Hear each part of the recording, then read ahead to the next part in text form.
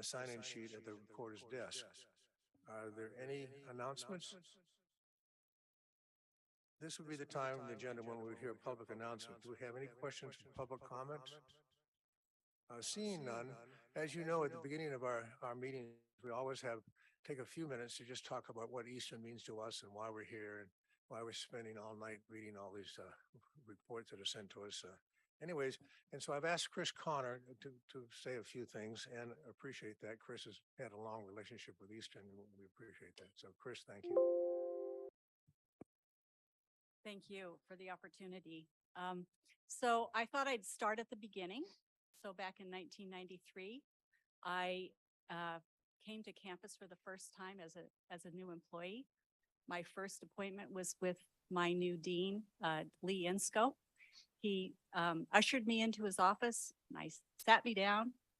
And, you know, he's kind of an intimidating person in looks. He was a big guy like his son and with a booming voice, former football coach. And so I wasn't quite sure what to expect, but he proceeded to talk to me about EOU and what it was going to mean for me to be a center director in John Day. And he gave me a lapel pin. I feel like a brigadier general right now, but he gave me a lapel pin, and he one of the things he said is, you know, higher education is a very political place, probably more political than politics. So I took that advice, and he was right. But he talked to me about the history and the relationships that EOU has had in the region. And he said to me, you know, when you wear this pin and your badge in your community, you are EOU to the people there in John Day and Grant County. And everything you do or don't do, everything you say or don't say is going to be a reflection of our university. And those were heavy words, and he was right. And I still wear this badge, and I'm so happy to be a trustee. And I think of it the same way, that everything I do or don't do, everything I say or don't say, my presence reflects EOU, the university that I came to love. So when Lee would send us emails, and he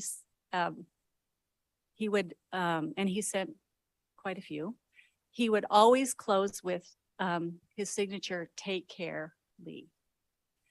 And that's the kind of person he was.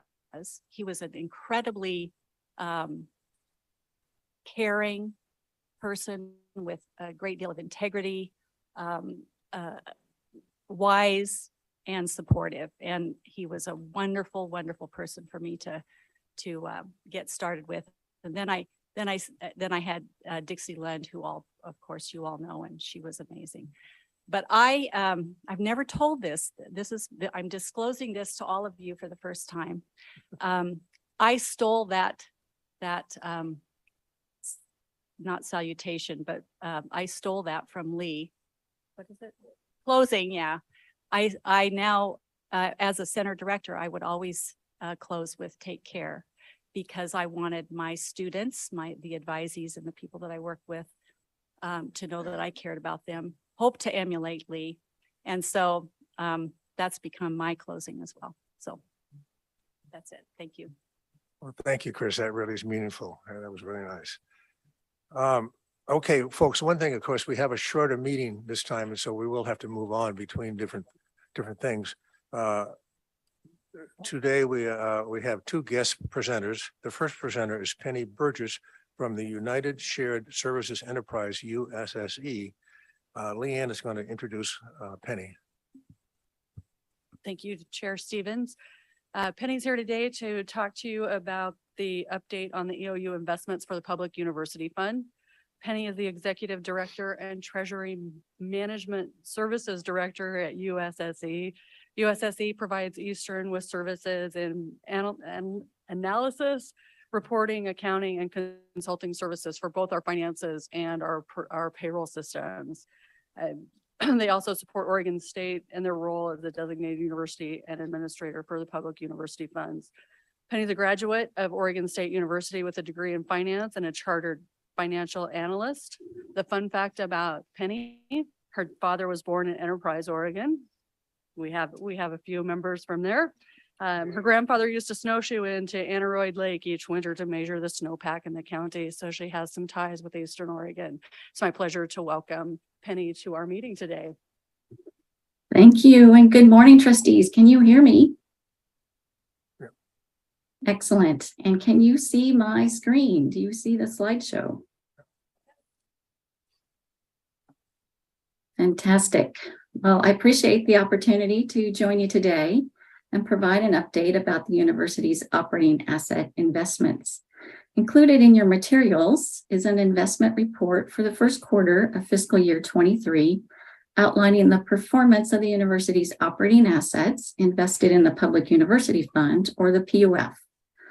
Also included is a market commentary that provides a general discussion on the economy and the market performance during the quarter.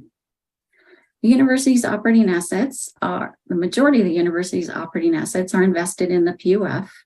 And as defined by the investment policy, the PUF provides university participants with exposure to short and intermediate term fixed income markets. 6 of the 7 Oregon public universities invest in the PUF. The underlying investment pools, as noted on slide 2, are the Oregon Short-Term Fund and the Core Bond Fund, both managed by the Oregon State Treasury. The Oregon Short-Term Fund is managed similarly to a money market fund, investing in liquid short-term fixed income securities.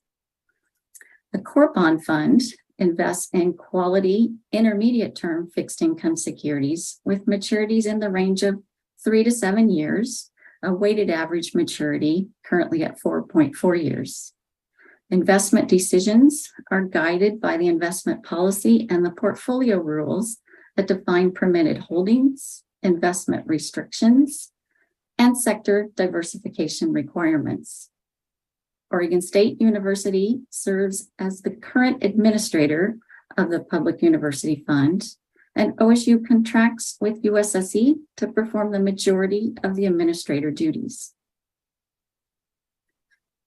Fixed income markets fared poorly for the one-year period ended September 30 of 2022 as investors repriced existing bonds lower due to the rapid rise in interest rates during 2022.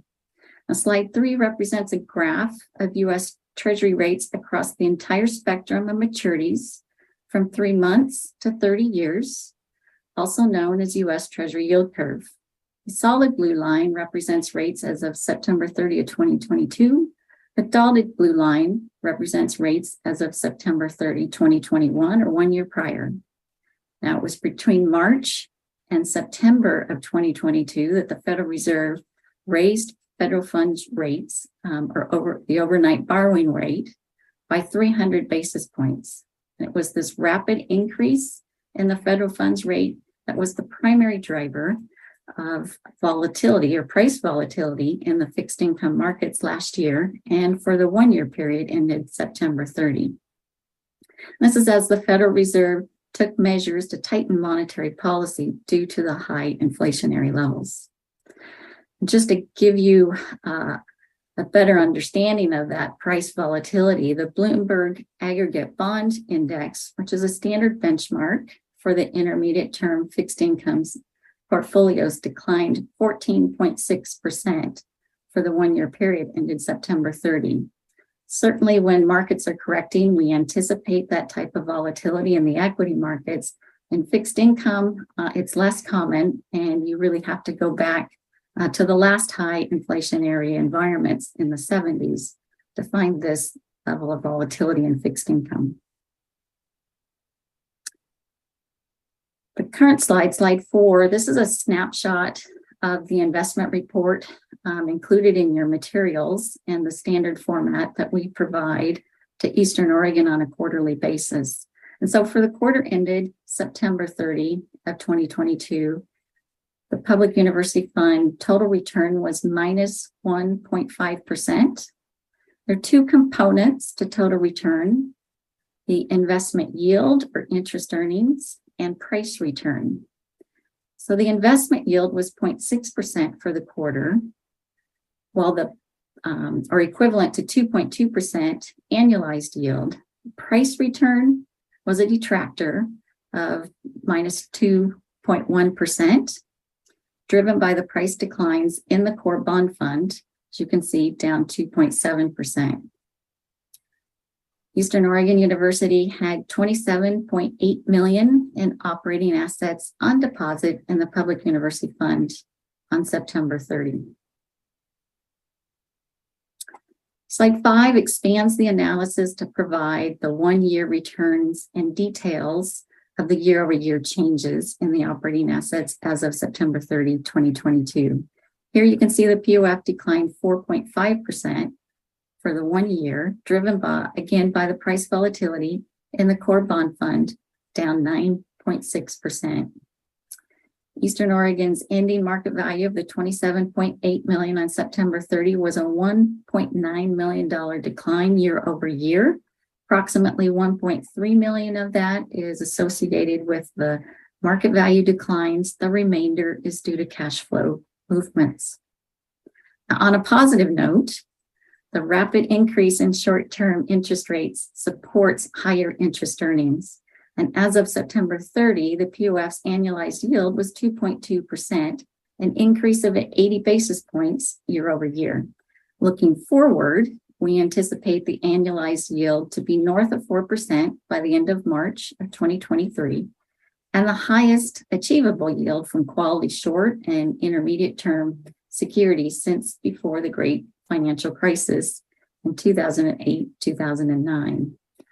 So certainly moving in the right direction from an interest earnings perspective. It's just, it's been a little painful on a price correction. So that ends my comments, and I'm happy to open up to your questions. All right. Do we have questions, please? Go. Penny, hello. This is Bill Johnson, a trustee. I have a few questions. Yes. First off, the tables seem to indicate that the monies we have at the public university fund are fully invested. Is that the case, or are there cash balances associated with this account? Yeah, and the Oregon Short-Term Fund does represent cash balance. Again, it's managed like a money market fund, and it provides daily liquidity. It is the liquidity pool. And so for Eastern Oregon and the other university participants, based upon the cash flow forecast that they submit to the POF administrator at least twice a year, those cash flow forecasts really help guide the allocation to the Oregon Short-Term Fund to ensure that there's enough funds to meet universities' liquidity needs during a 12 to 24 month time period. So then these balances that I see, 16 million, I think those are fully invested. That is correct. Thank you. Okay. There's an allocation between the short-term fund and then the core bond fund. Your chart indicates 40 to 60% is allocated to each of those, with the expectation that we need that money in that short-term fund for liquidity purposes. Asking a question to the administration, do we get close to drawing down that amount? Do we have too much money in that liquidity fund? Should we have more money in this core bond fund? I think for now, I wouldn't make changes. Leanne and her team does a good job on the cash forecasting, and we haven't seen anything that would indicate we need to change our strategy there. Certainly this core bond fund is still fairly liquid. While it has a monthly approach, I think that almost all those holdings could be liquidated within minutes in today's market. And so it seems like there's still a lot of flexibility there as opposed to other investment models that we could be doing at USSE. And then finally, the third question would be, as we approach this, although I'll ask my question, I'll take it offline. That's what I'll do. Thank you. Thanks, Bill. Other questions? So Penny, I have a question and I talked to Leanne about this. When you first see this figure, 27 million, thinking, my gosh, we got $27 million just sitting there.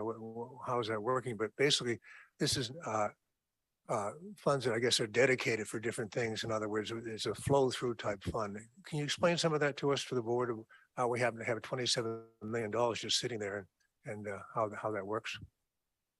Certainly. Thank you for your question. Yes, and so again, Eastern is one of 6 participants in the Public University Fund. And so those cash flow forecasts really do help guide the amount of liquidity required and retained in the Oregon Short-Term Fund. It's those excess cash balances that can then be invested, held for a more intermediate term perspective, say somewhere in between 3 to 7 years, or on average a 4 to 5 year holding period. And those are allocated then into the core bond fund.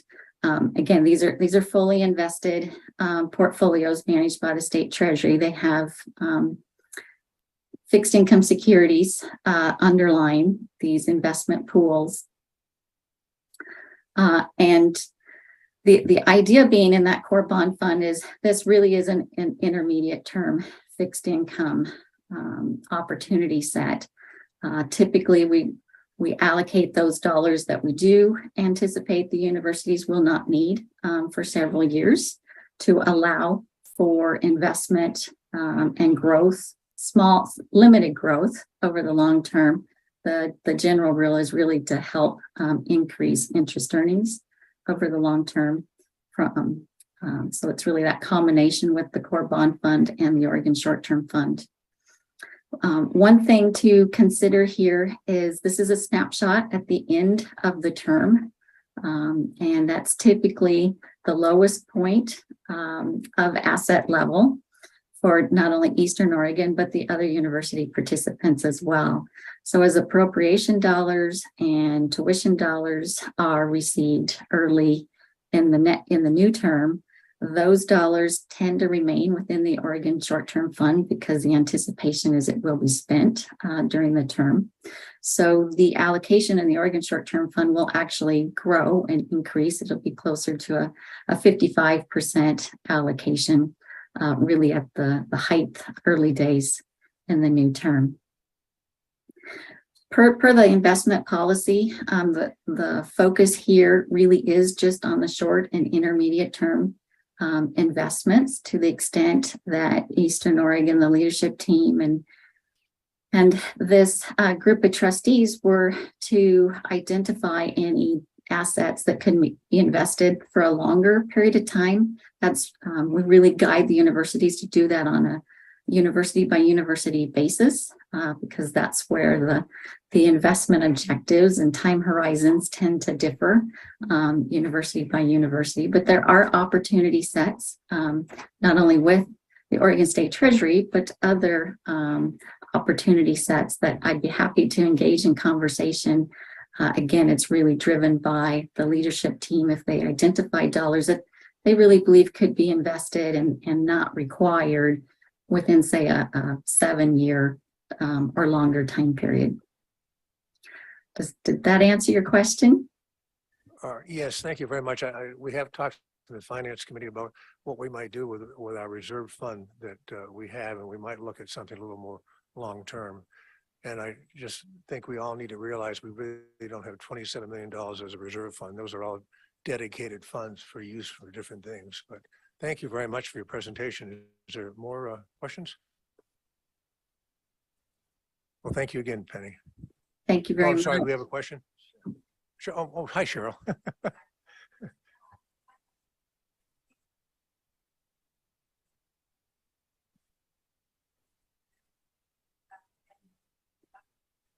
I'm sorry, I'm not hearing the question. We don't have you turned on. You'll need to Sorry, use the we'll repeat microphone. it to you, Penny. Thank you. Yeah, we have one person without a mic.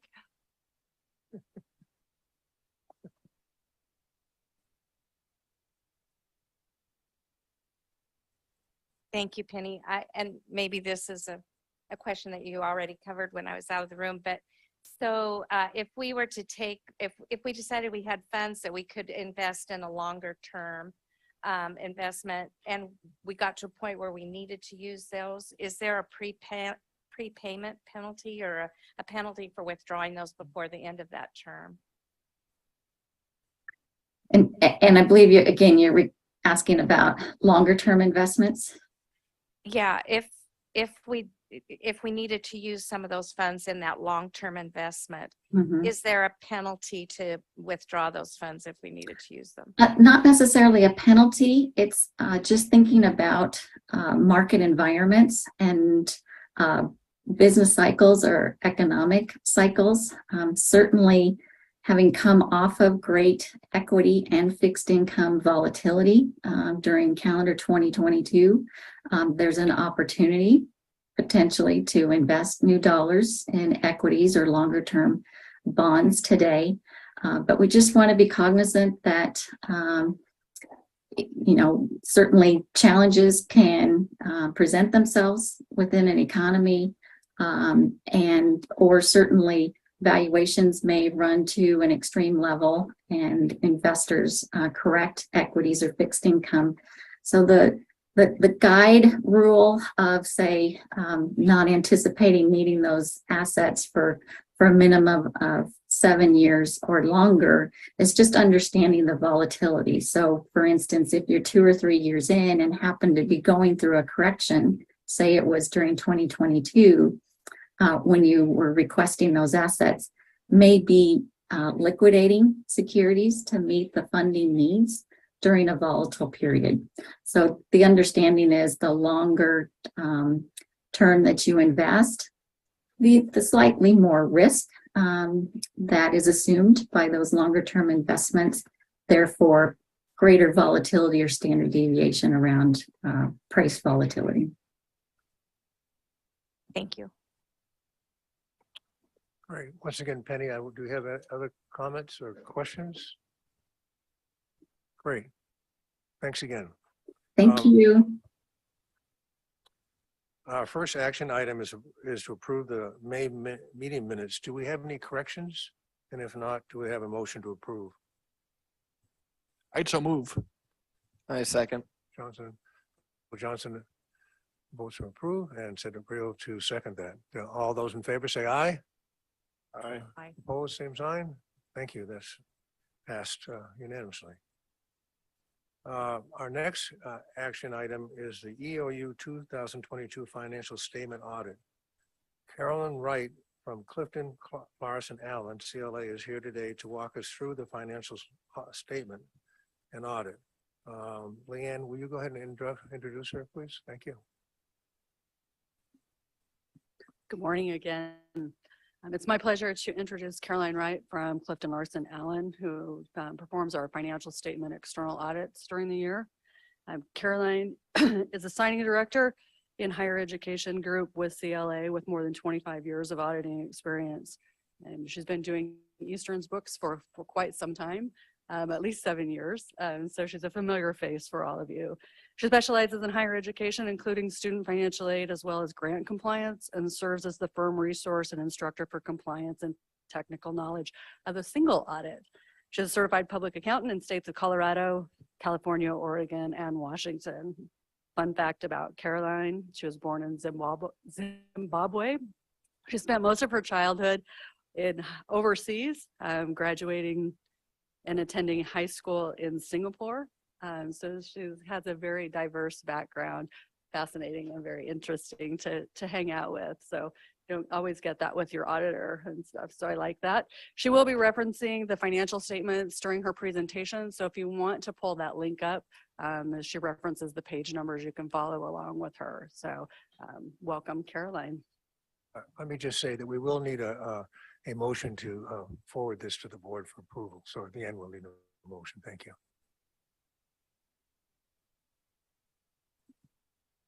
Good morning. It's a beautiful day out there. Whenever I see blue sky, I'm always happy during this time of year. Just even a glimpse of it, it's like, okay, all is well with the world.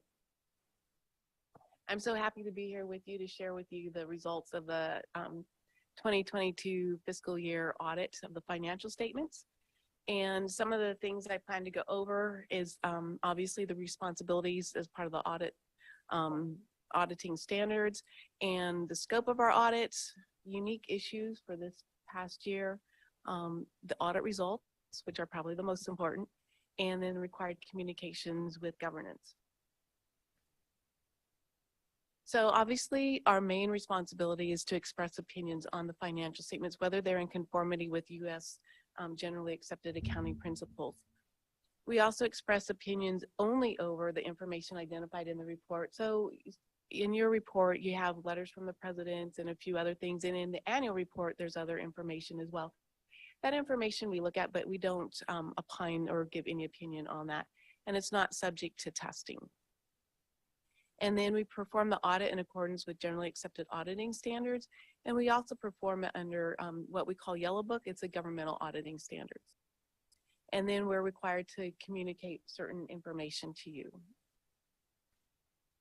So when we look at the responsibilities under the audit, one of the things to always remember is that we come in and we do testing, we look at things, but management is still responsible for having a good internal control system so that the financial statements are free of material misstatement. Our testing includes looking at the internal controls, not for a basis of providing an opinion on the internal controls, but to get an idea of if they're working so that we know how to perform our audit procedures, what the risks are and what we need to do. And then we design the audit to perform reasonable assurance, but not absolute assurance. Absolute assurance would pretty much mean we'd have to be here a lot longer and test a whole lot more. And so we follow the guidelines that we have. We do a risk-based approach, and we do a sample testing of the balances that we consider to be more riskier or significant balances. And as I mentioned, we also audit under government auditing standards. So we do the financial statement audit and we do the single audit, and they're generally done simultaneously, though in the last couple of years, they haven't necessarily been issued at the same time for various reasons. So today I'm going to present the financial statement audit. We'll be reporting to you at a later time on the single audit, and the three major programs that we're testing under that are the student financial aid, the higher education emergency relief funding, or basically your COVID funding, and then the Head Start program. So what are the unique issues from this year? So I don't know if you remember the last couple of years, those that have been on this committee, it's been COVID on at least the last 2, maybe 3 years. So we get a bit of reprieve. We don't have to have COVID on here because life, it will never get back to normal, but at least it's starting to come away from at least that era of things. A lot of other universities are going to see on this the implementation of GASB 87 for the lease standards. Well, EOU decided to early implement that, so it was actually on your unique audit issues last year. You implemented the lease standard in FY21, making this year a little bit easier for management and USSE in providing the information for that. But we'll talk a little bit later, but there is another standard coming up that is pretty similar to the lease standard, but it relates to software. Basically, it's going to treat it the same way as leases, and so you'll see yet additional assets put on the book and a corresponding liability. So if we only had 5 minutes of time, this slide would be what we would cover, because this gives the ultimate results, the high-level results of our audit. Number one importance is our opinion. Were we able to provide an unmodified opinion, or did we have to modify it, or even have an adverse opinion? And I'm happy to report to you that we were able to give an unmodified opinion, which is the very best that you can get. It means that there's nothing in there that we had to change. It would significantly impact our opinion. Then there's audit adjustments, and EOU is really good about how they do their accounting and their work, so that when we come in and do our audit, they provided the information so that we did not find any journal entry that needed to be made as a result of our audit procedures. Then we have what we call past adjustments. Past adjustments are adjustments that when management and we as auditors communicate about things that are going on and how things need to be reported, there's some things that are just more work than they're worth. And that is the situation with the GASB 84 application to like fiduciary and agency funds. That's what's implemented like 2 or 3 years ago. And every year a past adjustment has been done simply because the work to implement it and how it's presented on the financial statements isn't worth the labor for the amount of money we're talking about.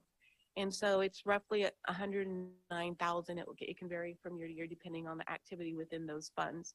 But up to this point, the management has decided it's okay to show it as a past adjustment. I know Leanne and I talked, and at some point they may decide to go ahead and do that.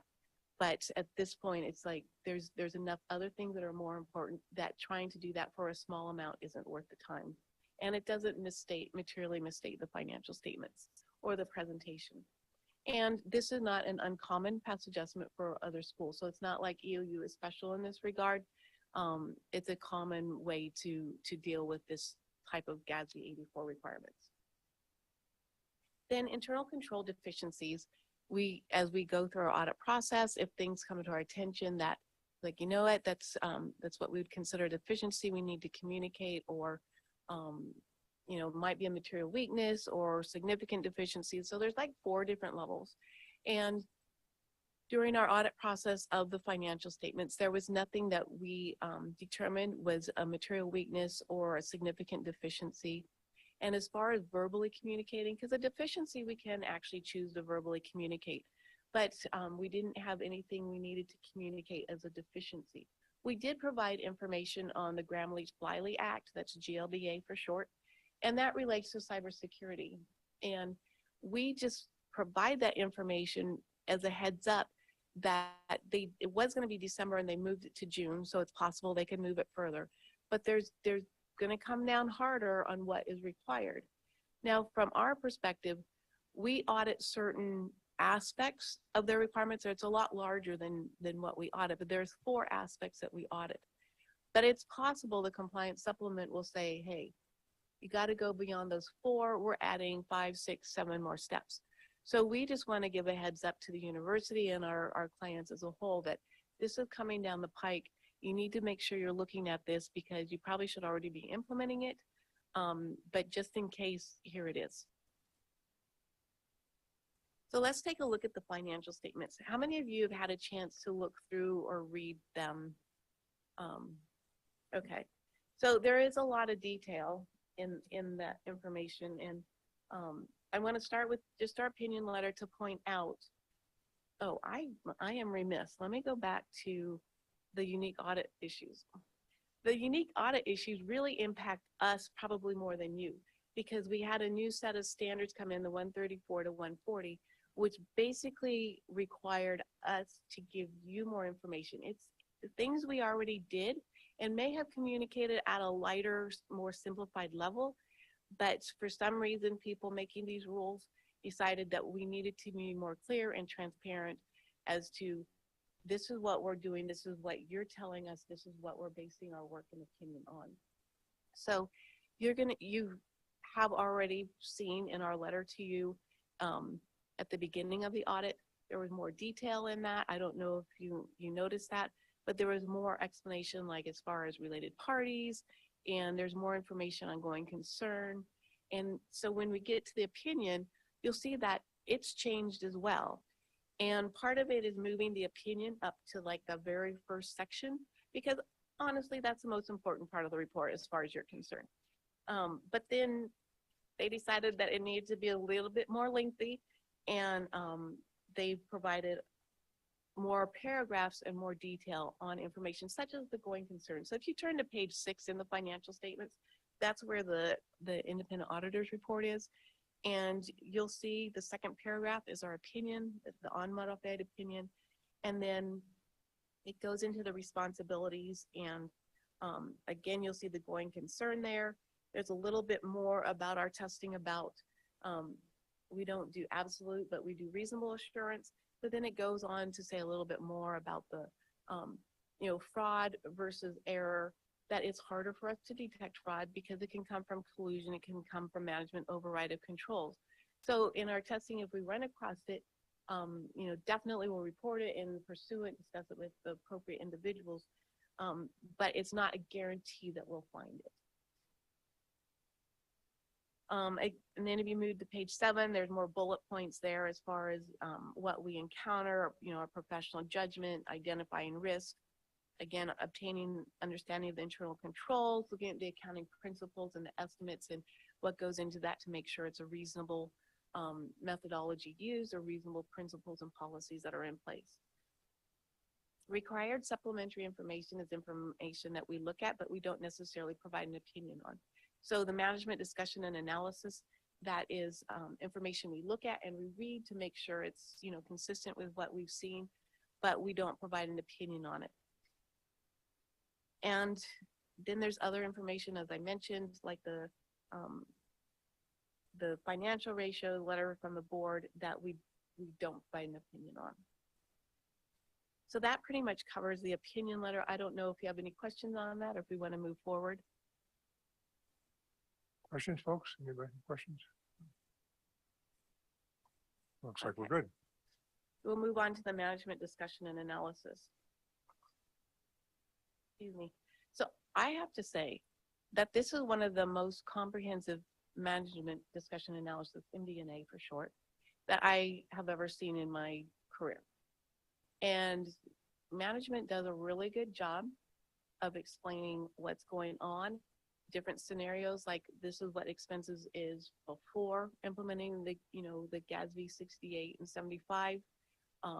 They go through lots of different, detail for both years that they have to compare. So because you have comparative statements, you present 22 and 21 together, management discussion analysis has to not only talk about the FY22 year, but it also talks about FY21. So it gives you a basis of comparing, hey, how was it last year versus this year?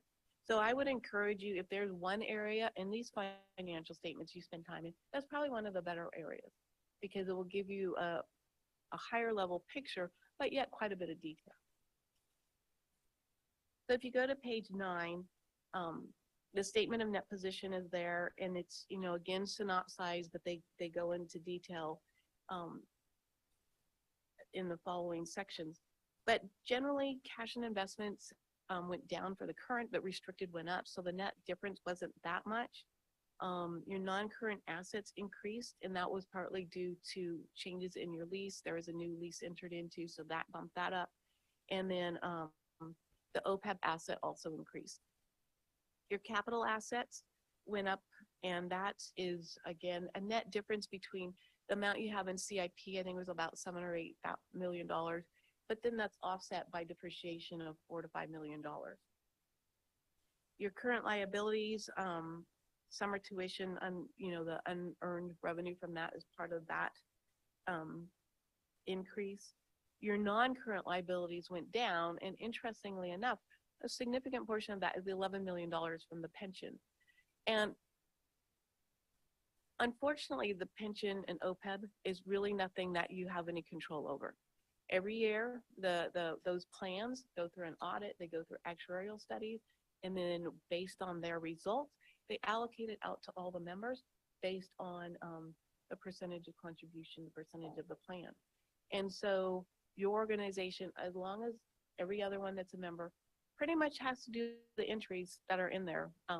And, it can be a surprise depending on how the actuarial studies turn out or if they change factors within that. So this year, the pension went down $11 million, but then your deferred inflows went up by about that same amount. So it's, unfortunately, it makes it harder for management to, if you go strictly off of the audited financials, for management to really be able to say, well, this is what it's going to do this year, because until you get the report, it's a challenge. So if you, after that, there's a lot from pages 10 through 13 is a lot of the detail within for your statement of net position, a lot of detail of the changes for both the 22 and 21 fiscal years. If you go to page 13, you'll see the revenues and expenses, and then more detail of the revenue at the top right corner column. And your student tuition and fees decrease. That was, a result of not having as many students as in the past. But then you had increases elsewhere, like your grants and your auxiliary and your educational. And the grants in as far as operating increased the most, about $900,000. And a lot of that's just because of grants you got from various places, COVID funding. That's something you're going to want to look at, for the future, and I'm sure you already are, because that source of revenue is coming to an end. And then it's back to what it was. Well, we don't know what it will actually be back to, but we just know for now those grant sources are going away. If you go to page 16, on that page is the expense by function, and that's one way universities, they're required to report based on function, like your instruction, your research, your academic support, auxiliary programs. And that's to just give you an idea of within those functions, how has it changed compared to prior year. And then as part of that, that's where administration Leanne and USSC, when preparing these, they said, okay, GASB 68, 71, and 75 have really changed the landscape. And so I think pretty much from the beginning, they've added this section so that you as the finance committee and other individuals can see, okay, if we didn't have to do that, what would our expenses look like? In the past, generally, they've gone up. This year, as I mentioned, they've gone down because your liability went down, and then the other side of that is going to be an expense. So they actually are down 900,000. So it's an interesting dynamic that I think is important for you to be aware of, that what it is without that gives you a little bit better picture of your day-to-day activity. If you go to page 17, the top left-hand side, it gives the natural classification of the expenses, and that's what I think could be found more meaningful in some regards, because it's like, okay, the comp and benefits, that actually decreased this year. Well, why did it decrease? And your salaries actually increased by 1 million, but again, it's offset by your PERS, your pension, and all those other things. The other larger changes, services and supplies, and that relates partly to rental, lease, general fees, different service expense, and that type of thing.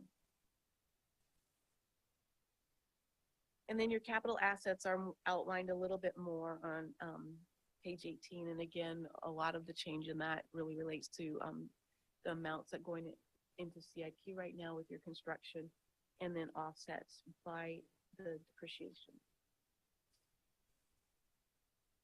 Any other questions right now? Questions, folks? No. Okay. So I just want to point out the actual financial statements that we opine on start on page 22. And that's the statement of net position. So that gives it in a more detailed format than what's in the MD&A. And page 23 is the financials for the foundation. So you are considered a primary governmental unit, and the foundation's your component unit. So because it's your component unit, it's required to be part of your financial statements.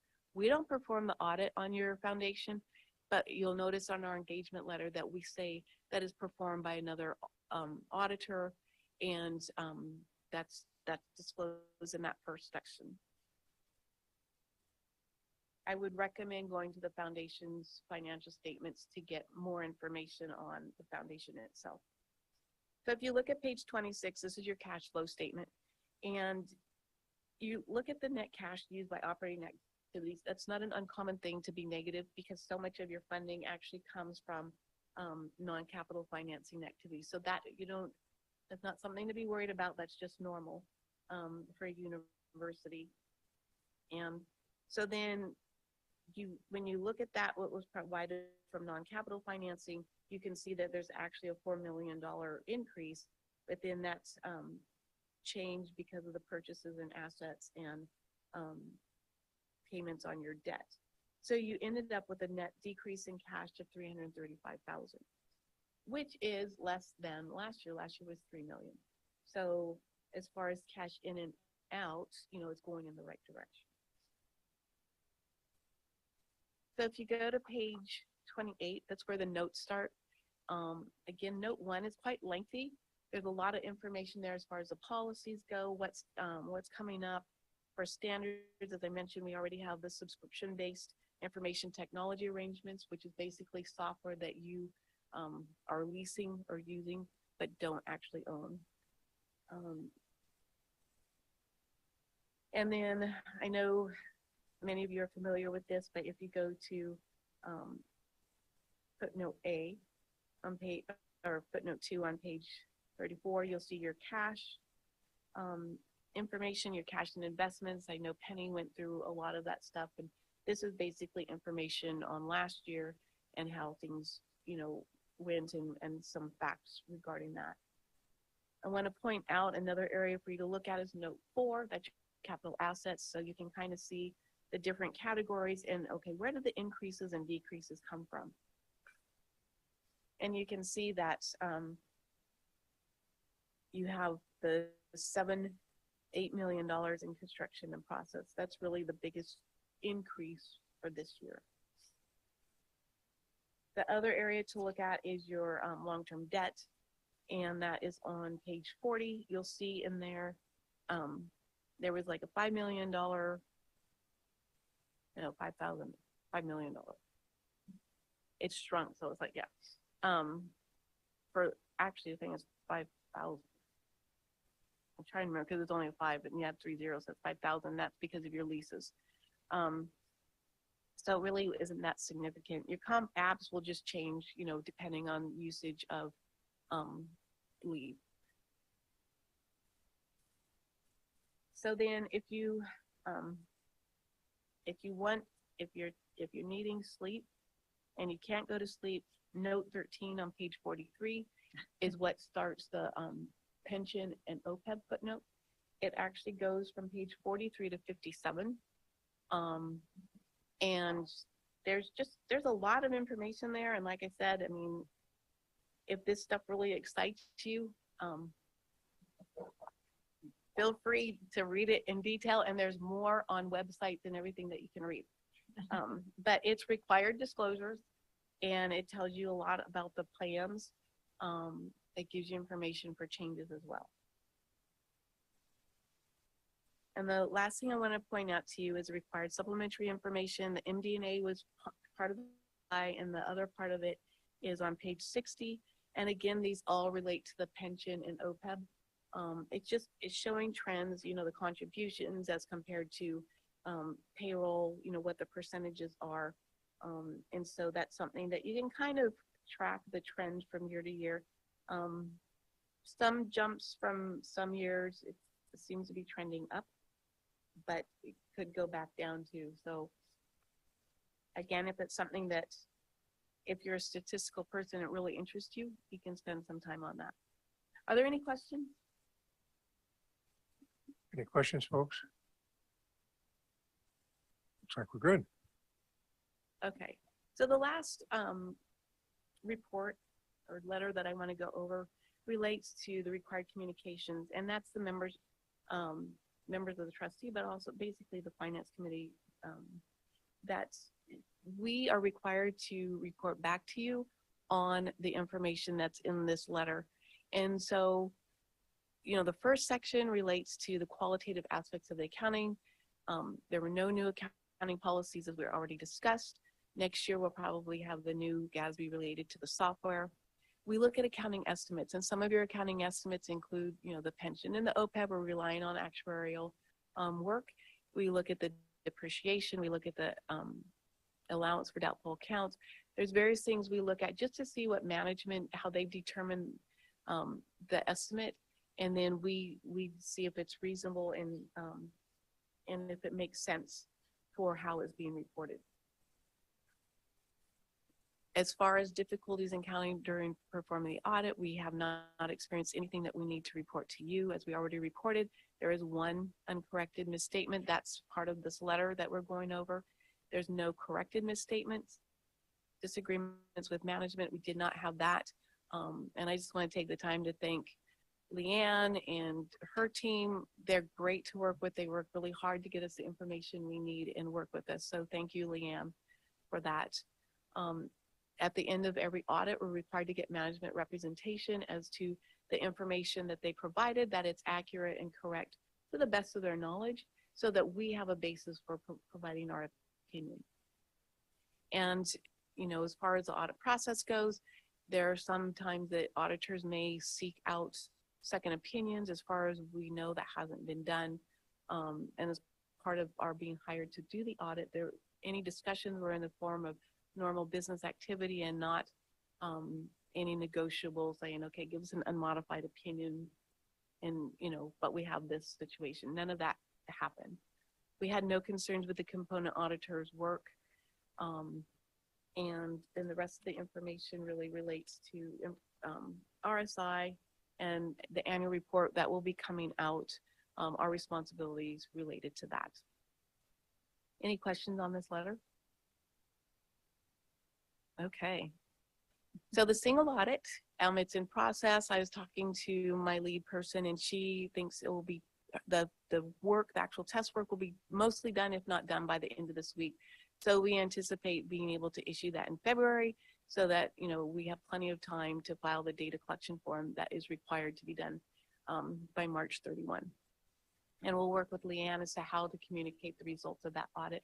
At this point, we're still working through testing, so we don't have any finalized findings. We do know that there's one, at least one for the student financial aid, and that simply relates to, there's a report that has to be done, submitted if there's a change in key positions, such as a financial aid director. So Sandy left during the year, and you only have 10 days to report the change in who the position is in that position. And honestly, I think it's a little harsh, because when you're making changes like that, probably not top on your list of, oh, I got to submit who this change is, and I got to get it done in 10 days. So, I mean, I look at that saying, okay, we're following our rules by giving you a finding because that's what the requirement is. Then the whole scheme of things, it did happen. It just wasn't in 10 days. So we're not too worried about that. So yeah, any more questions?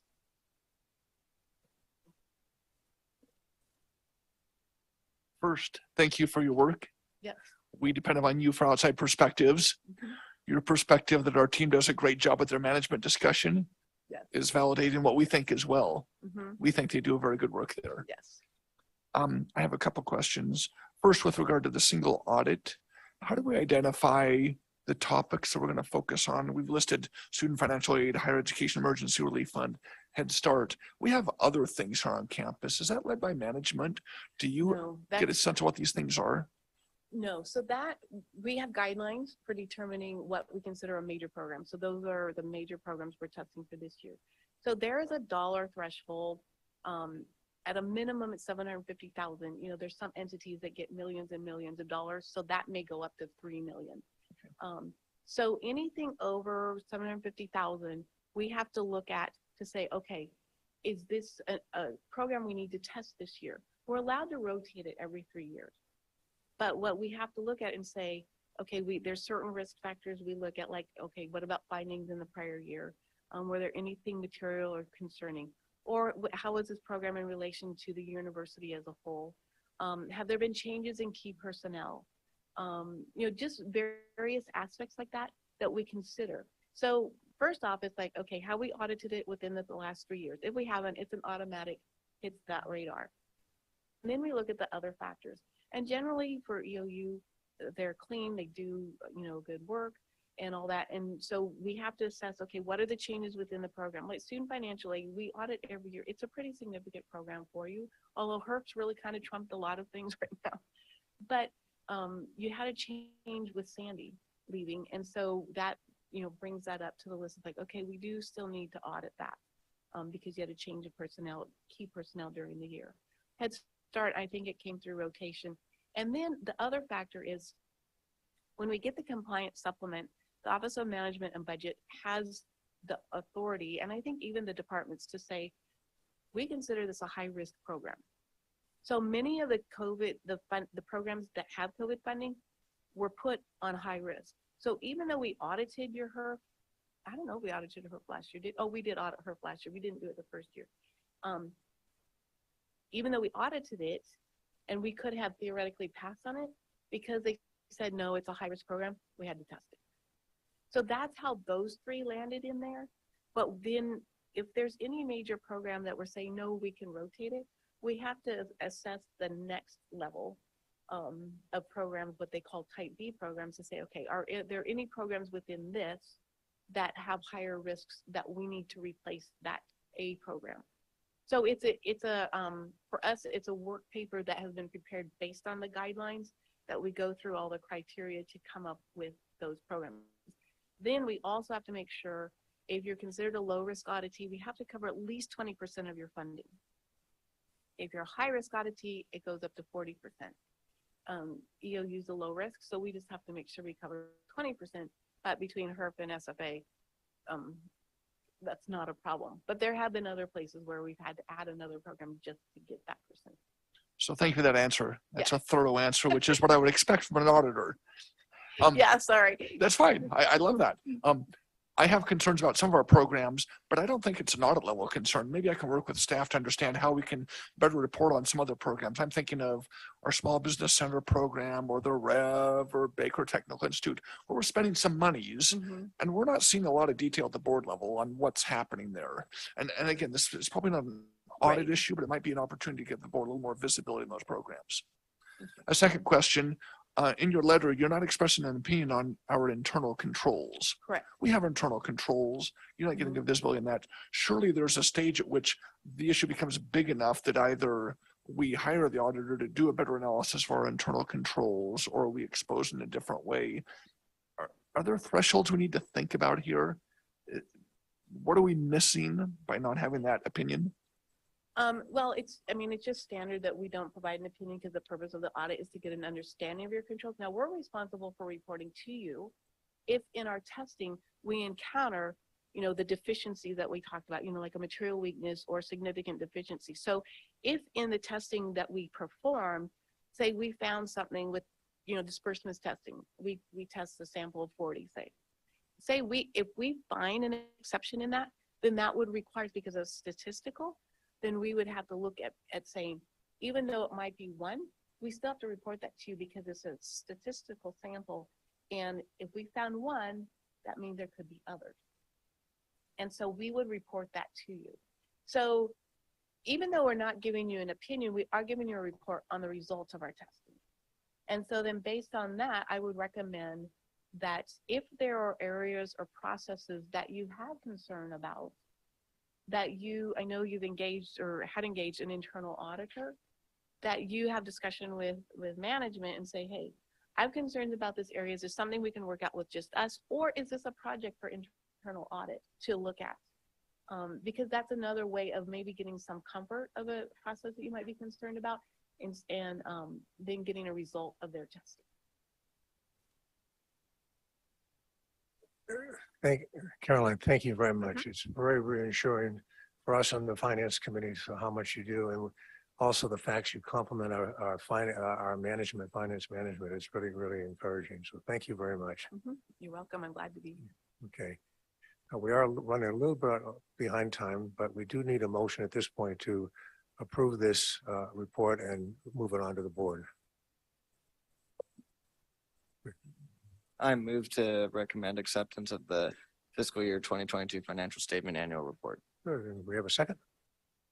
And George Mendoza will second, and Cedric Real made the nomination, dedication. But anyways, all those in favor say aye. Aye. Any opposed? Aye. Okay, that passed unanimously. Okay, we're now going to go ahead and move on to the fiscal year 23 second quarter management report. Leanne will lead us through the report.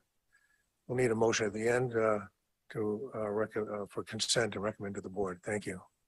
Chair Stevens, while she's setting up, Yeah. I just want to echo some of Caroline's comments and my appreciation for the entire accounting staff who are small but mighty.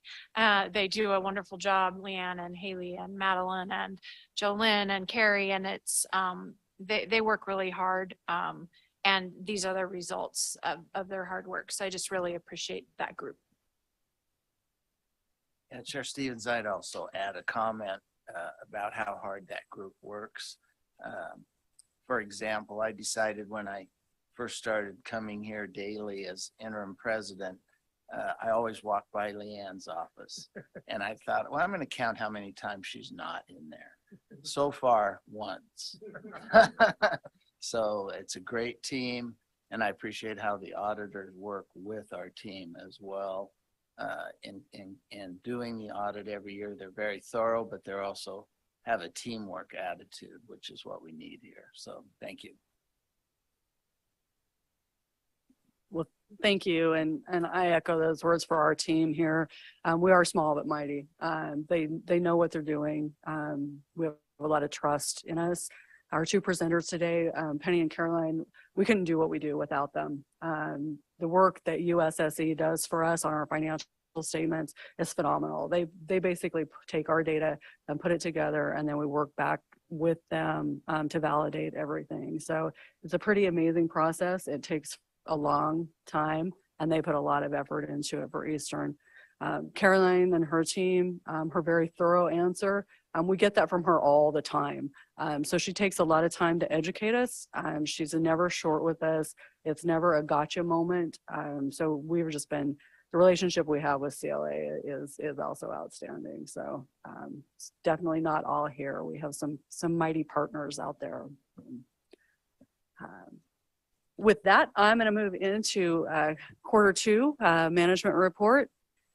If you're like me, I can't believe that we're almost into February. We're 6 months into the year already. It's just, time has flown by. Probably not a great thing, but it definitely is moving quickly these days.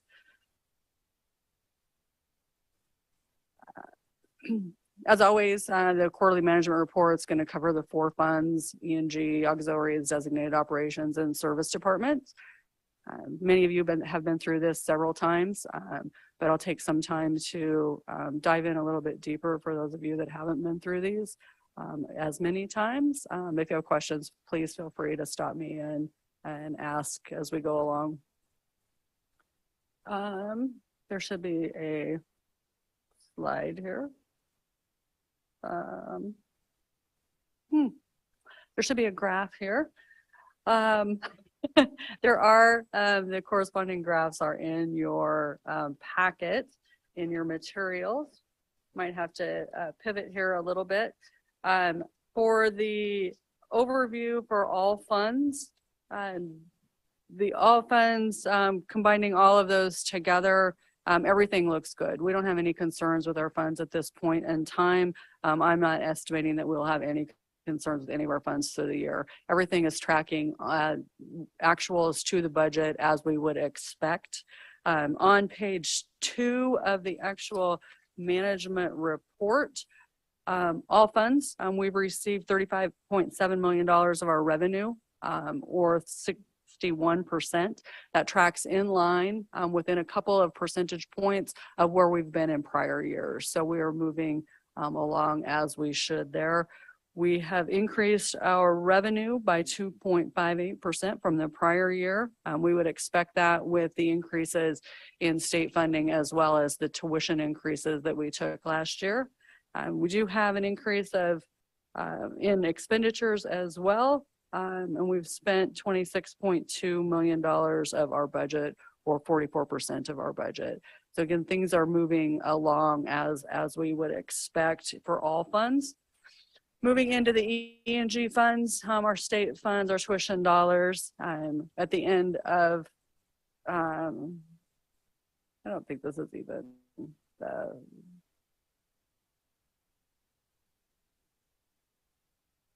I'm gonna stop sharing that. That is not the right presentation. I apologize for that.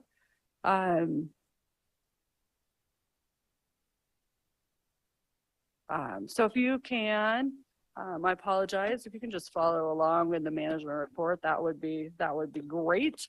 E&G funds, same thing. As of December 31st, the end of Q2, we are tracking as expected. 62% of our budgeted revenue has been received, and we have used 44% of the budget. Again, that's in line with where we've been in prior years. Revenue remains up from quarter one, 2.27% over the prior year. Student fees are only up 1%. And we would expect that to be a little bit higher considering the tuition increases we took last year. But we have seen some enrollment declines. So that's offsetting that increase that we normally would have seen. State allocations are up 283,000 over the prior year. And this includes our state funding as well as the money we're receiving for the scholarship funds. During the first quarter, our monthly expenditures were about $3.4 million each month on average. After in quarter two, those increased to 4.3 million. In the first quarter of the year, we don't see as many expenditures, primarily due to faculty coming on contract in September. So our expenditures on average over month increase. We'll see an increase again over the spring term as well. During spring, we spend a lot more time on operations, facilities, those types of projects outside, as well as contracts come due in the spring for whatever reason, more so than they do during the other times during the year. A few highlights of the year so far. We've seen an increase in online undergraduate tuition revenue.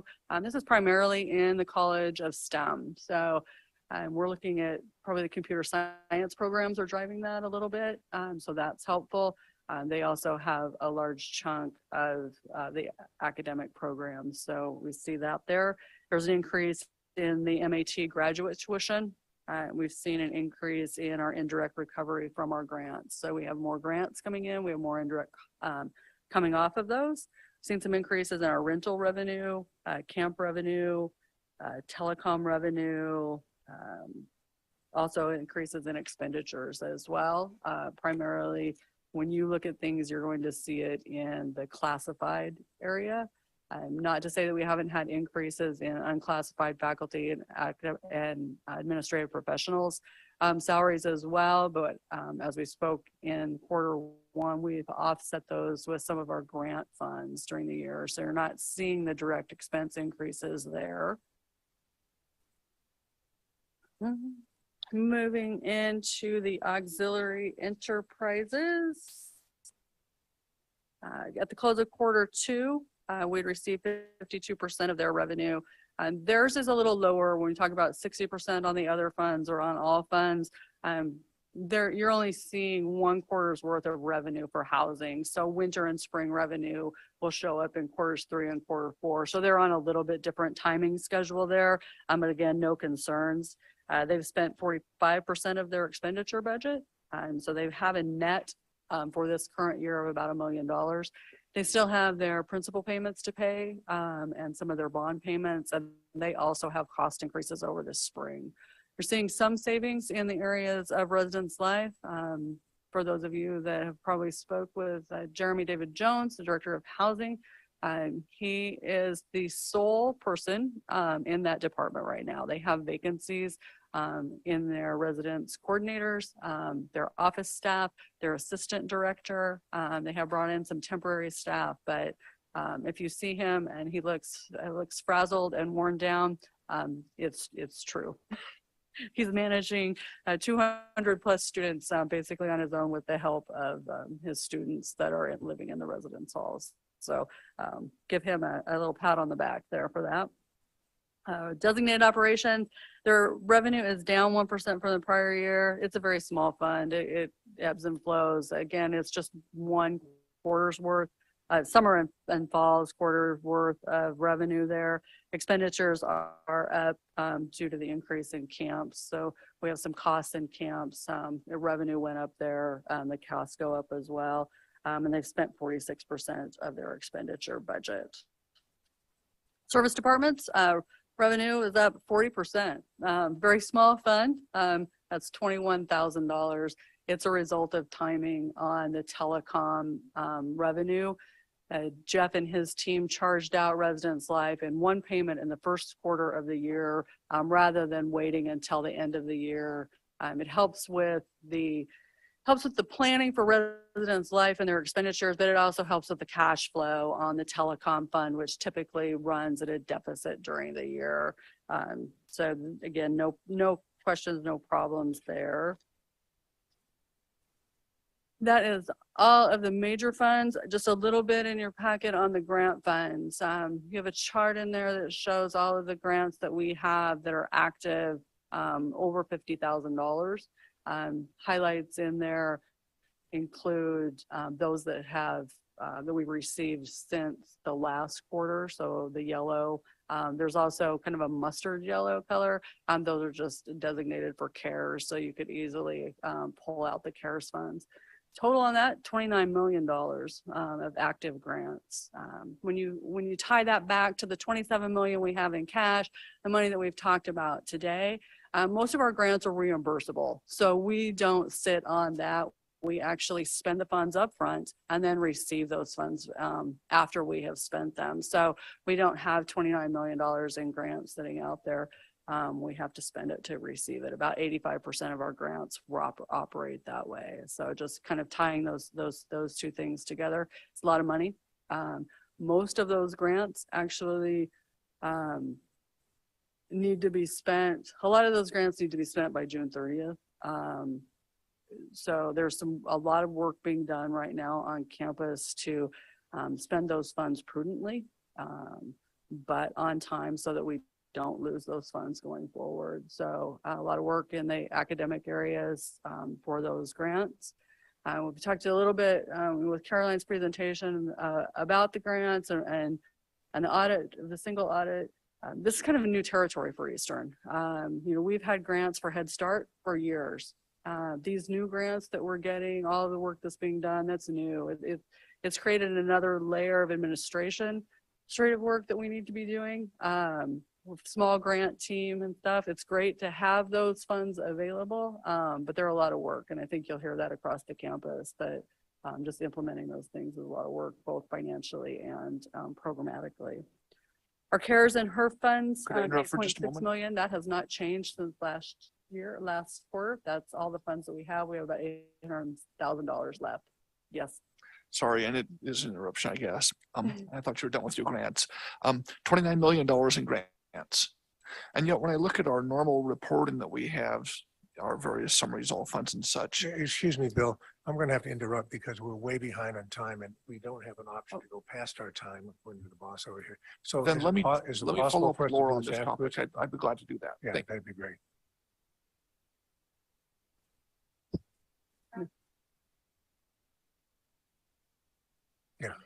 Yeah, we do need, we're quite a ways behind time Okay. here. So, yeah. Just one quick point, Go STEM. You'll be doing the invitation ribbon cutting for the mobile maker. Go STEM has been around a long time. They haven't had a lot, they've been grant funded forever. They haven't had a lot of grant funds in total. They are now at $2.4 million in grant funds that David has brought in that they're actively operating on. So they also have a lot in the works and stuff. And I know they work with George and LeGrand High School a lot. So hopefully this afternoon you'll learn a lot more about the Go STEM program. So that's what I have. No issues. Apologize for the presentation. I'm not really sure what happened there. So thanks, folks. We do need a motion to recommend this to the board to carry on. So we could have a recommendation, motion, please. Motion to approve or recommend fiscal year 23 quarter two management report to board trustees as a consent item. And I'll second that. Oh, thank you. George Mendoza does make the motion and Chris Cornyn does a second. All those in favor say aye. Aye. Opposed? Great, carried unanimously. Thank you. Chair Stevens, I'm I sorry. would just offer that the last item on the agenda, the capital update, even though John's been sitting here for so long, you can read through the update. You can email us questions. If we don't get to it, it isn't earth shattering. Great, okay, thank right. you very much. Yeah, we have had an awful lot to get through here, very important items, and we just have a shorter time. Okay, great, we're going to get into our next item for discussion is update of the 2023-24 tuition and mandatory fee fiscal 24 budget process, and Leanne's going to take us through that. All right. Hopefully this one will go better. This will just be a brief update on where we're at with the tuition and budget process across the campus and what we're looking at for next year in our active campus engagement. Across the campus, budget requests have gone out to the department so that they can send those back in to be compiled by the budget office and the vice president. So we're in that phase as far as where the budget piece of it goes. We'll continue to look at those things several times between now and the April meeting when we bring back the first draft of the budget for FY24. On the tuition side of things, we've been talking with budget and planning, the Tuition Advisory Council since November. At each meeting, they have received either a tool or information updates on the tuition so that they can make a recommendation. That's part of their charge. So they can make a recommendation on the tuition. Again, that will come to you for the first draft in April. They've been working very hard. We've tasked them with some new challenges this year of really diving in and really participating in the tuition setting process. Budgets haven't changed. Our guiding principles on the budget side of it haven't changed since last year. We're still, budgets reflect institutional plans of priority. They're connecting link between the strategic plan, same things we've always done. Budgets are transparent. The communication across the campus is transparent. However, this year, in the first look at our budgets, even with tuition and projected enrollment increases, without expenditure reductions, we will be operating in a budget deficit for another year. Some of this, it's not ideal. Some of this was pre-planned as we brought on these new programs, these new academic programs, including, Masters of Social Work, Masters of Counseling, Masters of Healthcare Administration. We've ramped up a lot of new programs across the campus, so we knew we would be facing some deficits. Unfortunately, because our enrollment isn't where we thought it would be, the deficits are larger right now than what we had planned for. So still working through some of those things. The campus is well aware. Cabinet has been talking about it. Budget and planning has been talking about it. We do not expect in the budget process this year that we will receive many new initiatives because we have heavily invested in those programs over the last 5 years. So stay tuned for more on that. What we do, the revenue assumptions that we have built in, POSF is currently at 992 million. We receive about 4.8 million of 4.8% of that annually. We anticipate that will be more this year with Tim's work at the legislature. So hopefully we'll be able to do that. That we'll still continue to receive reimbursements for the differential between resident and non-resident for our COFA students, continued funding for benefits navigator position, possibly some increased funding in the engineering technology sustainability fund, planning for tuition increases, unfortunately, again, this year, and hopefully some enrollment increases. Laura and Matt have been working hard on the recruitment and retention side of things. So we'll have more on enrollment later. I think at the ASA, there'll be additional information on enrollment. Tuition planning, budget and planning, tuition advisory committee. At Eastern, we combine those then to one. We're just so small with student participation. We just needed one committee to be able to do that. So they've been doing that for a couple of years now. Their charge is from what they have to do is they have to advise on undergraduate resident tuition and mandatory enrollment fees. They advise on everything. They make a recommendation on all of ours, but their charge is really focused on campus resident tuition. They reaffirmed the guiding principles that they wanted to maintain the best value in Oregon, build our financial stability to allow for improvements and to serve the regional access mission of the institution. So they went through all of that work already this year doing that. Considerations in tuition planning, that they're active, that they engage at each meeting, that they make decisions, they make recommendations. That has worked well so far. We've heard everything from obviously no tuition increases to, why don't we set our tuition rates at a percentage of the large institutions in Oregon? So they're really thinking through, they're diving into the numbers. They have tools where they can plan and project and make decisions that way. We also are cognizant of the 5% increase and having to go to HEC. So they're looking at that. So that's on undergraduate resident tuition. And what would that look like if we had to go above 5%? So they really, ideally, we want to hold below that so that we don't have that other layer of approval that we have to go through. And they've also been considering the off-campus undergraduate tuition and looking at comparisons there. Our partnership with Wiley, they will actually be providing a market analysis. They just have more tools in their toolbox to be able to provide us a more national look at it. We can certainly look at Oregon and what Oregon's doing, but they provide a higher level. We're also looking at undergraduate on-campus tuition comparisons. We usually do that with our Oregon comparators. We're just waiting to hear signals from them on what they're doing. In the meantime, we assume everyone's going up to 4.9%. Graduate tuition, Wiley also assists with the graduate tuition. We also work back around with the deans and the colleges on what their feel is for graduate tuition.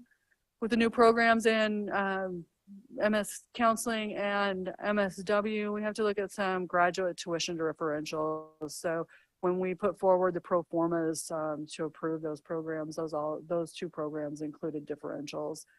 So there'll be some we plan for about 15% in addition to base tuition. So you'll be seeing those come through as well in the tuition proposals. The committee also looks at mandatory fees, building fee and health service fee. I don't anticipate that there will be an increase in the building fee going forward into 24. The health service fee runs at a deficit. So I anticipate that Lacey will propose an increase in the health service fee going forward. If we didn't do a health service fee increase, our 5% threshold for HEC would mean a $10 per credit hour. We could go up to a $10 per credit hour increase, which actually, when you take everything into consideration, is a 5.4% increase for undergraduate resident tuition. So that's what it would look like. Lacey, if Lacey proposes increases in the health services, that eats up some of that percentage. So the maximum, if we wanted to stay under the 5%, would be a $10 per credit hour rate without health services. Sorry if that's confusing. We've had some questions about the off-campus non-resident tuition. So last year was the first year that we did the off-campus non-resident rates. It's confusing. It's confusing for people. I'll just say that because we have everybody who's off campus who wasn't grandfathered in, who's a non-resident, regardless if you live in Idaho, Washington, WUI states, pays the full non-resident rate. Or if you're on campus, you pay a different rate. So we have some communication work to do with the campus to just clear that up and give some better talking points so that students aren't confused about that. It is generating additional dollars for us, obviously.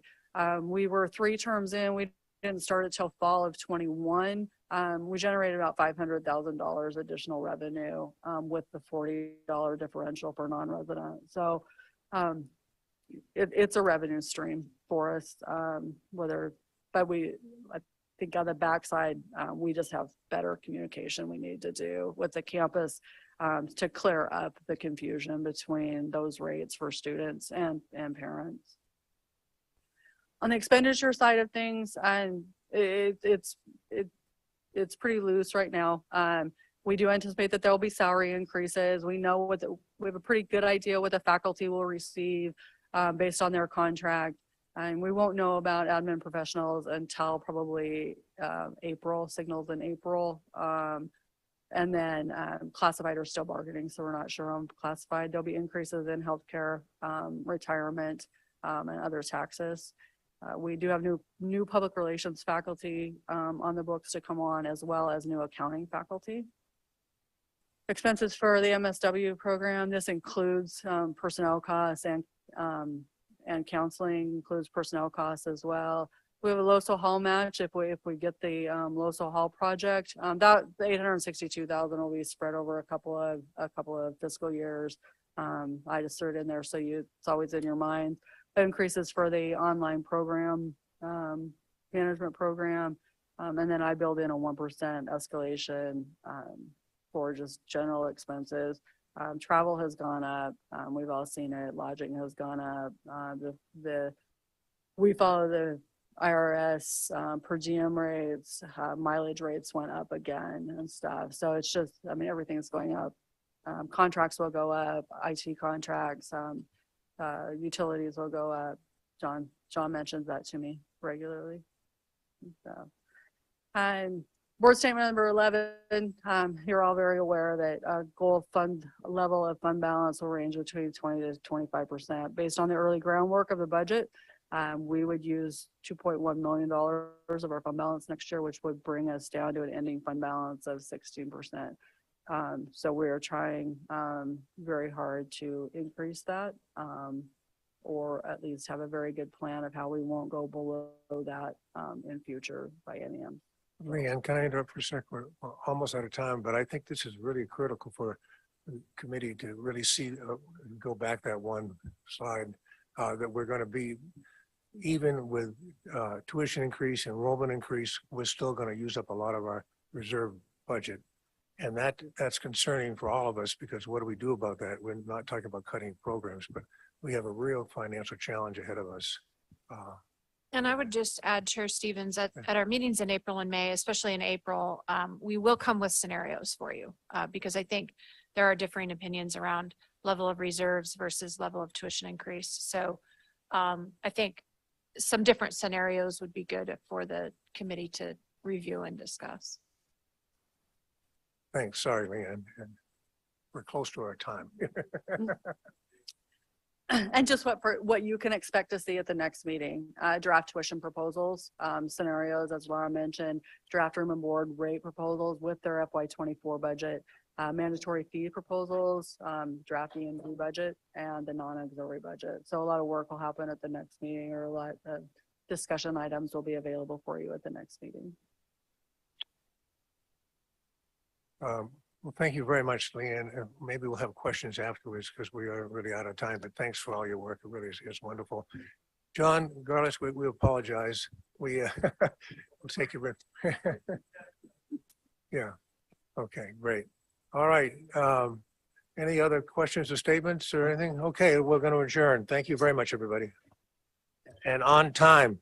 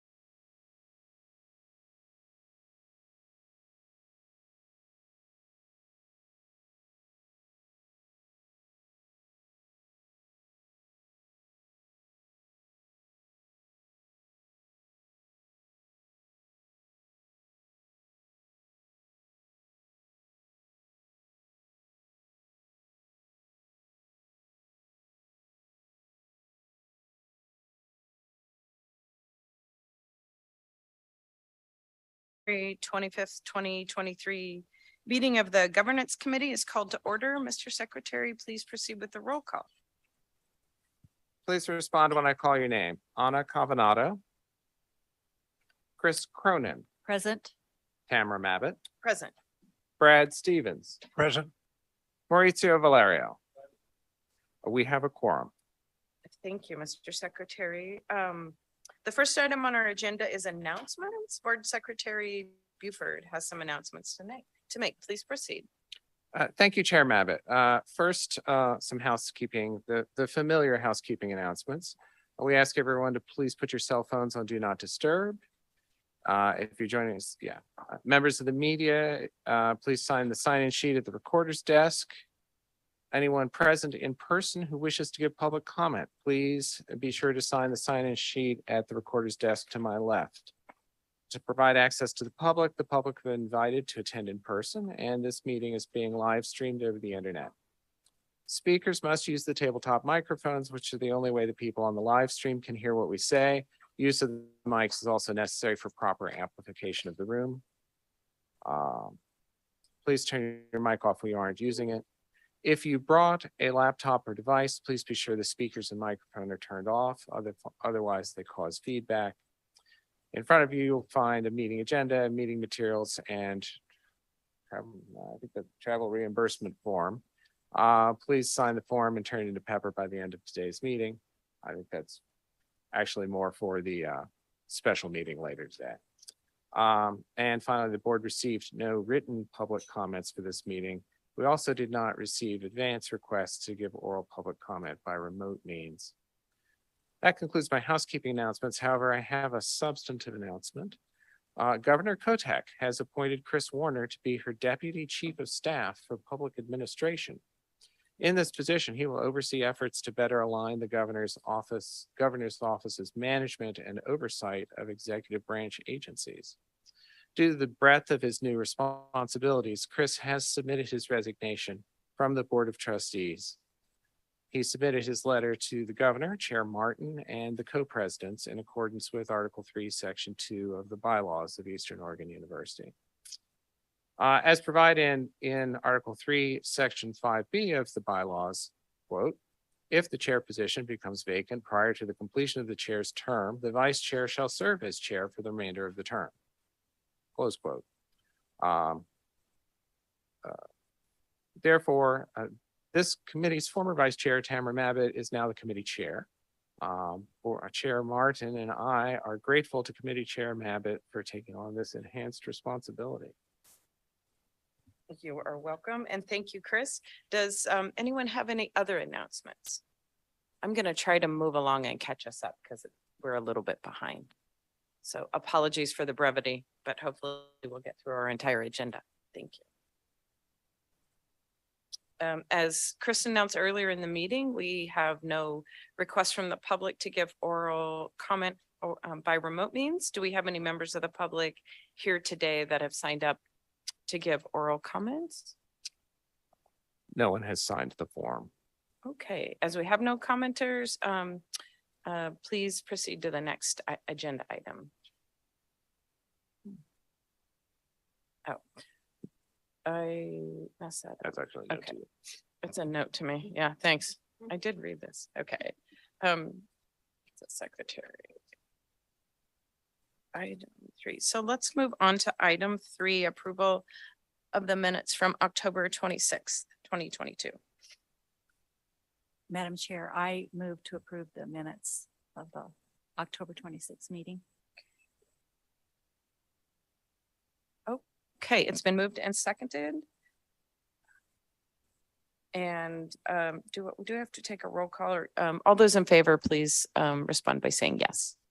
Yes. Yes. Okay, motion passes. Thank you. And moving on to agenda item 4. And I'll just note that was Chris Cronin who made the motion and Maurizio Valerio who seconded, correct? Thank you.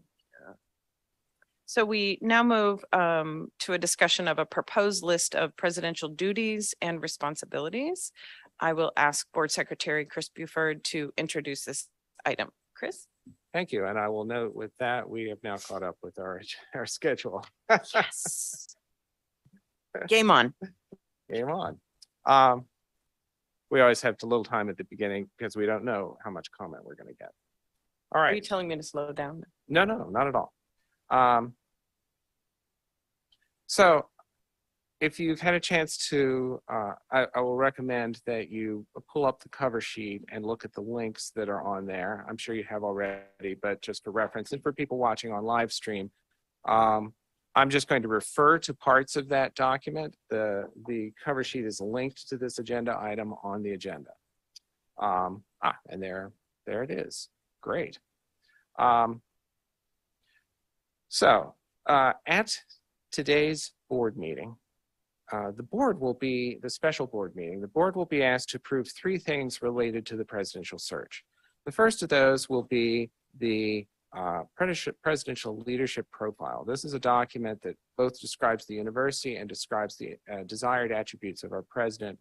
That document's been discussed with the presidential search committee, and so is coming to the board having had that review. We won't be discussing that at this meeting. However, the other 2 items we are going to discuss at this meeting prior to the board meeting. So there will be some repetition. Normally, of course, we have our committee meetings 2 weeks in advance of the board meeting to allow time. However, with the time schedule for the presidential search, we needed to link these up the same day. Nevertheless, to the degree that committee members have specific feedback as a result of this discussion, we will bring that up at the board meeting. The 2 additional items are also related to the presidential search. This first one, which I'll be discussing, is about a list of presidential duties and responsibilities.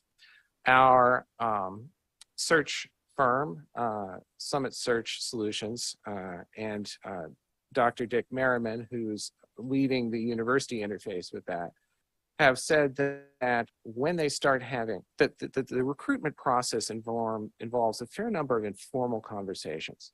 They're not just relying on databases, they're going out and trying to identify and seeking people who would be perhaps excellent for this job, but don't know it yet. And so they have these conversations, and 2 key things are part of that conversation after they've had a chance to look at the leadership profile. And one of them is the salary range, which will be the next agenda item. But also, candidates often ask to see the position description or some other list of duties. Initially, this agenda item was going to be a position description, but as you can see, if you link on that part on the cover sheet,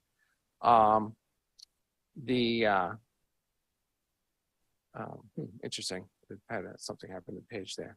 If you link on that part of the cover sheet, you will see that what we have for a position description form for administrative professionals, which ultimately the president's the top one of those, is not really designed for the person who's at the top of the hierarchy for the organization.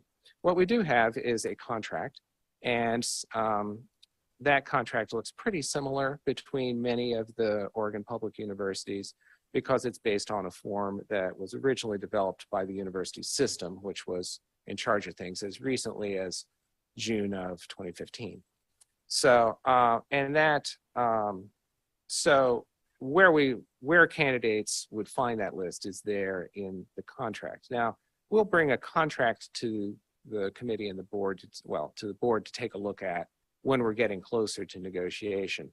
But the specific list of duties is certainly something we can talk about now. So if you, I don't know who's controlling, is that you on the screen there? Controlling what's on the display.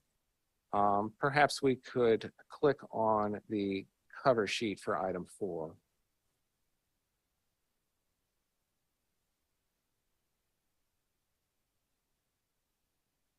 Great, thank you. And then scroll on down. So it's right there, stop right there. So this is the list that was in Tom Insko's contract. It is pretty perfunctory. And I thought there were a number of areas where, first of all, the lists being used by other universities have become more elaborate. But also I specifically thought that it had some weaknesses as I described in the cover sheet. So among those are that it doesn't really refer to the statutory terms, which are the basis of the position in state law. It does not allude to our current governance structure, where we have board statements that relate to the relationship of the president to the board, and those actually define that relationship. So that seemed an important addition. Very importantly, it contained no recognition that a principal duty of the president of a self-governing institution is to safeguard the institution, the independence of that institution. Also, we rely quite heavily on the board's description of duties from AGB, the 10 essential responsibilities. And it seemed important that since the board acts through the president, that there be some mirror there in the description. I did review lists of duties from contracts from 3 other Oregon public universities. I linked to the cover sheet, the longest of those, put in a generic form, as well as a list of duties that Dick Merriman also offered. From that, I generated those considerations. I generated this list. So Pepper, if you could scroll to the bottom and click on that link. Right there, yep, great.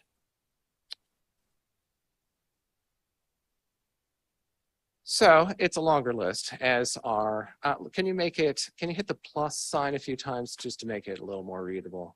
That's probably, can people read that fairly well? All right, so the introductory part, I did take what I thought was the best pieces from some other Oregon University contracts, but also made it anchored in both the statutory and our board framework.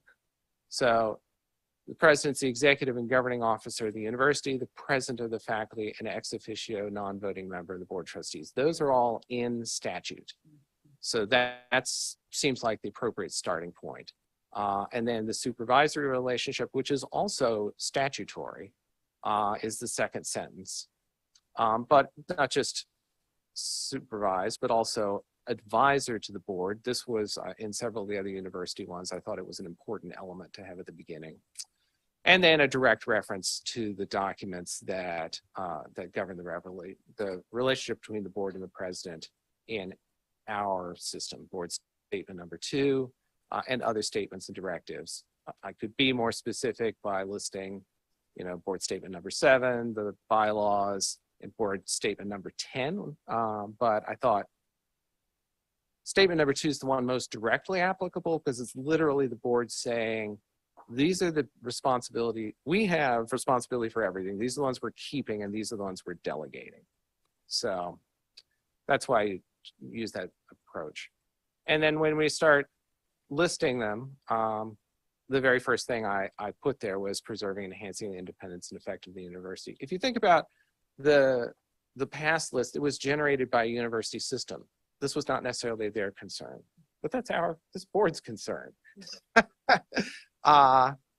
And then referring to strategic planning, both implementing plans, but also updating and revising plans. That's A, and that's B and C.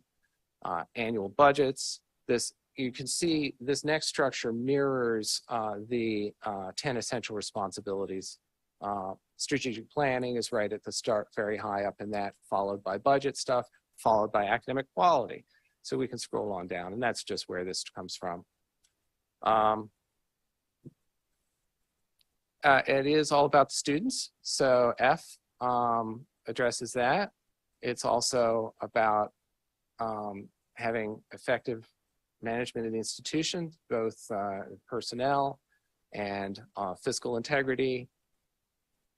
It's a position of advocacy, as has been emphasized quite a bit in the development of presidential leadership profile, which you have probably you've had a chance to look at already, and we'll be discussing at our next meeting.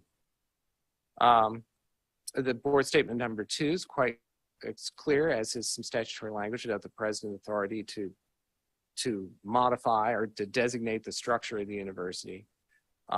Compliance and institutional risk, managing its university policies. I will say that did appear on other lists. It wasn't just because I do policy stuff. And then the last set are about the relationship with the Board of Trustees. So the president has to be actively supporting the role of the board for the board to be effective. The president regularly reports to and seeks direction from the board, acknowledging the annual and comprehensive performance evaluations the board conducts with the president, the role of specifically performing the roles as an ex officio trustee, and then a catch-all phrase. So that's what I presented. I'm interested in, one thing that I had highlighted in the cover sheet. I think you can click the tab, the second last tab, and go back there. If you scroll back up, Pepper, because board statement number 12 adopted our strategic and equity lens, the up-to-date form for cover sheets does require this set of questions and answers. And it's relevant and used in this particular one. Often with this high-level stuff, it's not all applicable. But if you'll note in bold there, and you might make that click plus once or twice there, Pepper, to make it bigger at the bottom of the page. Yeah, that's fine. That's good. One of the existing university lists specifically says that a duty of the president is fulfillment of the university's commitment to equity, diversity, and inclusion. We would say DEIB, diversity, equity, inclusion, and belonging. There's a value in saying that and highlighting it as part of the duties. And I'll present some pro and con. The con is that, generally speaking, this list is subject matter neutral at this point, and fulfilling these responsibilities is an aspect of the mission and the strategic plan. I guess you could say some of the other things listed are, of course, to financial management and others. So I lay the question to the committee. Do you recommend that the list be supplemented with language similar to this? Thank you very much, Chris. I'll take a liberty, since I get to chair, of a couple of notes that I made on the top of your list. And by the way, I think it's excellent work, Chris. So that's really commendable. And I also like the prioritization relative to the independence, since that's a theme I've grown to appreciate more over the past 2 years, preserving and enhancing the independence and effectiveness of the university. So a couple notes I wanted to share. I really value your reference to the applicable statute. So for example, in item P, I value that. I'm wondering if it might be worth noting in the opening paragraph that reference to the statute, because I didn't know that, and it adds more value to me as a reader when I see that. And just one other item, I think it's implied but not explicit that the president, the person in this position, would have specific authority to appoint or delegate work. And I'm not sure that that's abundantly clear. I would assume that somebody of this caliber to be applying for this position would understand that. I'm not exactly sure where to work that in. And if you think it's implied clearly enough, that's okay with me. I would now open it up to any of the committee members who want to speak. Or do you want to answer my question first? Sure. I think that it would be quite easy to add citations behind that, even within that first sentence. I typically do, but I don't know why I didn't this time. I certainly could, and I think that would help it. And yes, I think you could say, yes, board statement number 2 is explicit that the president can further delegate. But if you scroll down, Pepper, to, let's stop there. So certainly J, establishing a university organizational structure, and engaging in effective internal communication. It could say, include there, assigning and delegating responsibilities after saying engaging. You could insert something there. I'm just thinking Sure. as we go, because we're going to go right to the next meeting. Yes, for sure. I will say that a number of the other lists, and you have one available to you from other universities, you make more liberal use of the word leadership. I thought that was implicit, but so I didn't. I don't know. I was thinking more functionally when I made this list. It is a generic list. So that's just a something for the committee to consider. I think that's valuable. Maurizio, yes. Yes, thank you. I agree. Great work. One comment or one observation on my side, there are a lot of very detailed language about the institution. One word that is missing for me is the word community. And I wonder, I know these are institutional duties, but the context of this campus, at this institution, is very much that of the community. I wonder how we can express how important that is in the duty of the president, and if we want to impress it. I'm not telling, I'm asking. I like that very much. Do anybody have a follow-up comment to Trustee Valerio? Yes. I think that's essential. And there is I was just looking for the piece that talks about engaging with state legislators, or I don't remember where that went, but Number I. okay. FHI. Okay. I think that I could also include engagement with the local community and advocating, language to that effect, because that's really the external presence of the president and what they do outside the university. That's also very critical. I agree. That's really important. I have a question about H. Just a question. I'm not. It just seems like fiscal integrity and well-being, and then the physical assets are two separate things in my mind. I don't know. It doesn't really bother me that they're together, but I just had a question about that. But maybe linking them. And then your question regarding an ethics statement or equity statement. I think that's great and seems to be pretty standard in most lists of attributes that we are looking for. So I have no problem with that. I would like to see it actually. Wonderful. Trustee Stevens. Respond to those? Oh, please do, Chris. I think the community piece, so Christine had an idea about adding community, although I think yours was specific, Maurizio, to the university community. Perhaps there's a way to link the leadership idea with the university community idea. Yeah, and I meant university community, but also the community at large in which this institution is embedded. I mean, it not just either at the regional level. And I make one more step, and I was just thinking about it.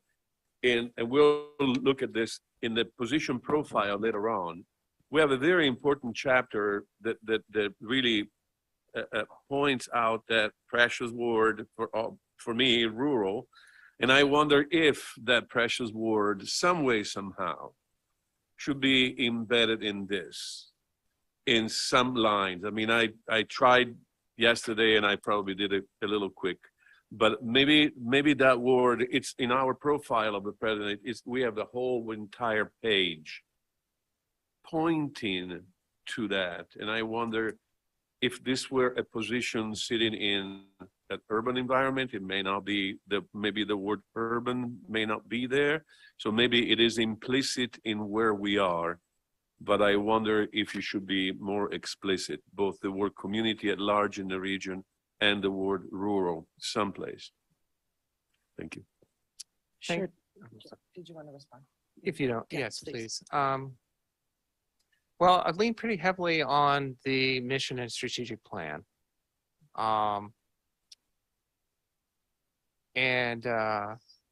So I think that was my thought around that sort of encompasses all of, the university's identity and goals. I also want to get back to Christine's one about the finance and the capital. On other lists, they are separated. This is a lumping and splitting question.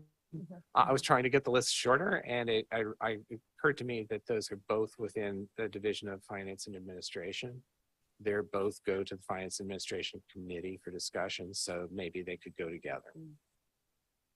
That's all. What's that? Okay, so first of all, Chris, I think you did a wonderful job. I looked through all the different descriptions of the different universities and all the different lists. I mean, it goes on and on and on. And in my experience in life, I've learned to really respect the advice of my attorney. And I think you've done a very good job in encompassing it. I think community is a really good idea also. And I also think as far as DEI, I think it's important we put that in there. I think that's what we stand for. So I think we should put it in there. So I think it's good. I mean, we could change a few words here and there, but basically I think you definitely got all the things that I could see listed off. So thank you. You're welcome. So does that take us to, do we need to allow you a few minutes to wordsmith to make us a few minor adjustments before we go into the main, the full I think trustee meeting? we will be going straight from this meeting into the next one. However, I look at our agenda. Well, I've got the last agenda items. During agenda item 6 on our agenda, if you wanted to pass a motion recommending this to the board with the following changes, an addition that directly addresses leadership of the community and work, of the university community, a element that addresses the duty to pursue our DEIB goals.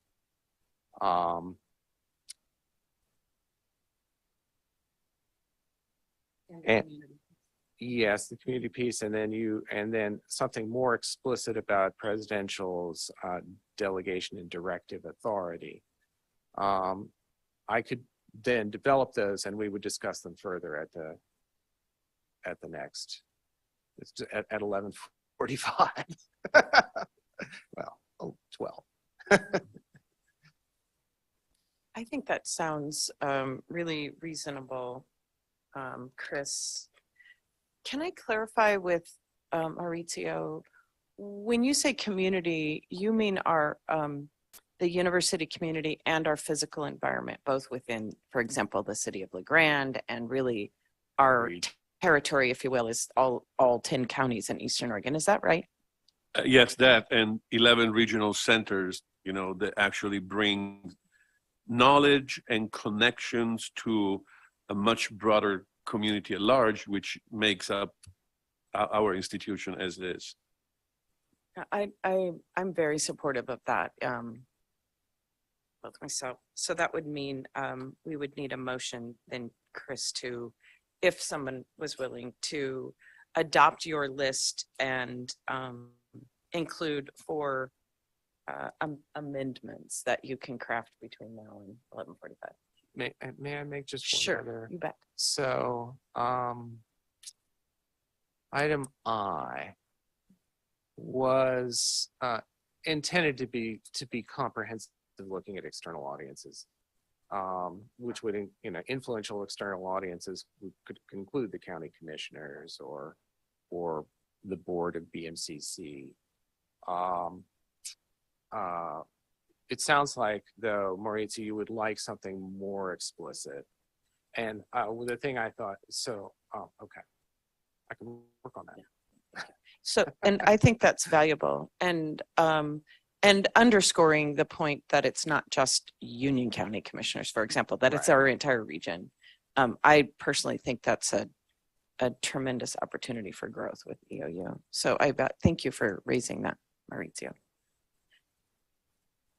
So are we ready at this point for a motion? So if someone was so inclined to make a motion to accept the list that, that Chris so aptly, and you want to outline them, are you good to go? Yeah. Perfect. Thank you, please. I move that we accept the presidential duties and responsibilities prepared for us by Chris with the additions and inclusions that we have discussed here in our committee. That sounds good. I'll go ahead and second that. Thank you. So motion's been made by trustee Cronin and seconded by trustee Stevens. Any discussion before we vote? Further discussion? Okay, all those in favor say aye. Aye. Aye. Thank you. Opposed? Thank you. Motion passes. You're now.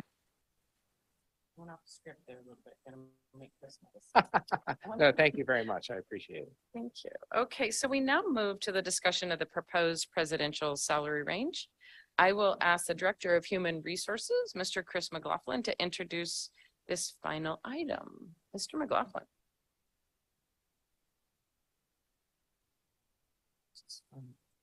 Good morning. The posted salary range is important for primarily two reasons. Well, three now. The first is that a lot of states now require postings to have the full salary range as well as listing of benefits. So Washington, Colorado, New York, et cetera. So that's one reason to have it. But more strategic, the posted range is designed to attract a wide range of applicants, the range of applicants in terms of qualifications and experience that you want to attract. Secondly, it also, you want to leave yourself enough negotiating room when you go to when you have found the person that you want to hire. The salary negotiation is always a part of the hire. It's a significant part. Those are the two strategic items. That is all in context of two additional items. One is what is the market paying, and how does it balance with the internal salaries that are paid in the organization? So this is standard compensation philosophy, if you want to call it that. Chris included in the documents that were sent ahead of time the a regional presidential survey of the compensation of presidents in the rough Northwest here. I'm not going to go over that, but as far as setting the posting salary range, we did use that information. We started with the bottom end being 250 grand per year, being the average of the national median salary of public masters, universities, single campus CEOs. Now, that's in quartile one, which EOU is clearly in. Quartile one is a statistical segment, and so the surveys that we use are an average of two: the public universities and the master's universities. The public universities uses quartiles based on budget size. Quartile one goes up to just shy of 60 million. But the master's universities use enrollment, and we're always straddling that. And it changes from year to year. It used to be 2,900, dropped 26. Now it's just slightly less than 26. But I continue to use quartile one just to give you full background of how all this stuff works. So 250 is the national median average for quartile one universities like ourselves. And then to give us some room to attract a variety of experienced, real experienced and less experienced up and coming presidents, applicants. We went all the way up to 320. 320 is the average of the 3 other trues in Oregon, OIT, Western, and Southern. Not that that has any particular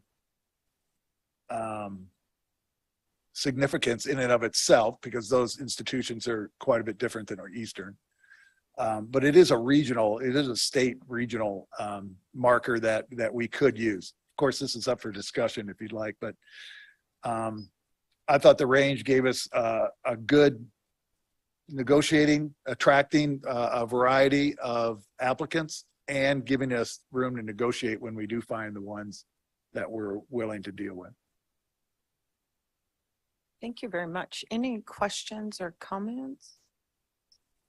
One reflection, one comment. Thank you for how we got to this number, because it's important to know how we get here. So I love the process, and I agree that the range could be attractive as well. Thank you, Chris. You're welcome. I would just echo that. Really excellent research and work done, and you make it easier to do our part. Yeah, it's always fun to deal with posted ranges. You know, are we putting out there too much? Oh my gosh, 320. You know, Laura's over there probably cracking, or at least Leanne. And but 250. Oh my gosh, are we going to go down and are we going to get somebody that good? You know, well, we don't know. And the market, you never know what's going to come out of the market.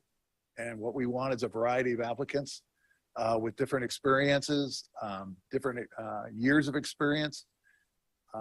We don't know which one we think is going to be the best qualified for the EOU president's job. So that's why it's broader. It's almost double the usual width of a posting salary, but I think it's important in this particular case to have a broad range to attract a variety of applicants.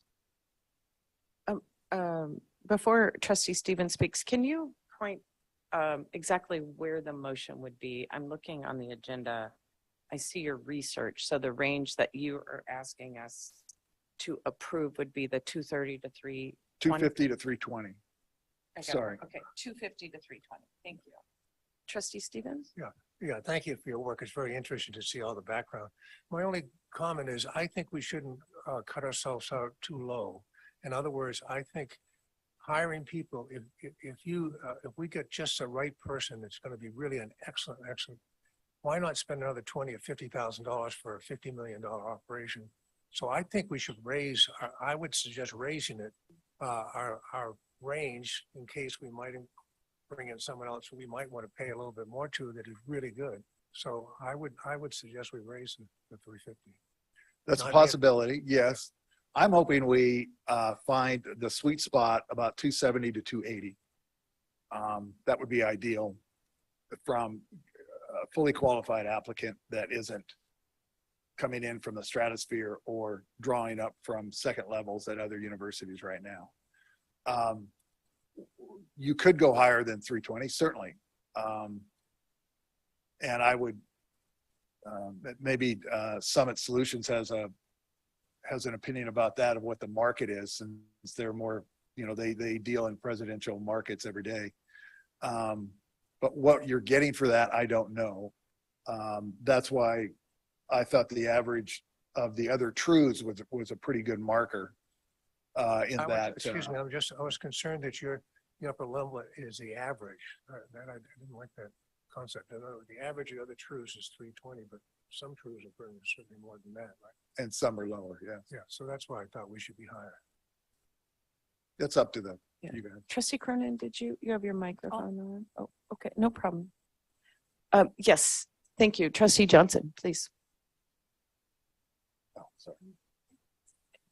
Thank you, Chair Mavitt. As trustees know, I'm not a member of the committee, but I am interested in this topic, having led this committee for quite a few years and had thought about this issue with a predecessor.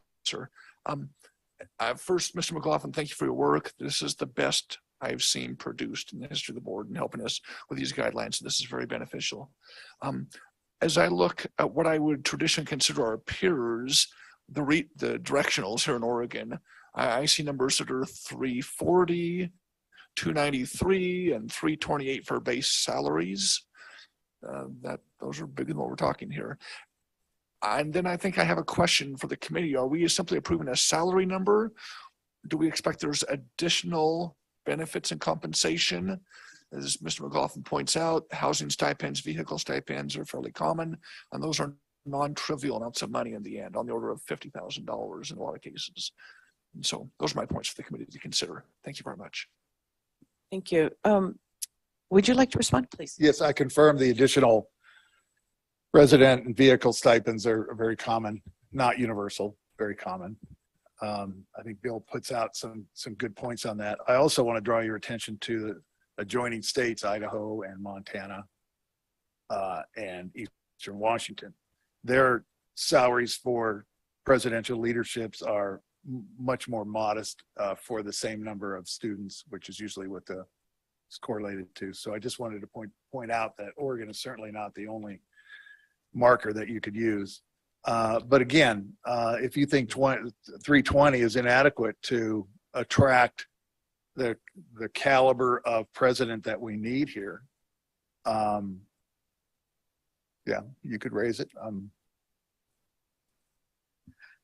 I have a thought. I'm not sure how to phrase this. I'm concerned about the psychology of posting a ceiling, because most of us, when we're in the marketplace, look to the top end if we're looking for a job. Right. And is there a way, for example, to word it so that we have an adopted range, but that it could be reconsidered? So if we get the rock star that Trustee Stevens is looking for, could we return and modify that, or there's some legal human resources laws that could strain that? Well, it used to be completely easy to do that. You do run a risk of especially being a public employer, of adjusting something, and somebody else read that and they were in a protected class, they would have applied if the posting was actually what you're going to be paid and so forth. The question is, can you attract a big enough rock star that you want at 320, or does it have to be higher? That's the question. And I think your research is excellent. So I'm pretty comfortable myself leaving it at 320, but I did look over the position description, understanding that there are some other pretty significant benefits. And in my view, we don't want to attract somebody who's just chasing a high salary. We want somebody who's committed to the region, and they are looking at the lifestyle and the value of the campus and the mission, and that they'd be willing to take that package over a lot of money. My second concern is it also sends a message, and as a board, we've been critical of administrative salaries, particularly in a time when we're still negotiating other salaries. Yeah. So, you could put it at 750,000, but the type of people that earn 750,000, we're not interested in. I don't think. Yeah. Mauricio? Yes, one question. In other industries, private for sure, I'm not sure public, we use the word total compensation. We use that approach, right? This is what, with X salary, there's many other things that make a contribution to a total compensation. I wonder, because this being a public position, if that portion that adds to the salary is almost identical across the board, or there are other incentives that could be built in the total compensation that are not particularly salary-wise, but they could be contribution for 401, whatever. So the elements that make up the total compensations, is there room to play to attract, incentivize, and whatnot? That's my question. Well, from my standpoint, there are other factors. There's, as mentioned, the resident stipend, the vehicle stipend, social club stipends. There are deferred comp into our 403B plan that you could arrange. That normally tops out in the mid-20s. From an IRS standpoint, that tops out at 27,000 now. There are other ways you can put some frosting on it, but the base salary is is of course important, but to answer your question, yes, there are other factors. Chris? And I'll just Sure. supplement what Chris is saying here. When the board gets to the point of having selected a leading candidate and engaging in negotiations with that candidate may have specific asks related to these other things. And that would be part of the negotiation. That makes it essentially impossible for us to state at the outset right now what that amount or what those things are going to be. Because it'll in some way, to some degree, be particular to the candidate. What we can say is what the salary range is. I think Chris has made a good point that it's important to be committed to not going above that salary range, but there is, I mean, with the current president, there was just shy of $50,000 worth of additional benefits. And that would, in the end, be part of the conversation is what would those be? Oh, yes, Christine. It's an interesting line that we need to walk, isn't it? We want to attract the best possible candidate and indicate that we are interested in quality with our salary range. And yet we are beholden to our local community and we need to be sensitive to what the market is here. So with all of that, I think I support our HR director's recommendation that we just stay within that range. And then obviously there's a lot of benefits that can be negotiated later. Thank you. Trustee Stevens? Yeah, I just want to say that I still feel that 320 being the average of the trues, it isn't high enough. So I still encourage us to go higher, but I appreciate it. Just from do you have any like? 350? No, Oh, it's no, like, 450. why wouldn't the average be reasonable? I'm assuming that the average is 320. There's some people making more than 320. Yes. It's the average of the three. The details are on the second page of the. Thanks. Thank you, Rich, Chair Richard. But I just asked the committee to consider that point that Brad is making. It's the average of, similar universities in Oregon. And so if we set the maximum at that average, are we saying we're looking for an average president? Or should we allow a little bit more in case we find the ideal candidate? Or it might attract a more ideal candidate if it was a little higher.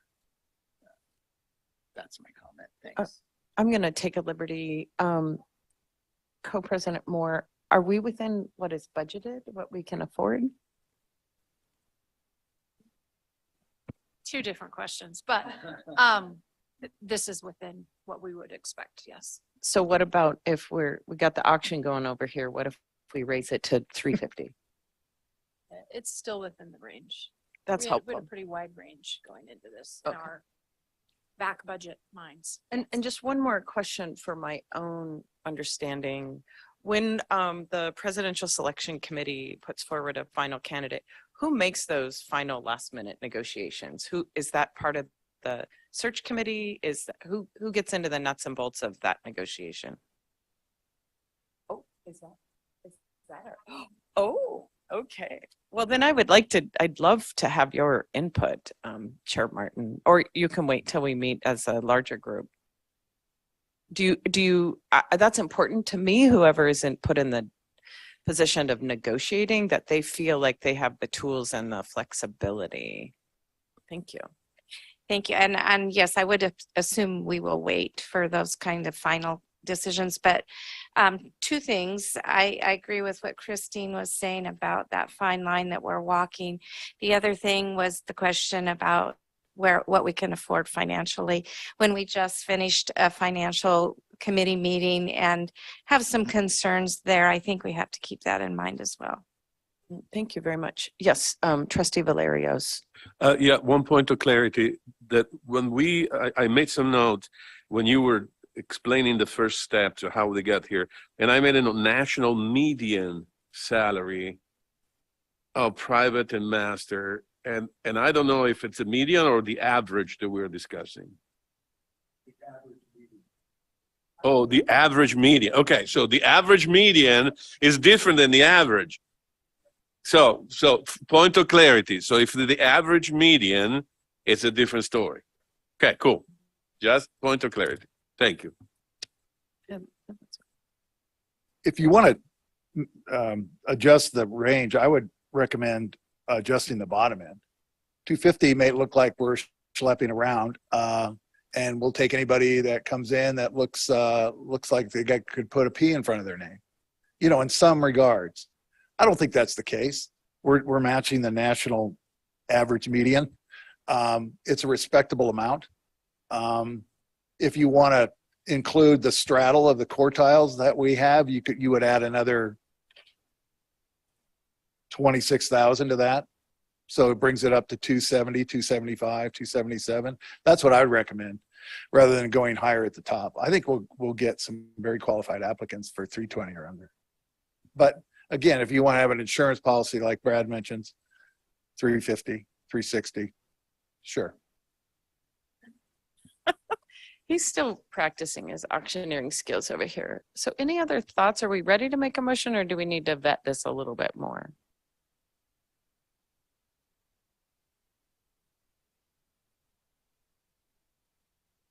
Ready? Not to be too obtrusive, formal here, but I would like to make the motion that we do accept the recommendations, except moving a higher number to 350.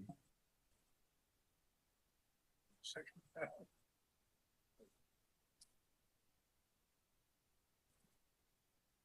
I'll second it.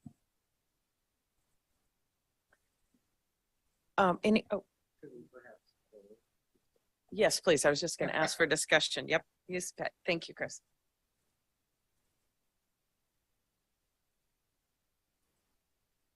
Oh, sorry. I was trying to remember what the discussion was going to be. So the motion on the table is to 250 to 350. Chris, do you have anything to add to that around the merits of that proposal? I think if you raise the top end, you should raise the bottom end, 270 to 350. Mm-hmm. I'd like to change my motion to do 275 to 350. I think. Sure. One of the things you may have addressed is, and I apologize if I missed it, you certainly addressed to me when we were discussing this, is this is a range of $70,000. And by no means is it assumed that whoever gets hired will be hired at the top end. Will actually need to there comes a point where you're at the point of sale when often buyers are amenable to influence, and but we'll want to be very careful about assessing what we're really willing to pay for any particular candidate and making sure that the salary is within that range.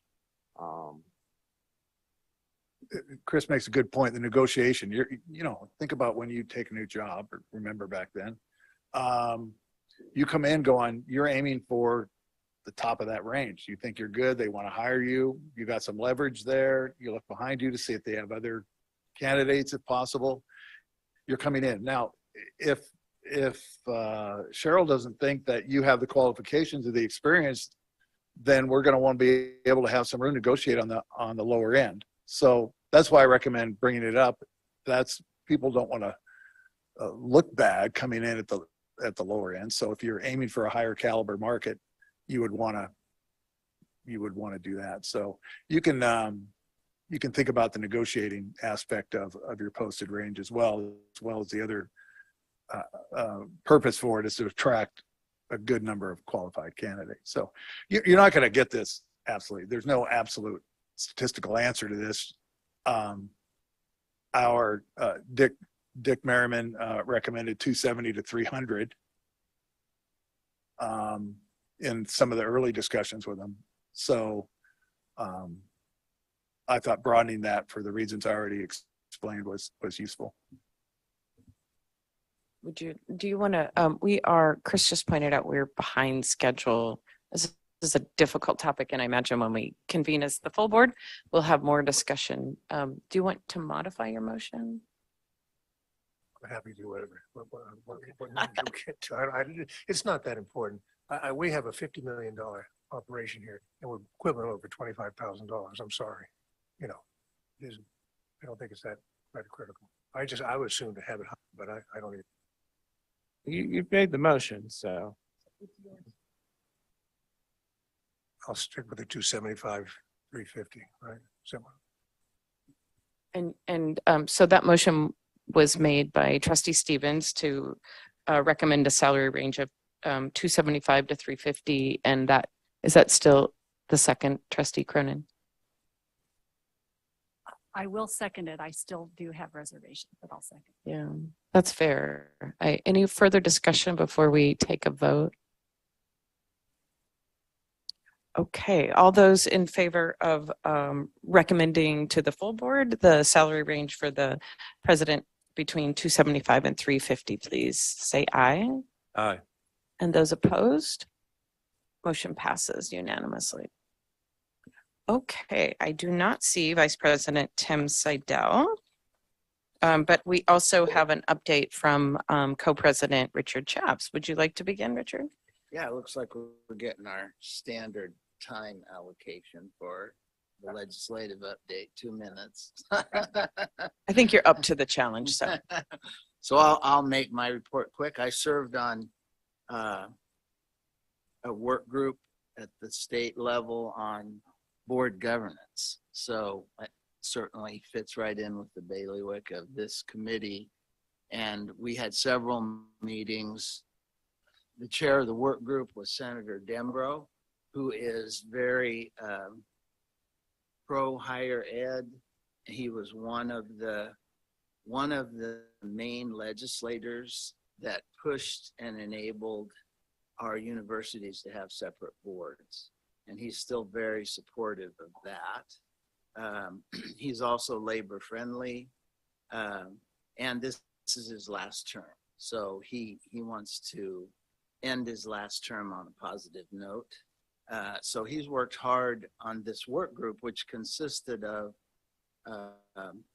from the board perspective, I was one of the ones selected on the work group when I was still on the board.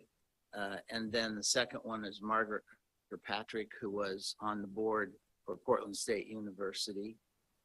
There were also some faculty on the, I shouldn't say board, I should say work group, because we had no legislative authority. And there were students who had, most of the students on the board had some concerns over something that had happened to them at another university. It was pretty wide-ranging group. And I appreciate Senator Dembro's efforts to work through all the things expressed and come up with something that would accomplish, I'm not sure how to say this exactly, but when you work through something like this and you come up with what's going to be in legislation, which then becomes very hard to change if things change, what's going to be just an understanding through an MOU or whatever with the boards of the universities, and what is not acceptable, and how you work through that and satisfy a diverse group like we had on our work group. So they came up with we came up with several items, and Senator Dembro made the decision about summarizing. These are going to be in an MOU. These are what I'm going to introduce in a bill. At this point, the bill he introduced only has one of those things, and we already do that, which is that our student and faculty representatives have the right to vote on the board. Because I guess there may be a couple of boards in Oregon where that wasn't the case before. Senator Frederick has introduced a separate bill. He was on the work group as well, that is more intrusive to the independent functioning of the boards. That bill has not had a hearing scheduled for it, so the hope is that Senator Dembro's bill, along with the proposal for what else the boards could agree to through an MOU, is where it's at. If we had time, or if you want me to take the time, I can take you through the 16 things or whatever that are on here. The summary analysis of those would be, in my opinion, most of the things in here are not hampering the board's operation or independence. There are a few that I don't think are even going to go forward that I would object to, and several others as well. The LACs that Tim is on also provided a lot of input to us as trustee representatives on the work group, and also to Senator Dembro particularly on those items. So it's your call, Chair Mabbitt, if you want me to review these. It'd probably take 10 minutes. We've got, after Tim's, we've got 20 minutes more of topics.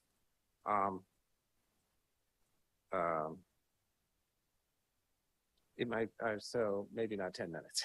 About 5 minutes. 5 would be good. And I have a question before you begin, Yeah. Richard.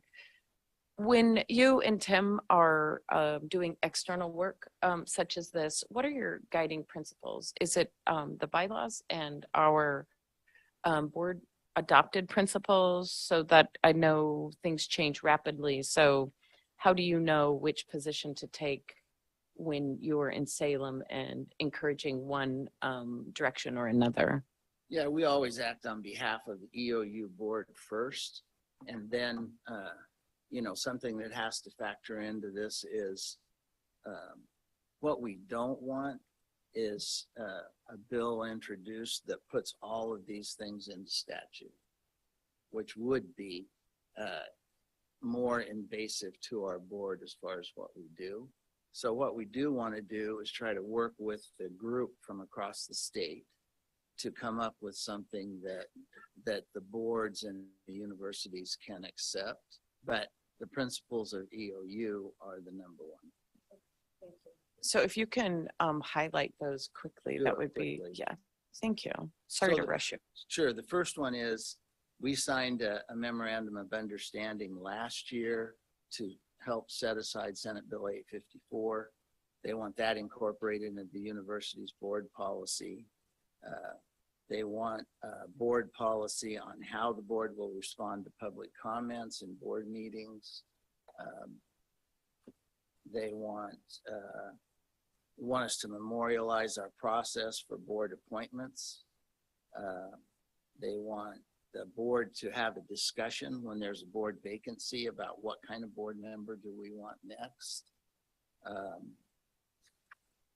They want, this one is one of the interesting ones. As part of a board self-evaluation, the board will include the opportunity for the university community to provide input either in writing or in person or both.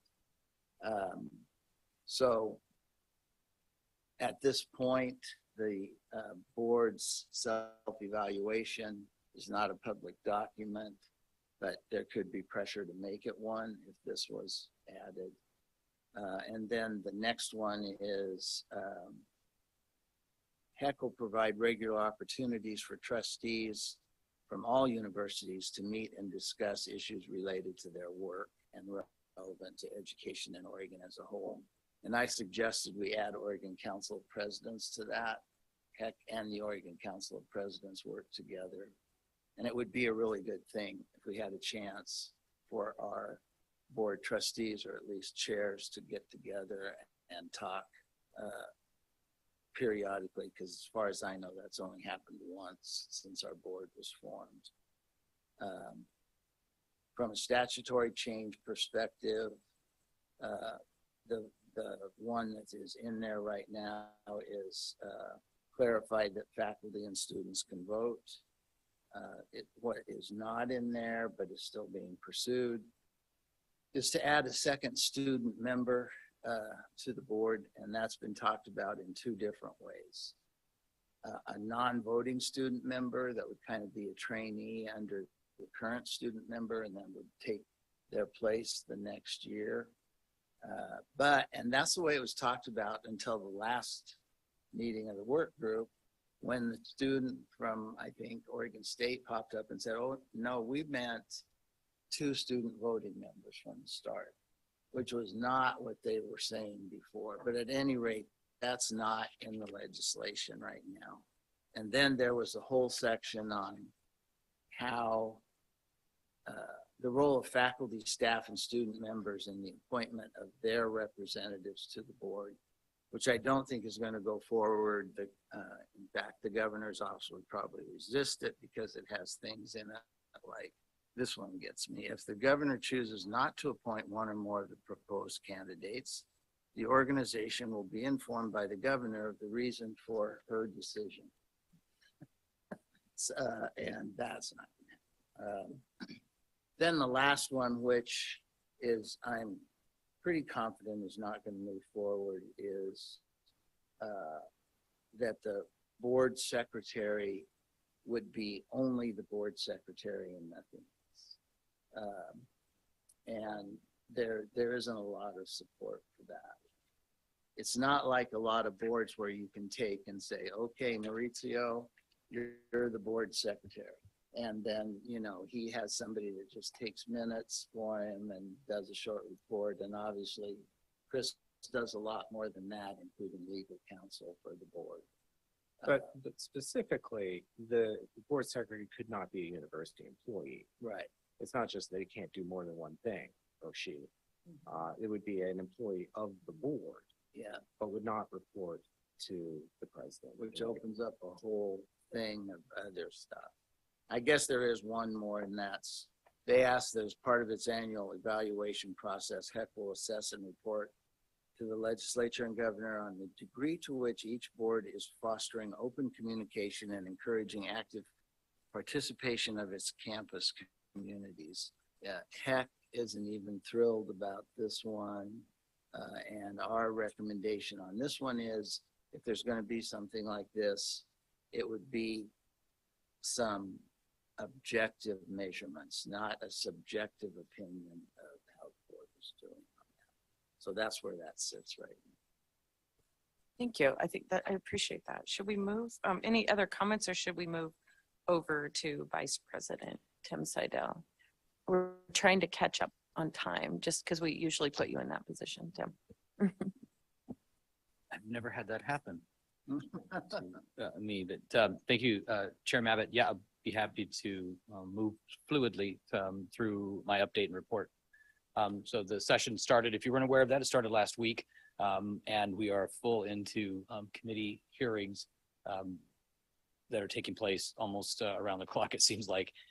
We've even extended to for some of the committees that are now actually even meeting in the evenings, just to accommodate everything. We are dealing with the governor's priorities.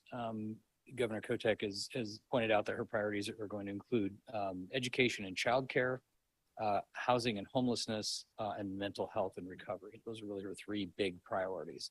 Where does that put higher education? A little bit lower on the list. So we're not seeing it as something that she's really going to be focused on, at least right away. So that means, though, that we have some additional work to do. This usually ties in then to the governor's recommended budget, which has not yet been released. We're expecting it on the 1st, so this governor will be taking it up to the deadline. In years past, we may have seen a draft of that or so in as early as December, but we have not seen that yet. We know that they're working on making some final changes just literally in the last couple of weeks here, and are wrapping it all up, but they have to deliver it by constitutional deadline. So they're going to be going right up to that deadline. We are hearing that in that budget, the current service level recommendation for higher education will probably be down 2 to 4%. So while we might be looking at a 8% increase in funding overall to maintain current service levels, that would actually be more like we'd have a cut from that to maybe 6% or 4%. Which is effectively a cut to the institutions because then they have to come up with those resources somewhere else.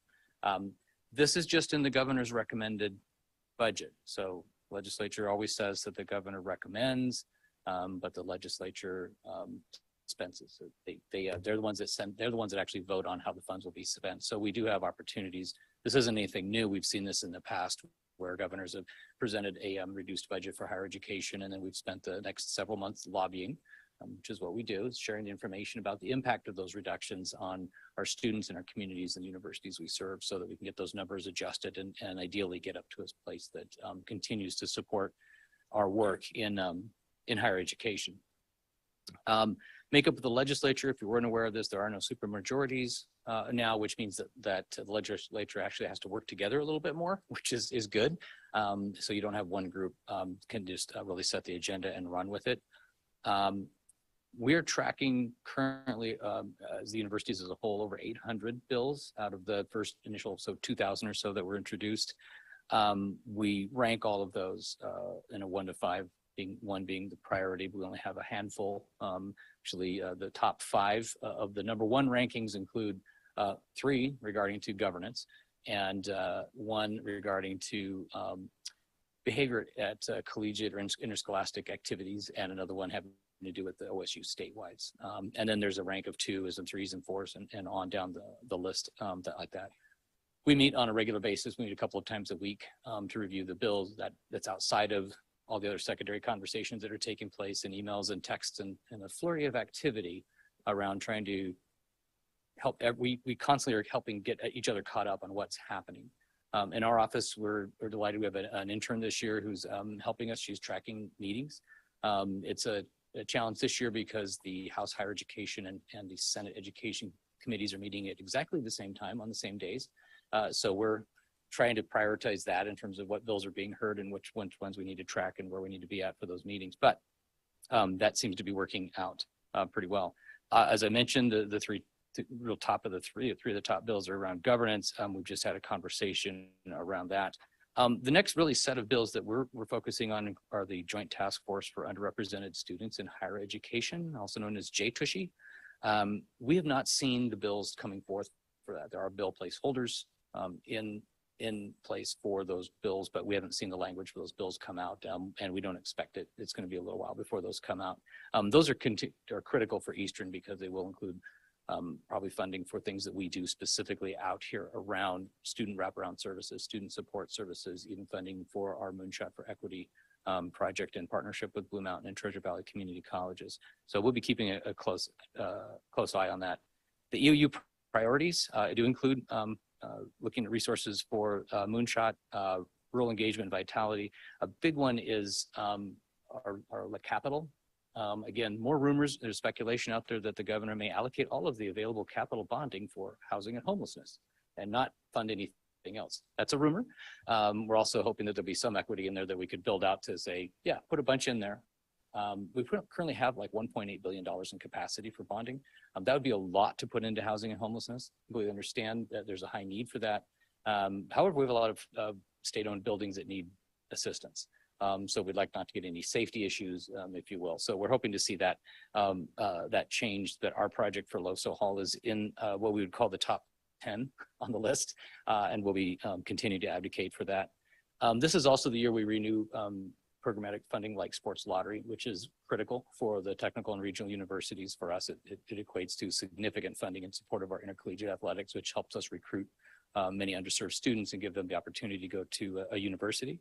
Behavioral health is also a priority. We're building out counseling and Masters of Social Work programs, so we're seeing if we can access some resources there. And then ongoing funding for our benefits navigator position, which was put into place a couple of years ago and has been doing a wonderful job. And our Strong Start funding, which again is about those wraparound services for our students. There are additional priorities for the Council of Presidents, the universities as a whole. Our entire ask for the Public University Support Fund is $1.05 billion. That incorporates a lot of those things I just talked about, those wraparound services. We're also advocating for an increase in the Oregon Opportunity Grant. These are for students of all types throughout Oregon to give them priority access to education.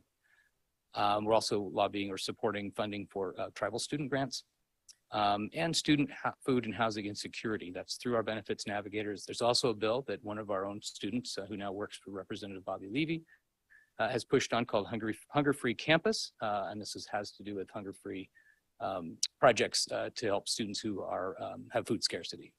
And then, as I mentioned before, we'll be supporting the capital list, but in particularly talking about the needs for our facilities at Loso Hall and getting those upgraded. So that is in a nutshell all that's happening as of 11:21 a.m. on Wednesday, January 25th. This could all change within the next 5 minutes. Of course, keeps the adrenaline moving. Yeah. Thank you very much. Rather than asking for comments and discussion, now that it's 11:22, Right. and we do have one additional action item. So with Chris's counsel, I'd like to move to skip the item C, allow Chris a few seconds to talk about that, and then move right to item 7, which is an action item. Thank you. All I'll say about item C is I do hope you've taken the time to look through those. We discussed the first 5 of those recommendations at our last meeting. I was hoping to get through another, maybe the rest of them. There's 12 in total. It continues to be relevant because these recommendations form the background of a lot of the conversations going on with the Denver Committee and some of these recommendations coming out. That's all I'll say about those. Continue, please. So as you heard from President Shavs, one of the things that continues to be a focus of attention at the Denver Committee and was a focus of attention 2 years ago with Senate Bill 854 that resulted in this AGB report was concerned that somehow board secretaries have a conflict of interest, that they can't serve the board effectively because they report to the president. Now, that is not an unusual situation. As I pointed out at a meeting of that work group, pretty much every general counsel for a corporation or a nonprofit throughout this country is in a similar situation. And there's a bar ethics rule that actually says when your president has a conflict with your governing body, the attorney represents the governing body. So what I wanted to do was to put something into, and that's understood as a principle for board professionals, but it's not like I could lose my license as a board professional if I violated. So what I wanted to do was put something into our bylaws that said just that. So if you link onto the proposed amendment that's attached to the cover sheet, and I'm on Zoom, so I think I'll try to just zoom into that. Oh, you can do that, Pepper? Great. You can see the specific language.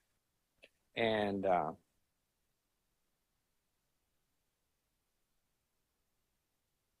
go ahead and scroll to the bottom and click the link. There you go.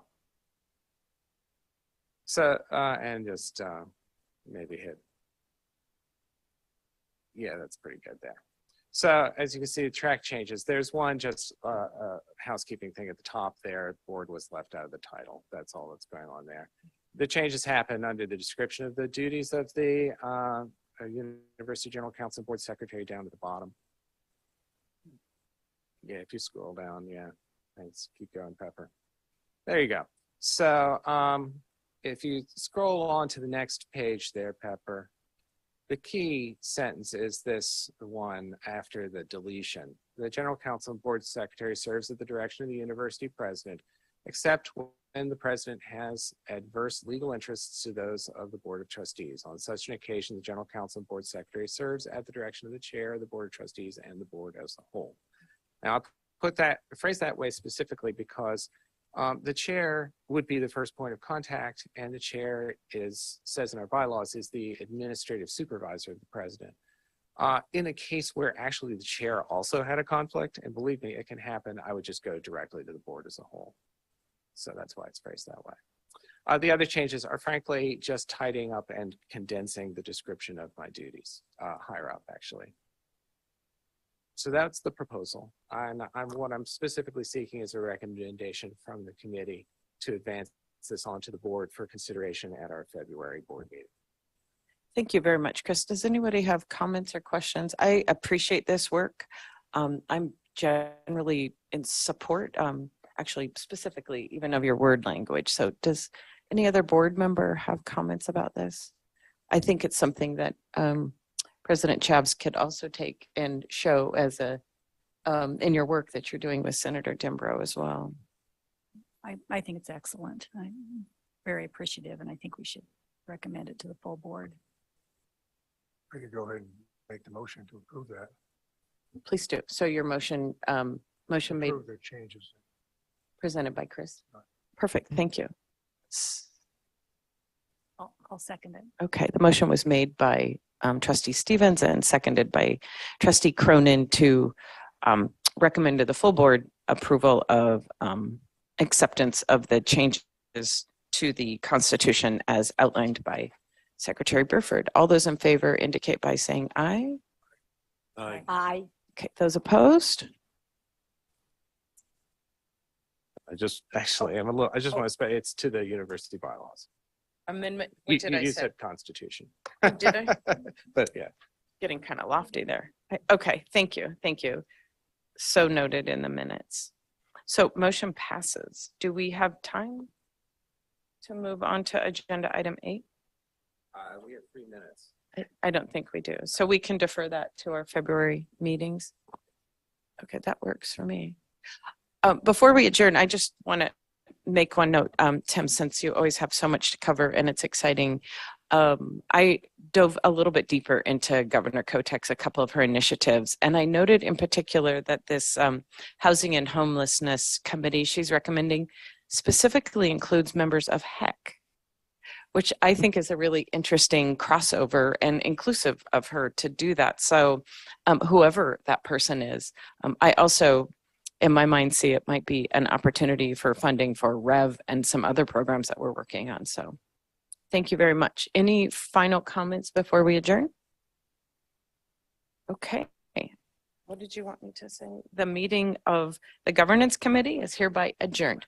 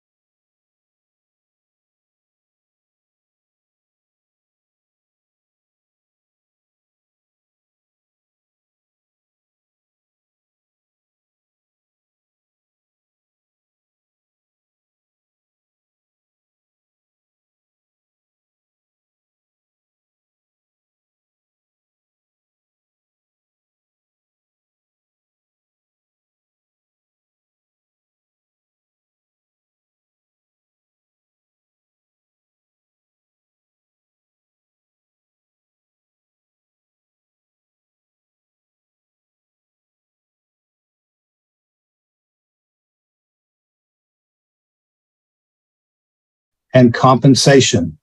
I'll call your attention to the language used on qualifications because this was a topic in every meeting we had on campus and people had different views about it. We basically wrote this: a terminal degree or a compelling combination of educational attainment and successful leadership experience is desired. We did not get a sense that everyone thinks a terminal degree is essential, but many people think a terminal degree is essential.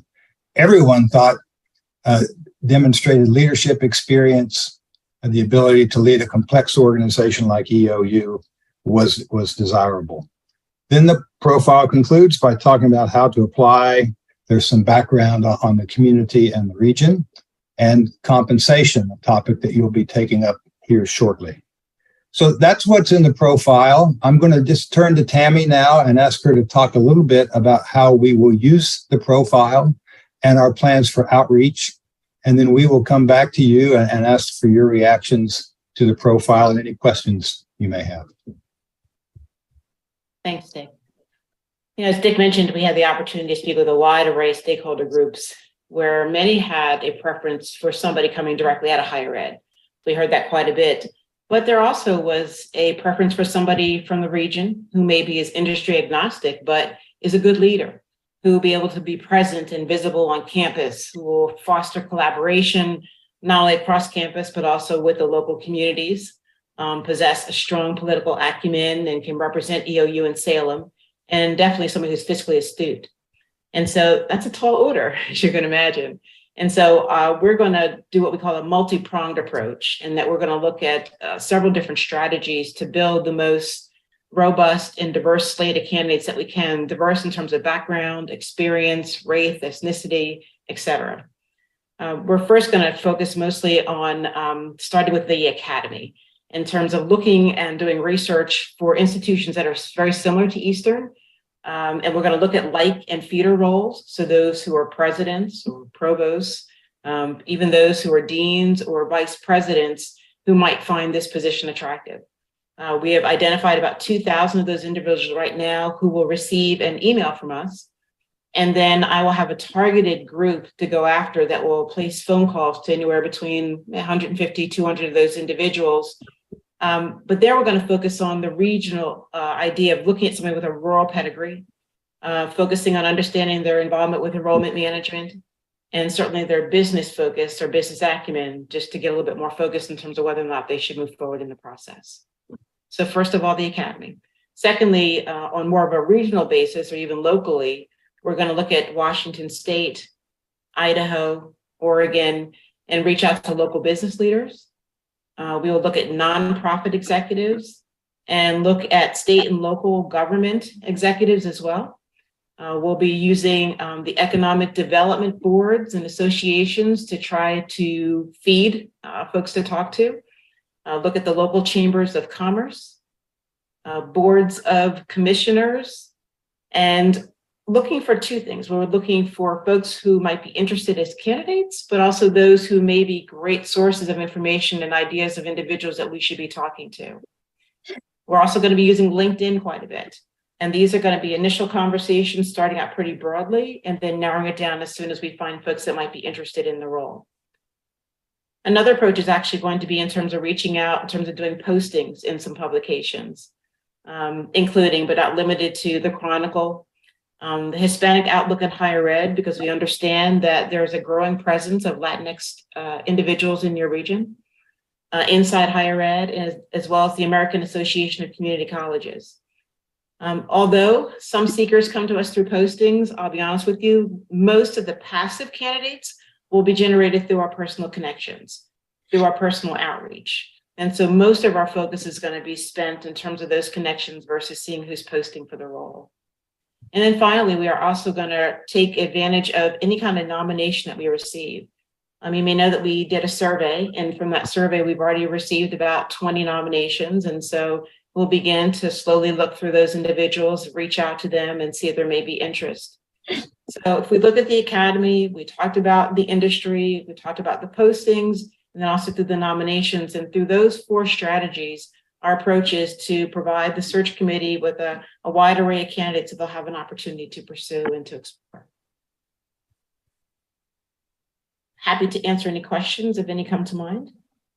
Thank you, Tammy and Dick. We are ready to take questions. I'm assuming most everyone has read through that profile that they put together so that you can have comments or questions to help Dick and Tammy get the final product. So this will be an action item. The board does have to approve this profile in order for them to proceed with the search. So please feel free to ask questions or make comments. Or Trustee Maurizio. I just want to make a comment. Thank you. This profile is probably the best piece of document that relates to a job search that I have seen. I wish that a lot of times when we're looking for skilled future colleagues in many of our work in different communities would have done something like this. It really hit the spot in many ways. It's comprehensive, is colorful.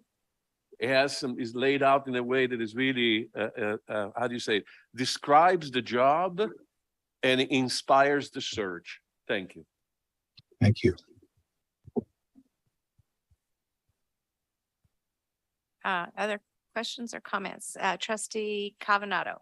Yeah, excuse me. I also wanted to add that although I wasn't involved in the actual time that you visited the campus, from what I gathered from talking to my colleagues and other constituencies, I think your document really does a good job of keeping in mind the criteria and the, the challenges and what we do well and what needed to be working on.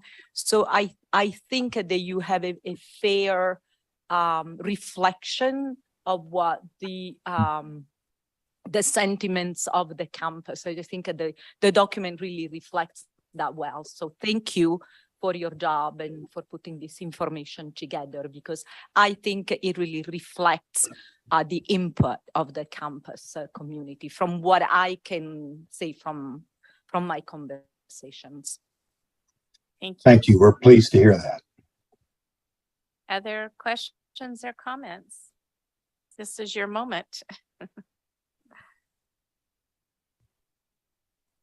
If there are no other questions or comments, would someone like to make a motion to approve this profile and they can take this and start their next step?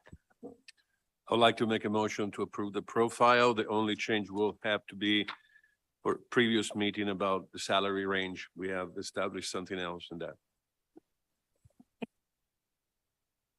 Here a second. I'll second that. Oops, sorry. I'm really handy with that button there. All those in favor of approving this signify by saying yay. Yay. And those opposed say nay. It appears that the board is in favor of this and you are free to make the next move in your search. So thank you so much. Thank you. So,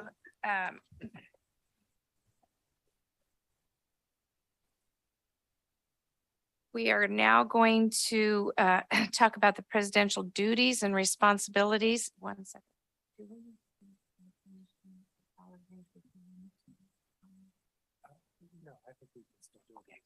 All right. Okay, the presidential duties and responsibilities. I will ask Board Secretary Chris Burford to introduce this item. Chris, please proceed. Thank you, Chair Martin. This item comes out of initially a request from Dr. Merriman. He noted that, actually this and the following item, that once they begin their initial discussions with potential candidates, they certainly want to know what the salary range is. But they also ask for a description of the duties of the candidates. And typically that's a request for a position description. As you will probably be familiar if from reviewing the staff cover sheet for this agenda item, we actually did start by attempting to draft a position description for the president. But the best available form of our position description forms is that for an administrative professional. And it just didn't lend itself well to the person who's the chief executive of the institution. It's linked there on the cover sheet. I think if you click that and look at it, you can see what we were talking about. What we have had and will have, and of course, is a contract with the new president. That contract in section 2 has a list of duties and responsibilities. The list that was in that Tom Insko's was basically a list that was used by the Oregon University system because they, of course, negotiated his first contract. And there, over time, the various Oregon public universities, all of which were once governed by the university system and have that form, have modified it, lengthening, expanding the list in various ways. The cover sheet has linked to it, the longest of those lists from one of our fellow institutions. So that was a source for thinking about what we would want to put into the next contract for a list of duties and responsibilities. We had some other sources. Dick Merriman actually provided a fairly good, fairly standard, it was very good, but a fairly standard description of the duties of a president of an institution like this. And, but likewise, I looked particularly at the Association of Governing Boards list of the 10 essential responsibilities of governing boards, because governing boards act through the president. And so it would seem reasonable that there would be a mirror of that list of responsibilities in the president's description. Finally, I noted that in thinking about what list to use to propose for the next contract, that the original contract was produced by a university system, and they would not naturally have been focused on the issue of preserving and protecting the independence of the institution. So I added that as an important duty of the president. So we discussed this at the governance committee immediately before this meeting. We had a pretty robust conversation. They actually proposed some modifications to the list. So what I'm going to share on the screen now is the product of that discussion at governance committee for further consideration here. So I'll start by noting that this introductory language, unlike some of the prior, is rooted in the actual statutory authorities of the president. So it goes beyond the authority of the board to literally the authority that the legislature has highlighted. So the committee asked, since I'd made that remark, that I add actual citations to the statutes. So there they are. And I'll make this a little bigger so that you can see it more clearly. There we go. Following that, so, and elements of this appear in the introductory language of other Oregon University presidential contracts. I sort of, so this first sentence is about the statutory powers. The second is a more general statement noting that the president is supervised by the board, but is also an advisor to the board. And then finally, rooting this introduction in the board's existing governing documents, including especially board statement number 2, delegation of authority, which specifies which powers the board is retaining and which powers it has delegated to the president. There are other board statements that touch on the president, notably the bylaws of the university and board statement number 7, board statement number 10. But I thought focusing on board statement number 2 as sort of the one that has the greatest statement about roles was sufficient, and just then alluding to other statements and directives of the board. And then this list, which starts with preserving and enhancing the independence and effectiveness of the university. directing the affairs of the university in fulfillment of the mission and the strategic plan, leading strategic planning efforts, because of course, plans do need updating over time. And then developing annual budgets, and then we move into what is essentially the key board responsibilities that the president is responsible to the board for. So we've got annual budgets and advising regarding tuition and fees. We have assuring the academic quality of the institution and its services to students and graduates. It's there's obviously recruitment is an important goal, and retention. This is highlighted in here, but that it's both effective and ethical in how the president pursues it. Managing personnel, and yes, so then those are sort of high level ones, and then these are ones that are related specifically to those board essential responsibilities. We had strategic planning at the start. Now we have preserving the university's fiscal integrity. And this next one is an addition that came out of the conversation with the governance committee. I noted that of the Oregon University's presidential contracts that I was able to review, one of them specifically called out that university's commitment to diversity. And I asked the committee if it wanted to recommend to the board that we do so in this statement, and the core committee did. So that has been added. Some of these other changes also reflect, obviously, the discussion at the governance committee. The committee felt it was important to refer to communities, not just sort of entities, and broaden this. So instead of just as other influential external audiences, it's communities and regional audiences. Likewise, the committee had a concern that this one that's now numbered K was missing a step. So that has been inserted. And then moving down, I don't think there are further changes to the list, but you can see what they, what is now numbered L, compliance and risk management is an important responsibility. Clear communication around policies governing the university.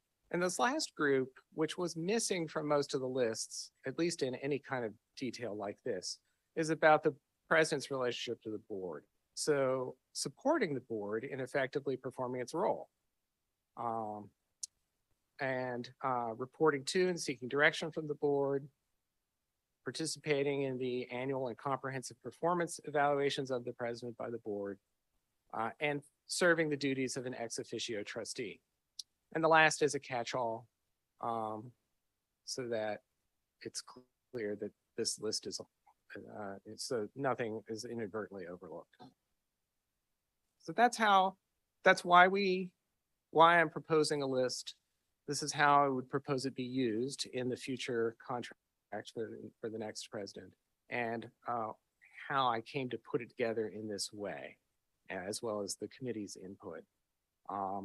I'm asking that the board adopt this, but also I'm interested in any conversation or questions the board may have about it. Thank you, Chris. As he stated, there previously had not been this document. So I would ask the board to consider carefully if that is something that you want to adopt, and if there's any changes or additions that you would like to add to this document.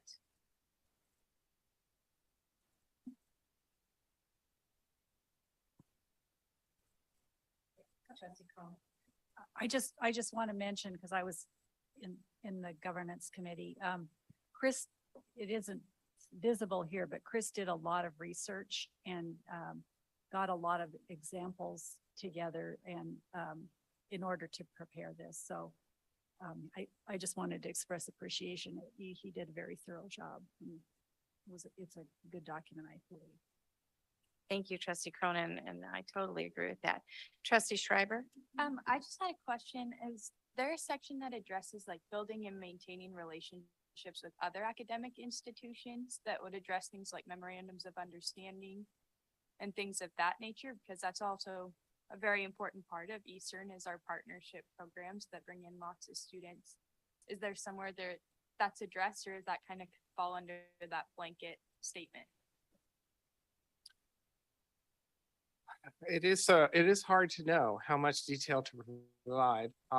I would say if we're looking here for a place where that falls, it would be under J, representing and advocating for the university with state government, communities, and other influential regional audiences. That doesn't specifically call out academic institutions, but so I think it's strongly implied.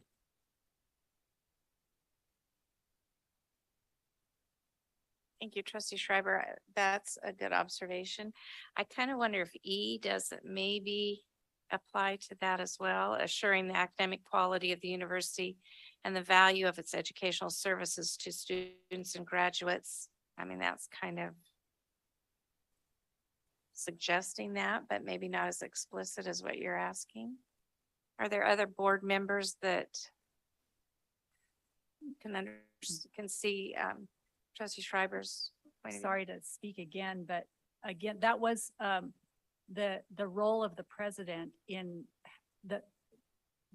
in being visible to the community was definitely a point of discussion. And Maurizio had a good point that we really wanted that to be part of it. In my mind, so you're right on track in terms of what we were also concerned about. I do think it is covered in I guess it's J now. It's J. Yeah, I think that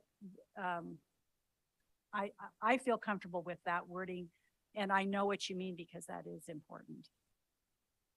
I might add too that this list is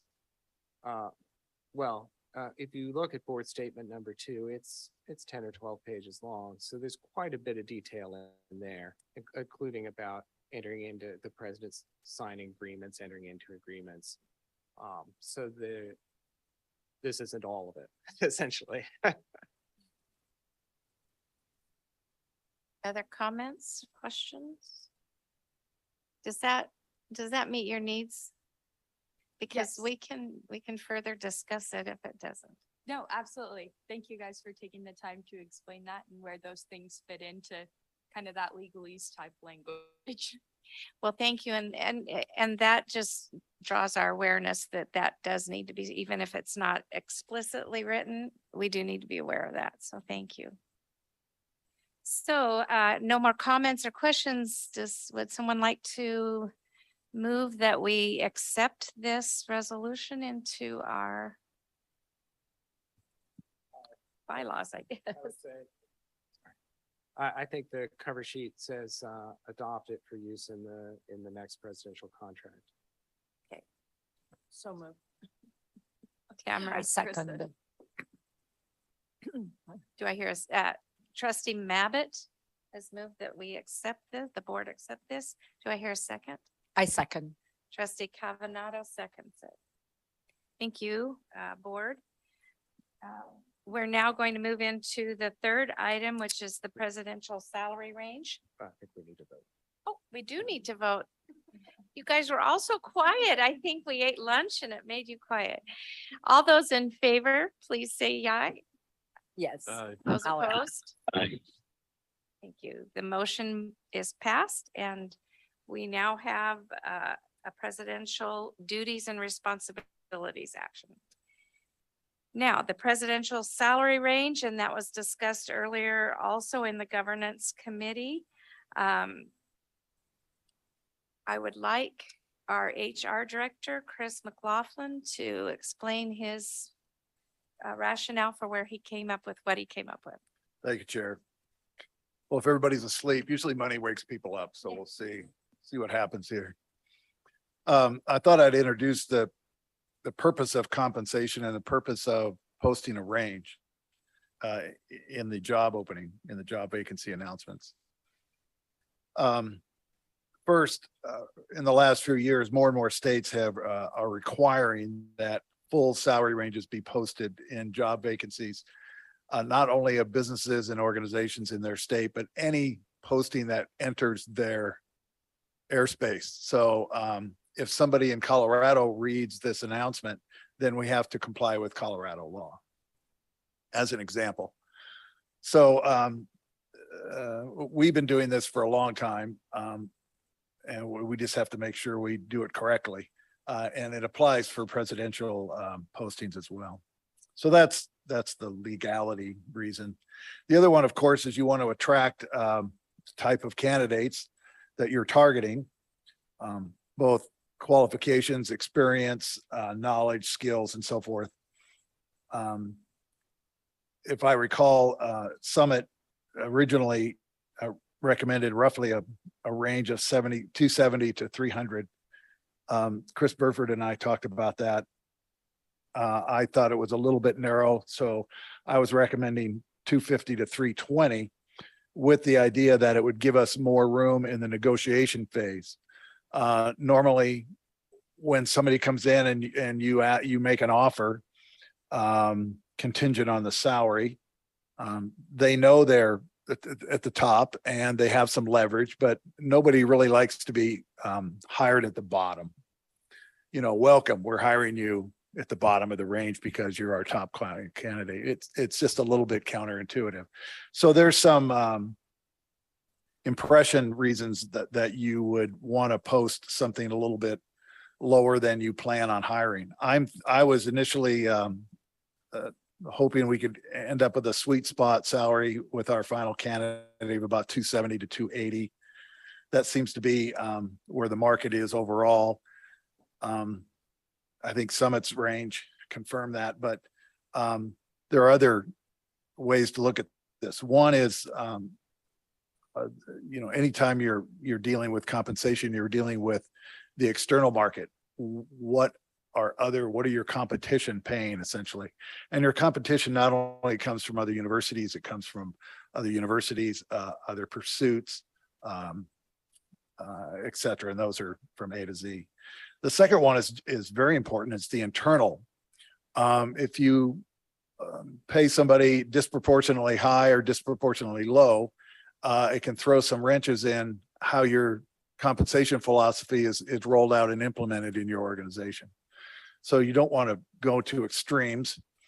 So both external and internal considerations are important. Given that, just a little bit of background, I believe you all have the document that provides a regional presidential compensation. Some good information in that. You'll note that Oregon overall pays a little bit more to their presidents than, say, Eastern Washington and certainly Montana and Idaho. If you look at Montana and Idaho's salaries, which are very much as relevant to EOU as the rest of Oregon, they pay just more modestly. And you can see the number of students on the different institutions in there and see what they're paying their presidents right now. But from establishing the range, I started with the national average for public master's universities in quartile 1. The average median salary is $249.73. Now that's a year-old figure. I expect that to go up a little bit, but I used it because that was the most recent I had.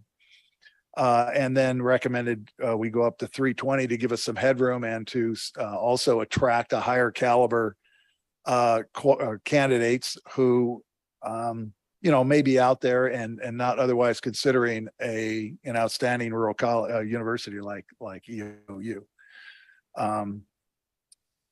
That's probably the background I can offer right now.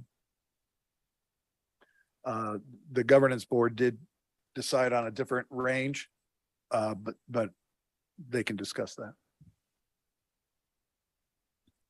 Thank you, Chris. And as Chris Burford has done a lot of research and background, Chris McLaughlin has done a tremendous amount on this salary range. So really thank you, Chris, for all of that work.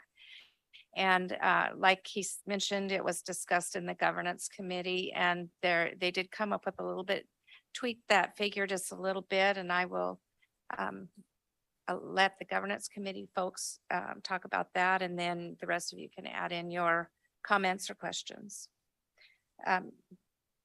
Trustee Steve. Well, we had a long discussion of this. And one of the things that wasn't mentioned is that the average salary of the Trues in Oregon, make sure I got this right, it's $325. I want to make sure that's right. Am I misspeaking that?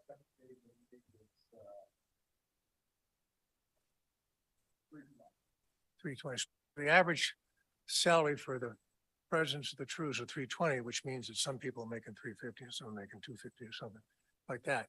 And so we just felt that it was a better idea to move it up a little bit to get above where the average was so that we could cover those salaries. So that was our thought. And maybe somebody else wants to back that up. Would you so make it clear to the board what your proposal was during that? I think the other thing was that, and maybe you should make sure I got this right, Chris, was to move the lower salary up to 275 also. Wasn't that right? What was the motion? Why don't you read the motion so I get it right? Chair Martin, the committee, I was chairing that committee, so the recommendation was to move it from the range of 275 to 350. But I would like to note there were reservations about that. It was voted unanimously, but I think it's important to note, particularly Trustee Cronin raised the issue of the perception and the local community and how community in our region. So that's a very high salary by private and public sector salaries in our region. We discussed the merits of that, and some of us also noted that the price isn't necessarily the only attractive part of the package. And we did confirm with President Moore that that's doable in the budget, but the higher makes it a little more burdensome. Thank you, Trustee Mabbitt. Other questions or concerns? This is our responsibility as the board, is the fiduciary aspect of it. So, you know, we do need to take it seriously and put a lot of thought into this. Please be aware, this is how much they're going to be paid. This is the range that we are offering, and there will be vast discussions once we narrow the candidate pool down. I'm sure there'll be a lot of discussion on that. And also there are the added benefits that are not necessarily in this base salary that will also be a part of that negotiation and discussion. So at this point, we're establishing a range. So that's where our focus needs to be at this point. Trustee Johnson.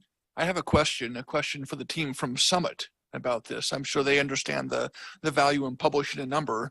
My question for them is, which number should we publish? Should we publish the salary number, or should that be the whole compensation number? As I look at these comparative figures, I see stipends for housing, for automobiles. I see references to bonuses, performance bonuses, or retention bonus. Certainly there's a retirement package that's available for these sort of people as well. And so I can easily imagine that that collection of other features is $50,000, $100,000, or in some of these cases, quite a bit more. And so it seems as if we're going to try to tempt somebody into the position, the bigger number is the more tempting one. Do we publish salary, or do we publish whole compensation? Yeah, I'll offer my view, and then Tammy can jump in. I would just publish salary. I think most candidates, of consequence who are really thinking realistically about this will know there's probably going to be an automobile provided or some provision for an automobile. Someone's going to get a cell phone. Housing, will likely be a topic of conversation. So I think they know that is a thing that is negotiated once an offer has been accepted in principle. I would limit it to salary because I think that's what the initial conversation ought to focus on, because people will know there will be some kind of wraparound issues. Tammy, what do you think? I'll agree with you, Dick. I think most times when people see salary, they're guessing or assuming that is basically salary and not all the additional benefits that might come with it. So I think it's a a language that people are accustomed to and they wouldn't expect. If you posted the larger number, I think they might think of that as being the base number. And my concern would be that would inflate the position in a way that we're not looking to go to the market with that way. So maybe just doing salary and give us plenty of room at the top to do as much negotiating as you need to do. Thank you. I have a Trustee Mabott. I have a question. I guess I didn't pick up on this in the governance committee. What is the housing benefit or the housing allowance? Is that what we have? It's currently a stipend. And that's a negotiable range as well. So it's not a relocation package. It's actually, That would probably be also an addition. We'll need to be thinking about a relocation package, but the housing stipend is a monthly stipend. Same with vehicle.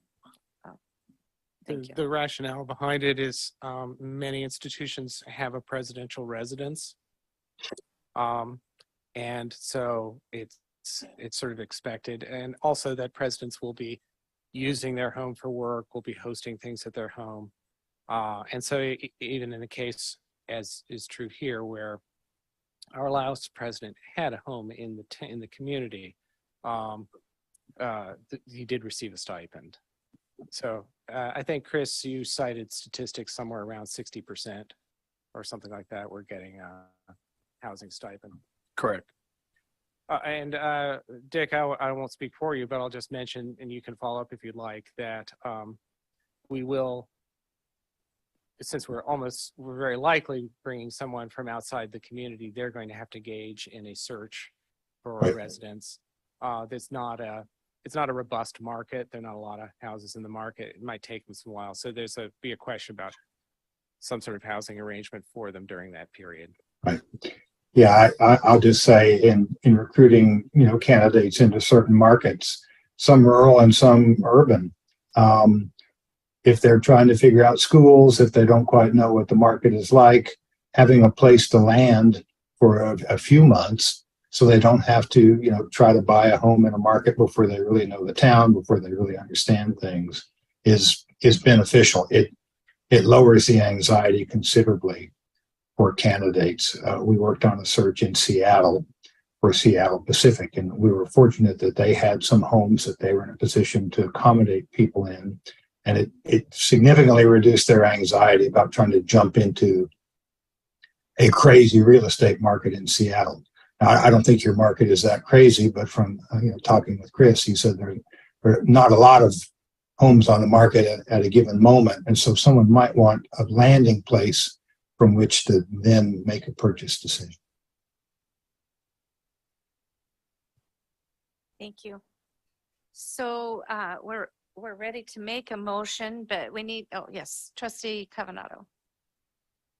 I just have a question or maybe a curiosity. I appreciated the comment that was made about the salary range and how that would compare in average with salaries in this region. And obviously it's a very high end.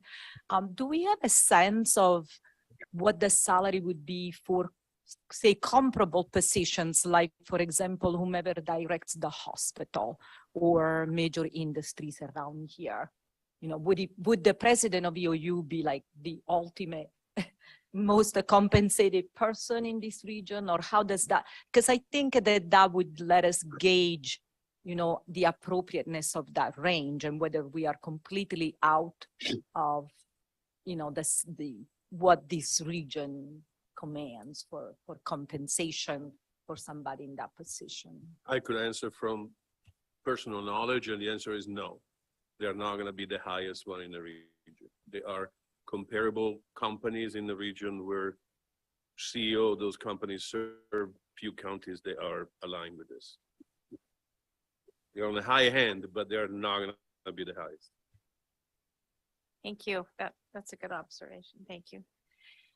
So I guess we need to determine the original proposal was 270 to 320. Is that correct, Chris?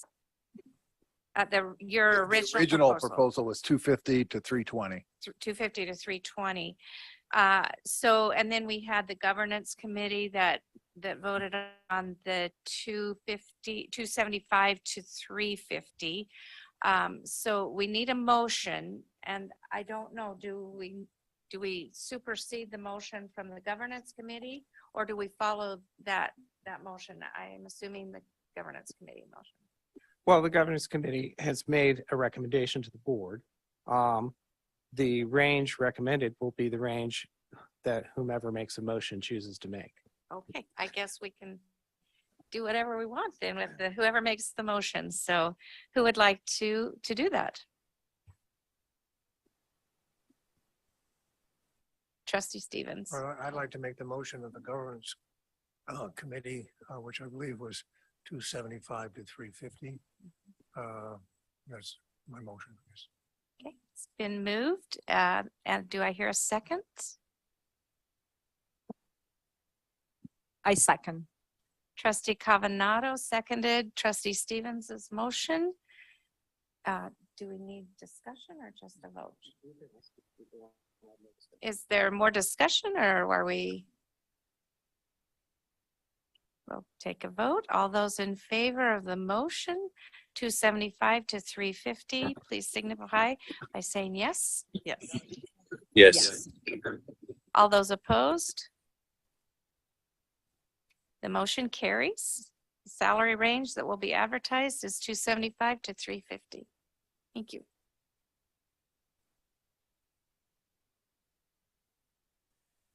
Thank you, Director McLaughlin. I think that pretty much completes our agenda for today. Are there any other questions or comments? President Shavs. Thank you, Chair Martin. I just encourage the board to attend the ribbon cutting of the Go STEM Mobile Lab, which occurs soon after the ASA committee at LOSO in the lobby. It's a pretty cool project and another great example of ingenuity by our faculty and staff to bring science to our students, particularly K through 12. But there's a reception after the ribbon cutting. It's a good chance for you to talk to some of our students and faculty. So if you can stay for that, I hope you do. Thanks. Thank you. So our assigned time for our ASA committee meeting is at 1:30. That's 45 minutes. Because that is the posted time, we think we need to follow that. So that gives the board about a 45-minute break. And then after the ASA meeting, those that are able, will go to Loso Hall for that ribbon cutting. And I agree with President Shavs, it is a remarkable project. So, yes. Chris. I'll just mention that there's also an open house for the mobile maker, and that actually starts at 1. So those who would like to attend that early can do so and either come back for ASA or they may skip ASA if they're not on the committee. That's true. That's true. So any other questions or comments? Okay, this meeting stands adjourned.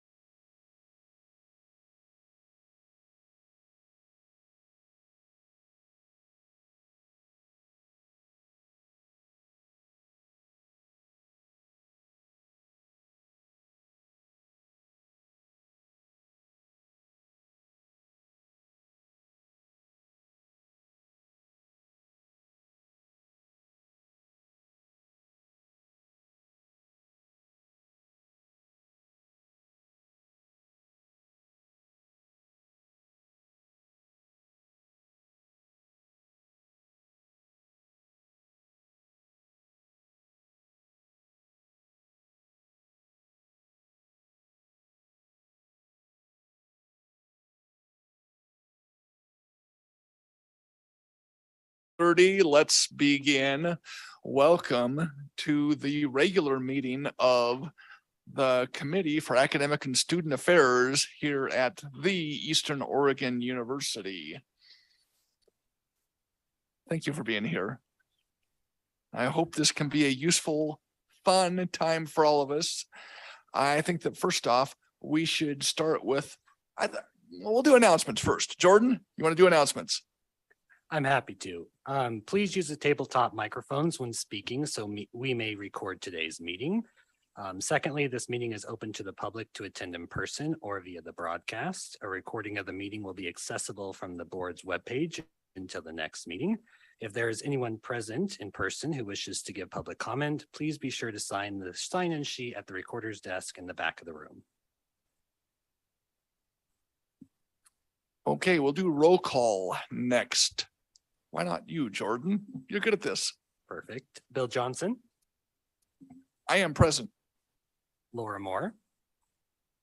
Present. George Mendoza. Anna Cavanado. Present. Tamara Mabbitt.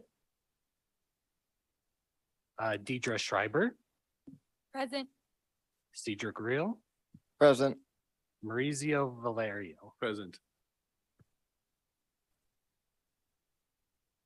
Thank you all. Do we have any other announcements, trustees? Jordan, do we have any public comment? We have not received any requests for remote or in-person comments at this time. Folks, if you look at your agenda, it says we've got 3 things we're going to do here today. I hope actually that our first agenda item takes a little longer than the allotted time. We'll see how that goes for us. We'll look forward to the other conversations as well.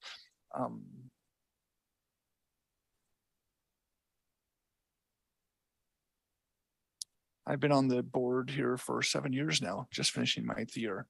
In that time, I was fortunate enough to chair the governance committee for 5 of those years. And this is now my 3rd year working with academic and student affairs. I remember when we put the board together, first off, Jay Keaton, David Nelson, Chris Burford and myself stood right here. And we were trying to figure out how our committees would work, because we had the sense that having 15 people working on a problem was a very unwieldy thing to actually get things done. And I think experience has proven that true, that it's hard to allow 15 people to speak and get anything done in a quick, reasonable fashion. And so we recognized we needed committees that were effective. And the proposal at that time was for 3 committees: academic and student affairs, a finance administration committee, and then we'd have an executive committee. And a lot of institutions do this, especially private institutions. And I argued strongly against this idea of an executive committee for a couple of reasons. My first concern was that inevitably in the situations I've been involved with, that executive committee became a separate entity from the rest of the board of trustees. That executive committee did the things our governance committee does, but it was also empowered to make some decisions in between regular board meetings.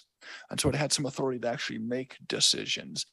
And in my experience, every time that happened, you end up with this super class of executive committee members that were then empowered in a different way. And those people acted independently and didn't engage with the rest of the trustees in a consistent fashion. And I was very convinced that for a university that we need a more democratic model. Shared governance matters here, but also each voice matters here. And I wanted to empower a set of trustees that could do that. And people understood that well, I think. And I think that served us very well. We have a range of trustees here, right? And that's good. And they have a range of experiences and capacities to get involved in different things, and that's good. The challenge we have then is, of course, is making our committees work effectively and making sure that we can do the things that we might have lost by not having that executive committee. It's interesting for me to think about how our committees work today. Being on the finance administration committee, it's pretty easy for that team to engage with the administration because the work is quite regular. We have quarterly reports, and that committee reviews those. We have annual reports. We have regular strategic plans. And so that consistent pattern allows the committee to come prepared for a subject, engage at the right time, and then try to add some value. Governance has a different problem. On the governance committee, most of the work is done by the board secretary, and the members of the committee themselves, right? And so the secretary really can't do his work unless the trustees have some engagement to provide feedback, offer ideas, support the ideas that are going forward. It's amusing to me to see how Mr. Burford's engagement with that governance committee compares with Mr. Seidel's engagement with that committee. Because when you're the VP of advancement and the things Mr. Seidel does, he doesn't depend on the trustees in the same way, right? And so regularly he has a set of activities that aren't timed to coordinate with what the trustees are doing. And so for him, the trustees need to be informed, and then he may selectively engage on some specific issues, but there's a much less rich interaction between his domain and the trustees. Now, if I compare those two committees with what we have here at Academic and Student Affairs, I felt all along and certainly learned as the chair, this is the hard one. This is the hardest of the three.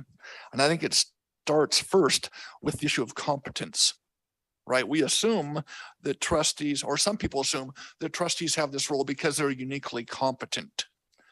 And rarely is that true. Okay, sometimes they're representative, sometimes they have competencies in a role, but they rarely have competency within the disciplines that we're addressing here.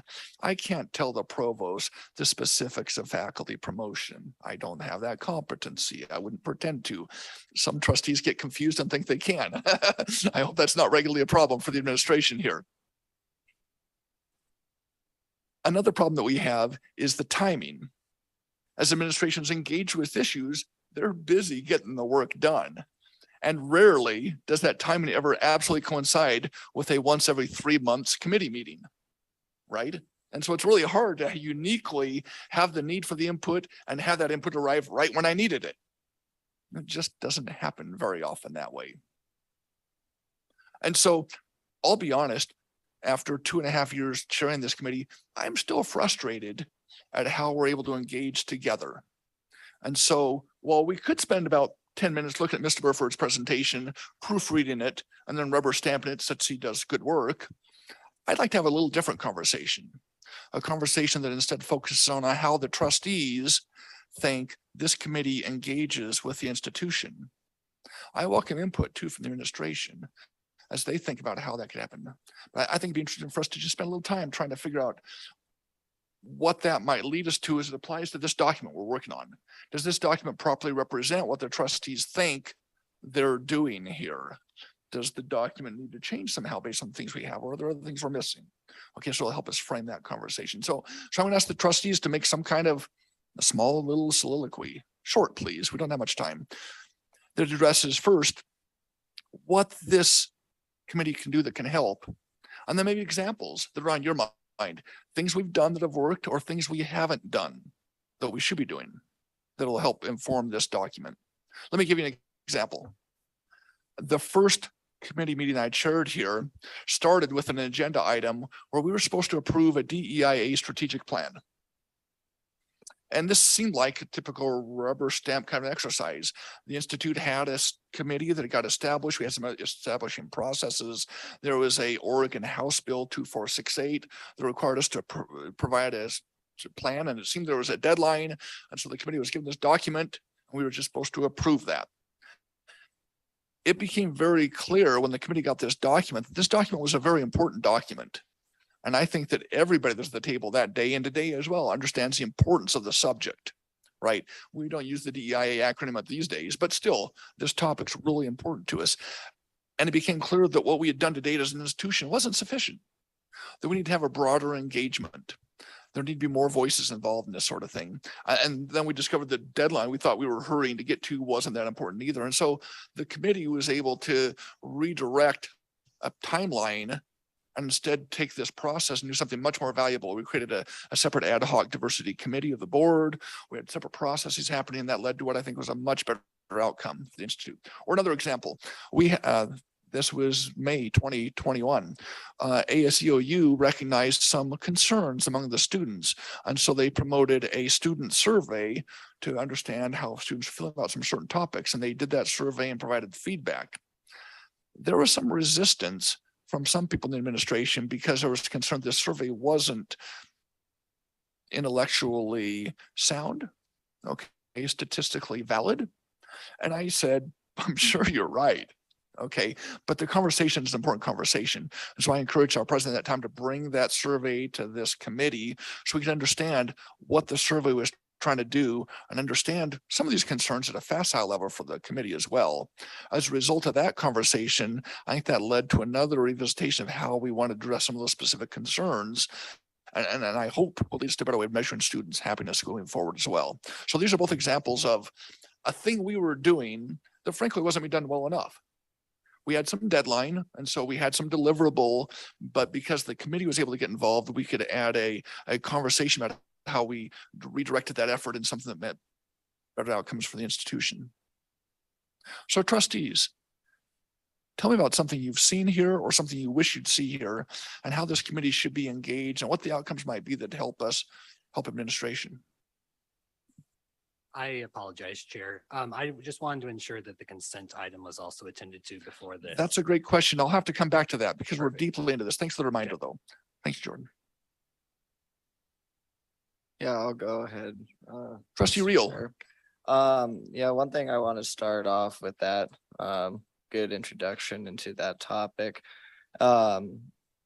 One thing I want this committee to really be considering moving forward and how we work and function both within this committee and with our various academic affairs constituents is we've added a lot of programs even since I've been here, and I'm one of the newer members on the board. But we've added several programs, and one conversation that seems to come up with every program we add is this adding students to the EOU population, or is it taking students just from other programs? Are we just leaching students within the campus itself? Are we going to actually see that expansion? Enrollments are down again, and it's feeling a repetitive conversation. So I just want to bring that to light that getting ahead of the problem, whether we need to have a way, and I don't know if we're in the works on it or where we're at on having some sort of a measure of those program successes, maybe a matrix of some kind, some way to actually know how these programs are doing without just adding new and various programs, which are very exciting, but I want to know what they're actually doing for our university. And however, we can come up with a way to have a clear understanding of their progress and if we are actually seeing the improvements that we're wanting. Cedric, do you think that's new programs? Do you think it's more broad than new programs? I think it's a combination of both. I mean, we have a lot of existing programs here as well. That would also be under that scope. So no, it wouldn't just be limited to new programs. But I'm focusing on the fact that since I've been here, we've been adding a lot of new programs. So are those new programs actually positively impacting as expected on top of? Are they better than some existing programs? How do we measure that? So a greater scope than just the new. Thank you. Other comments? Dr. Cavanito. Yes, as a fairly new trustees and member of this committee, I started by looking at the charter, which I think it's very appropriate. I actually researched the charters from other institutions, and it seems like this falls right in place. So the charter in itself, I think it's really well designed or addresses the appropriate field. What I struggled with are measures that we would put in place to, so in other words, say, under academic affairs, part B, ensure the faculty personnel policy and procedures support and enhance academic priority and objectives. How does that translate practically in the work of this committee? Like, what do we have in place to know that that's working? Or I'm just making an example. Or if you go under student affairs, there are 5 different items. So how do I know that we are meeting, these expectations? So I don't think that I want to understand what mechanisms we have in place as a committee to do our job, basically. Because that's not, it's vague, but there is not, so what Cedric just said is just one example, of a measure that and of course we couldn't measure them all at once, but perhaps we could set some goals even to understand, okay, maybe this year we're gonna look at all the programs and see how they're faring. Another time we're gonna look at all the student services. Is the learning center operating accordingly, or are the courses that needs to be in support of like remedial, writing, or maybe that's not the correct term to use, but things like that. So like having almost like a chart or something that guides our work, because I cannot tell as a new member of this committee, I can't ensure anything. I don't feel that I can, if I have responsibility to ensure something, I don't see how I can do that. So I hope that I'm making sense with what I'm saying, but. Oh, you already me. Some people see the world with rose-colored glasses. For me, I see the world as spreadsheets. That's my personal history. And so I imagine the rows or the charter items and the columns being either measures or timelines or ownership or deliverables for each of those things that we're trying to analyze and measure.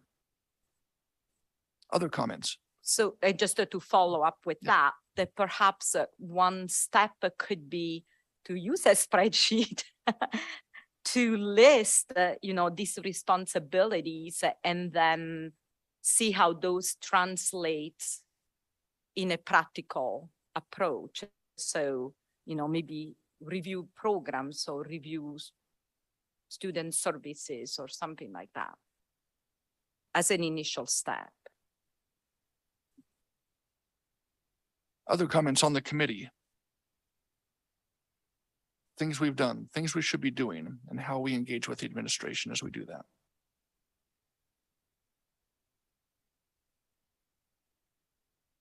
Trustee Valerio.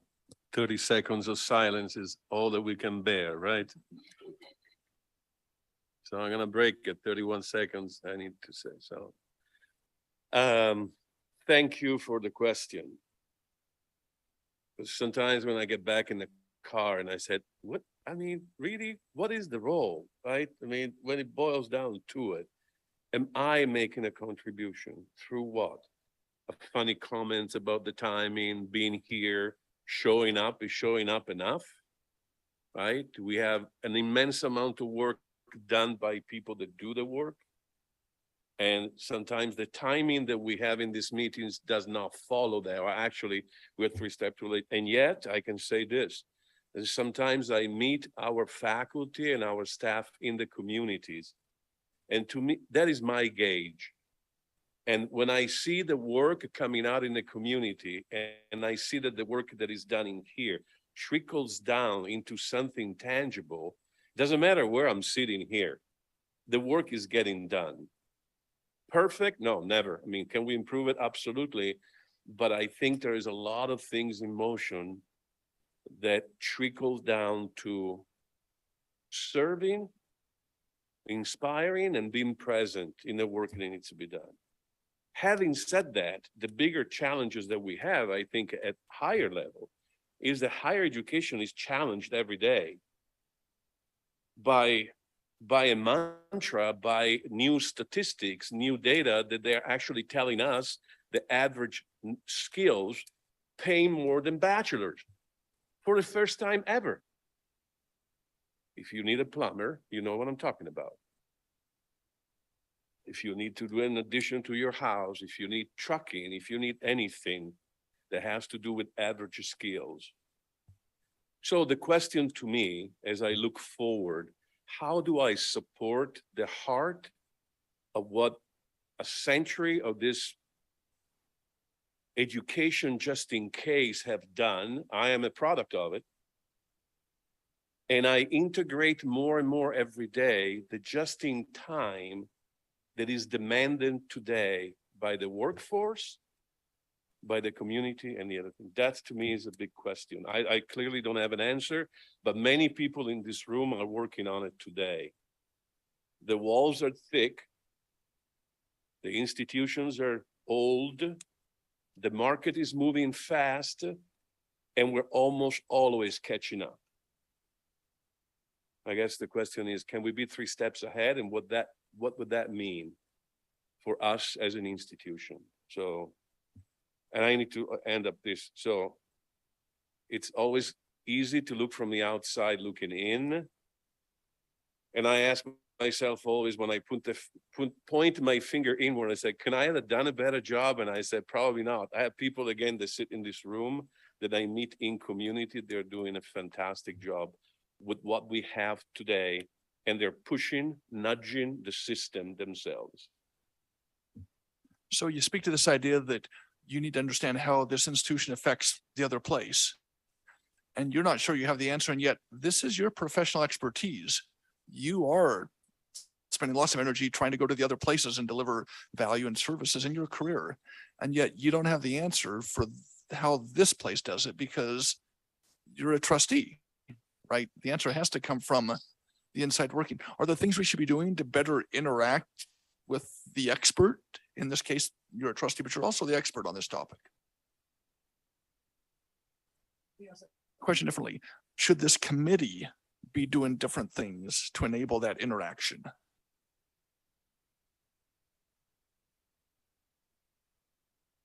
I cannot point I can point to some example to that question.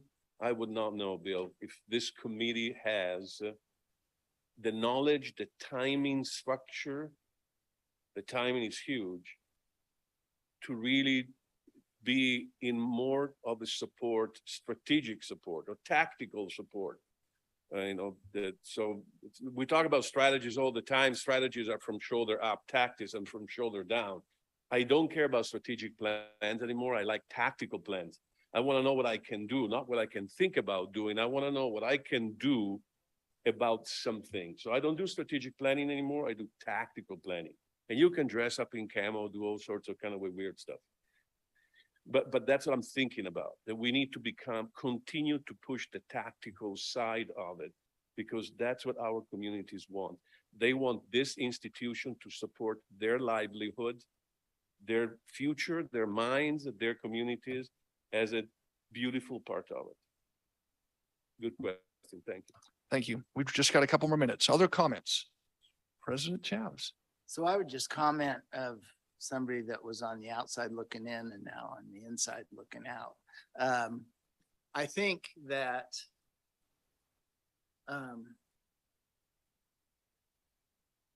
our board member Cavanado has had the start of a good idea. Do we need a spreadsheet that says what maybe Chris has in the charter? Here's the responsibilities of, this committee.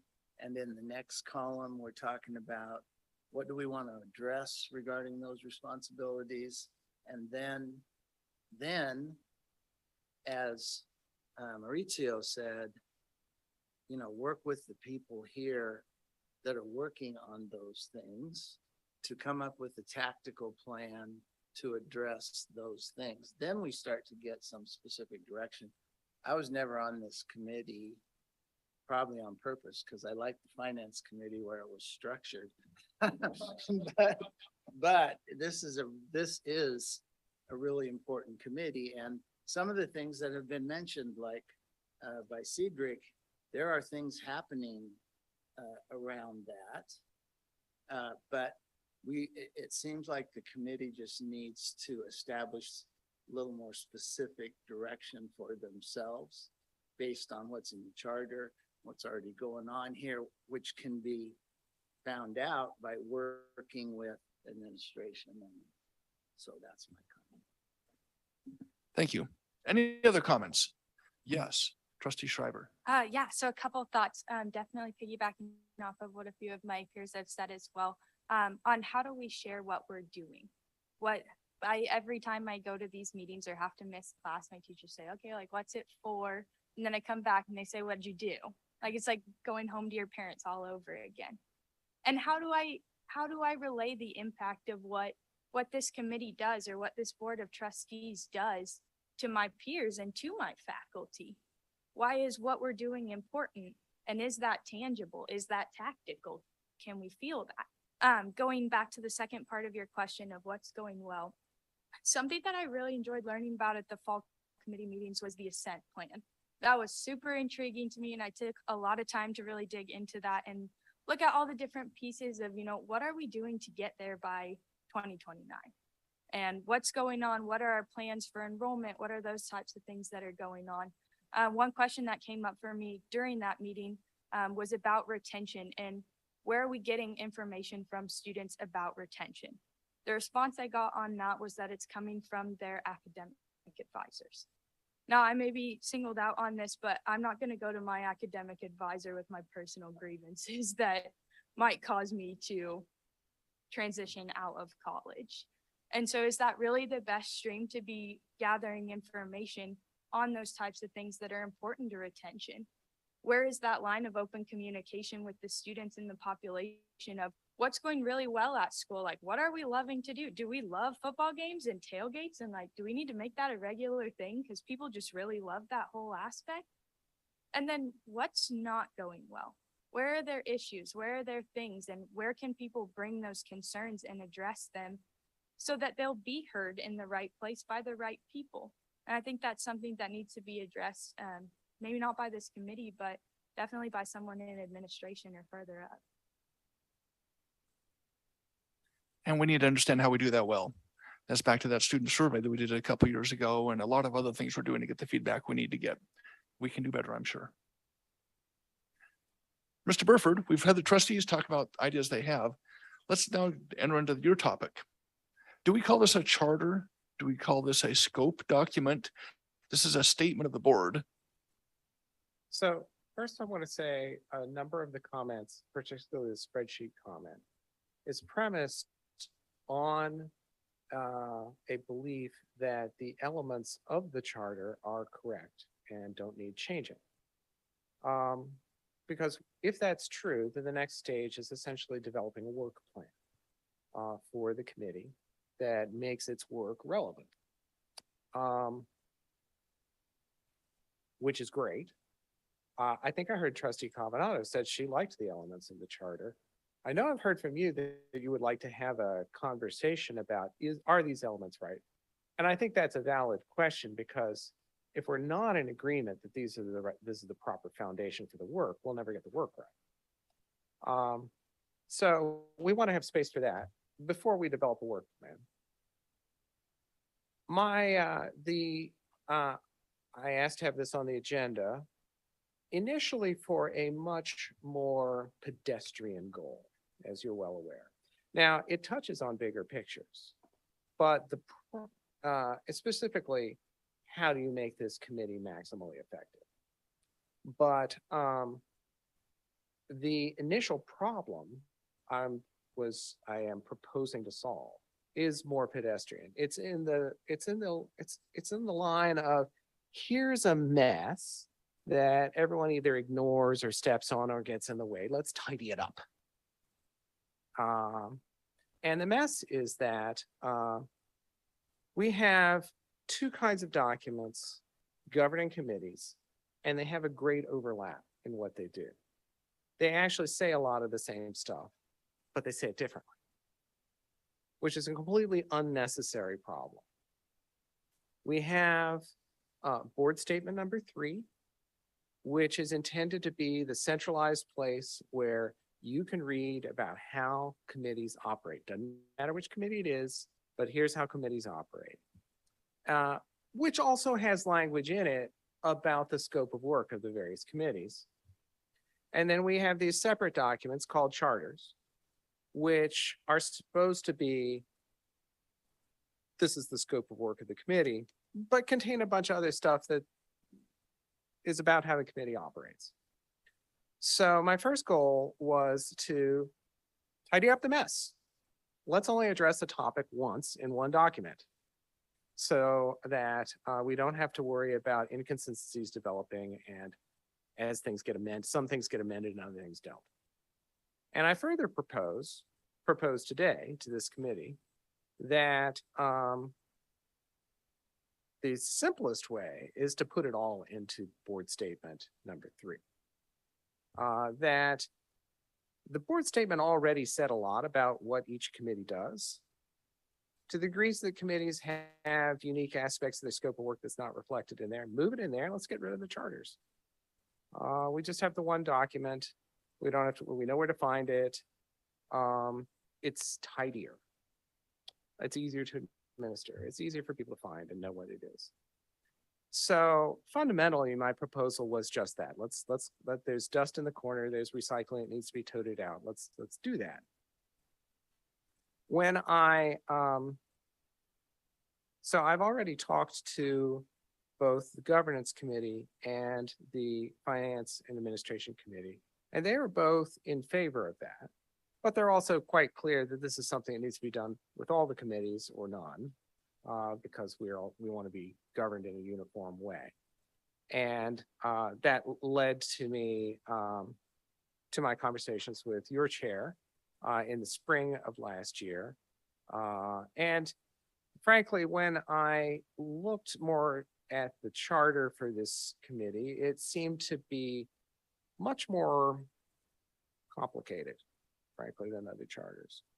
But what I have proposed that has sort of kicked off the conversation, and what you have linked to your to the staff cover sheet for this, is an amendment to board statement number 3 that takes whatever elements were in various charters that weren't in the board statement and makes sure they're there. Not just the scope of work, but also the procedural pieces, which then lay the foundation for repealing the charters. And as I mentioned, the charter, it's a more complicated question for this committee than for the other committees, which is why we're taking time to do it. What I did do was import the elements from the charter into the statement, and I'll share it right here so we can see what we're talking about here. Just a moment. Again, I'm here on Zoom. Let's share screen. Which screen is it? So many screens. Just a moment. Make sure the right. While Mr. Burford's drawing this up, I'll ask a quick question of the trustees. This idea that we merge scope of the charter and the board statement number 3, is there any concern, immediate opposition to such an idea? Looking into the details, I just thought maybe, okay, I think I see it the same way. Okay, I'll make this a little bigger. Come on. Oh, I gotta shrink that. Well, it's a Word document. It's not gonna be the plus sign at the bottom. Oh, no, it is. You're right. Okay, there we go. There we go. All right, so to start at the beginning, this amendment is about more than this committee. So it has language about that frankly, it's got better introductory language explaining what it is that we're doing. And then we've got stuff about governance committee and finance and administration, and finally academic and student affairs. And this is the part where, and this basically imports language from the charter.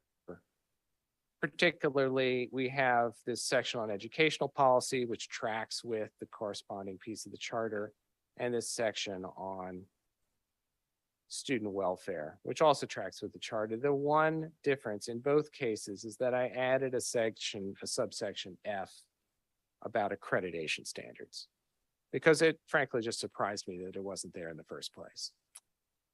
So that's how we got this far.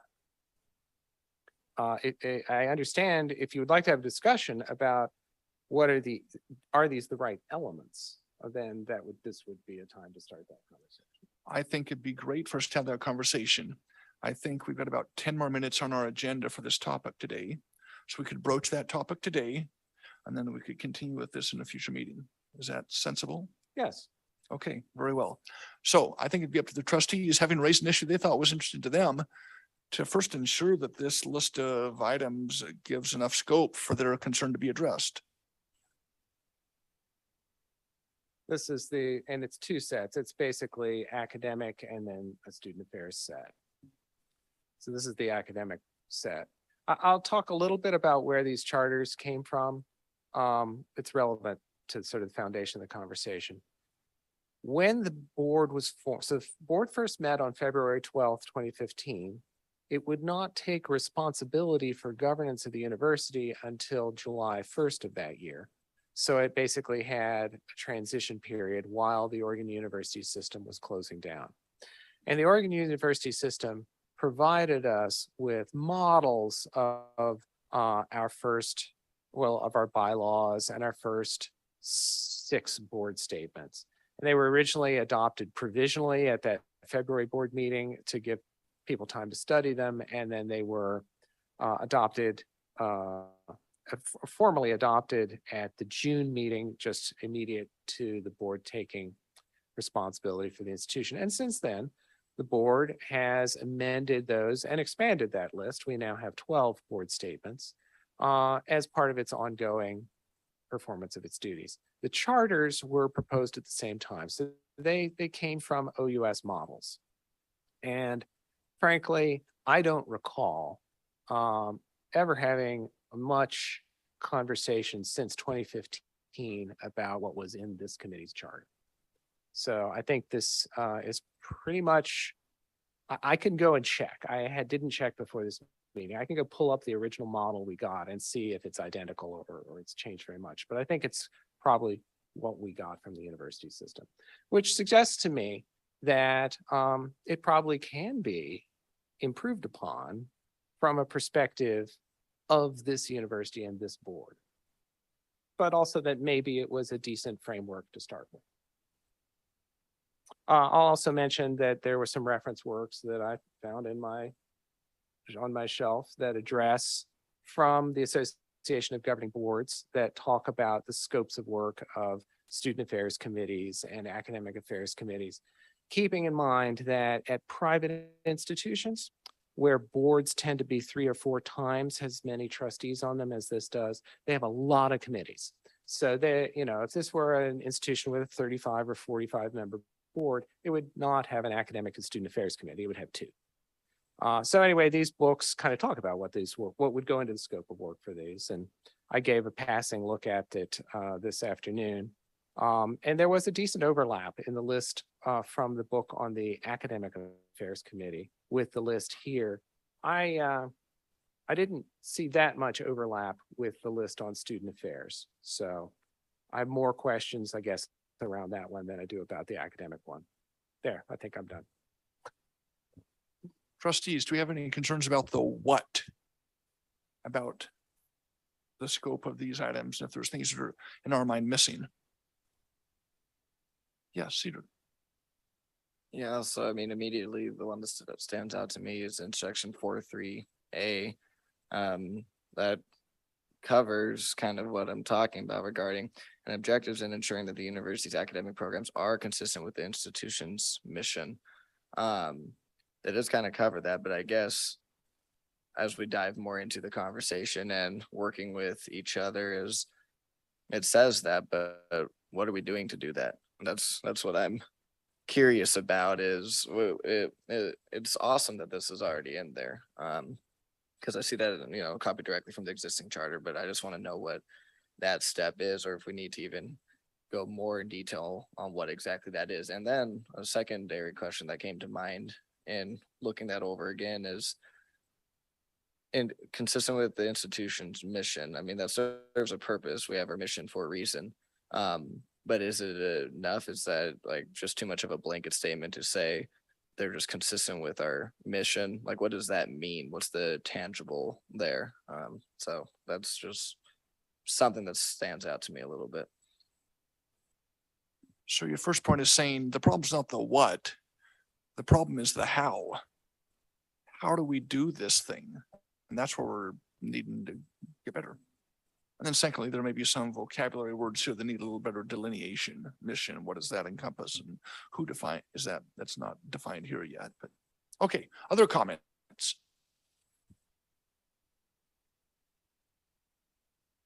Trustee Valero. So following up what Cedric said, let me go back to point E. Who would make that, is that type of a decision a committee decision that trickles down to faculty? I don't think so. I'm looking at point E as an example of who does what, right? I mean, so should we look at the spreadsheet and say, haha, look at here. I read those numbers too low. You guys, eliminate this. Is that an authority that A, we have, B, we would like to have?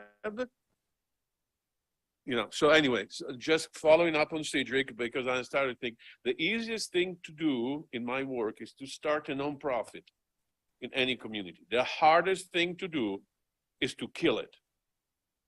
We have communities of 200 people with 25 nonprofits. This is it. That's right. They have 25 programs, great intention, historically significance, they cannot go away. I can offer a suggestion. I'll accept your input. Or the provost for that matter. I think, so there are certainly decisions around removal of programs that might in fact be board level decisions. They would not start at the board or start at the committee. There would be an administrative process that led to that recommendation. Now, this committee and the board might be involved in helping the administration figure out what that process is, or reviewing the administration coming and saying, well, this is work we need to do. This is how we plan to do it. But it wouldn't be the committee cherry picking through the academic catalog and saying, what's this one? So I think might very well be a role for the committee and certainly the board in making decisions about removing programs, but it would not start there. Trustee Reel. I guess off that note, a follow-up question I'd have, obviously, everyone over there is the professionals and working with the academics directly. It's just what are our existing measures? And I don't know, I definitely think it just warrants a lot of intentional investigation as to how these programs are operating, and maybe if there needs to be some sort of group put together among those academic professionals that meets maybe monthly to have certain discussions, something more consistent than just looking once a year, you know, maybe a more continuous evaluation, real time, not only to notice if a program is doing bad, but also to notice trends within the programs quicker and be able to respond quicker, to have a more real time response. Because I think it was you, Chair, that mentioned the rose glasses and spreadsheets. But there's a lot of things that we want to accomplish at our university, and that's awesome. But we are struggling with enrollment, and we need to find out if our programs are actually bringing in those students. To me, it really boils down to that, because if we can't bring in new students with our new programs, we're spending money that we are not going to have in the future. Folks, our time for this agenda item is spent. I appreciate your input. I think there's clear actionables. For our next meeting, we would continue this conversation trying to understand if these changes are appropriate and if we're willing to support these changes. Second, I think we have to address the what question. We've talked about some of the, I'm sorry, not the what question, but the how question, right? We talked about some what's. There's a list of what's, right? Even today, we have a work plan in place for this committee. I've worked in the past with Provost DeWitt and Vice President Carpillo to develop this time again, Interim Provost Seamers and Vice President Carpillo, but none of you have seen it. You haven't accepted that as the things we need to prioritize. You haven't had your chance for feedback. So that's one how that we could address, but there's other hows as well. So I think that'll be an ongoing conversation we'll have. So I look forward to more conversations about that, because I think we all want this to be a more effective mechanism for the institution. Thank you. Our next agenda item, excuse me, there it is to spend some time on enrollment management. President Moore? Thank you. Matt and I will be kind of talking about this together with you. I do want to note, I think we're crouching into Mary Ann's time, are we? So I have to maybe, They try were, to be quick. they were warned a little bit. Okay, We're all right. prepared to adjust as appropriate. Okay, I just want to be sensitive to that. I think I'm comfortable that we spend another 10 to 15 minutes on this topic. Okay, excellent. So first, maybe the first note of this is that we're going to spend a good hour or longer on this at our February board meeting. So this is sort of a preview of the work that's been happening to date since we had some changes in the organizational structure and in folks. So this is really an update of what we've been doing since that time.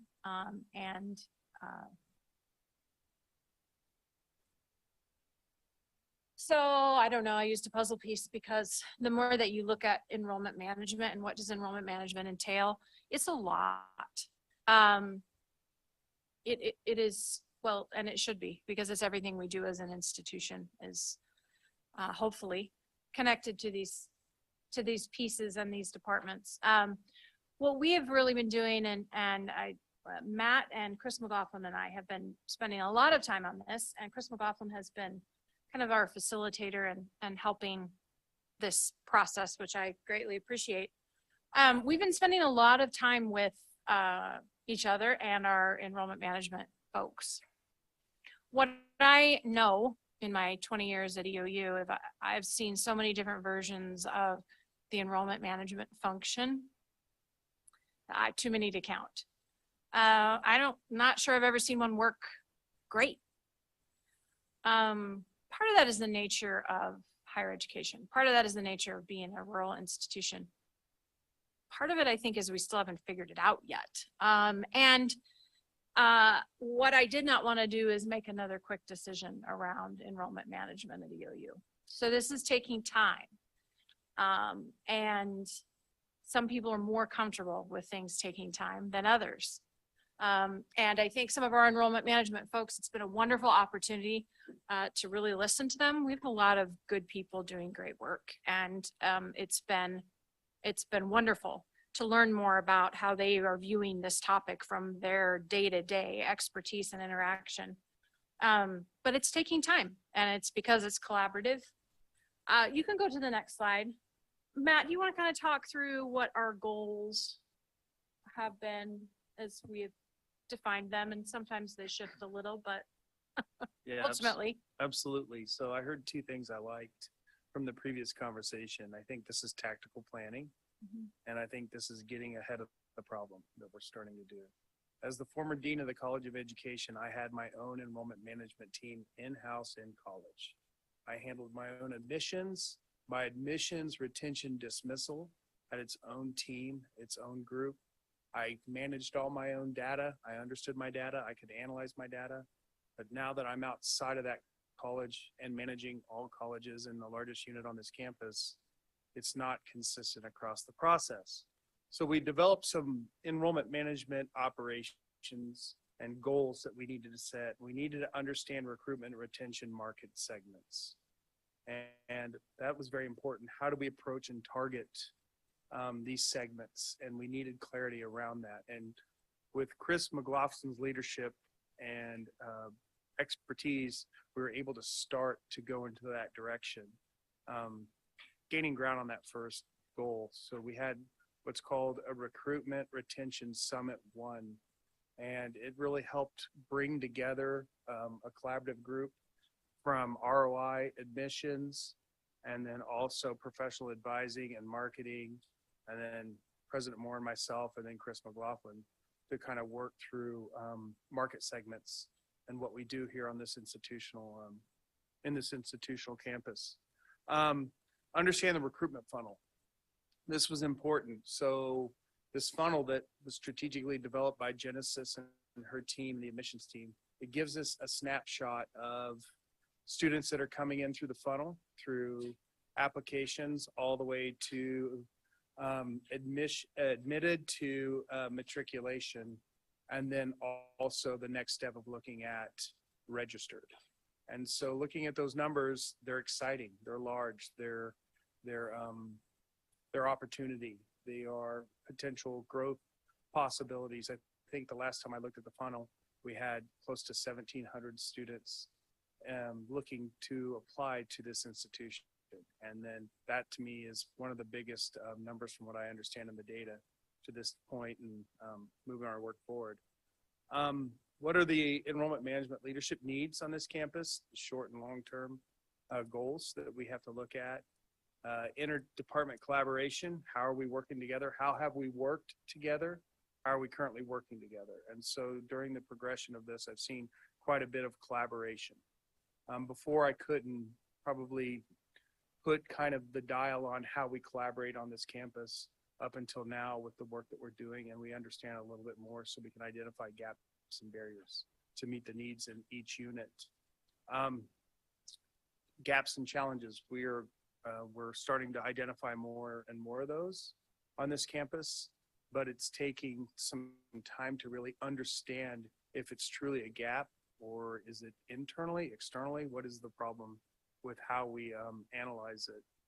And then our enrollment management leadership team structure and possible improvements.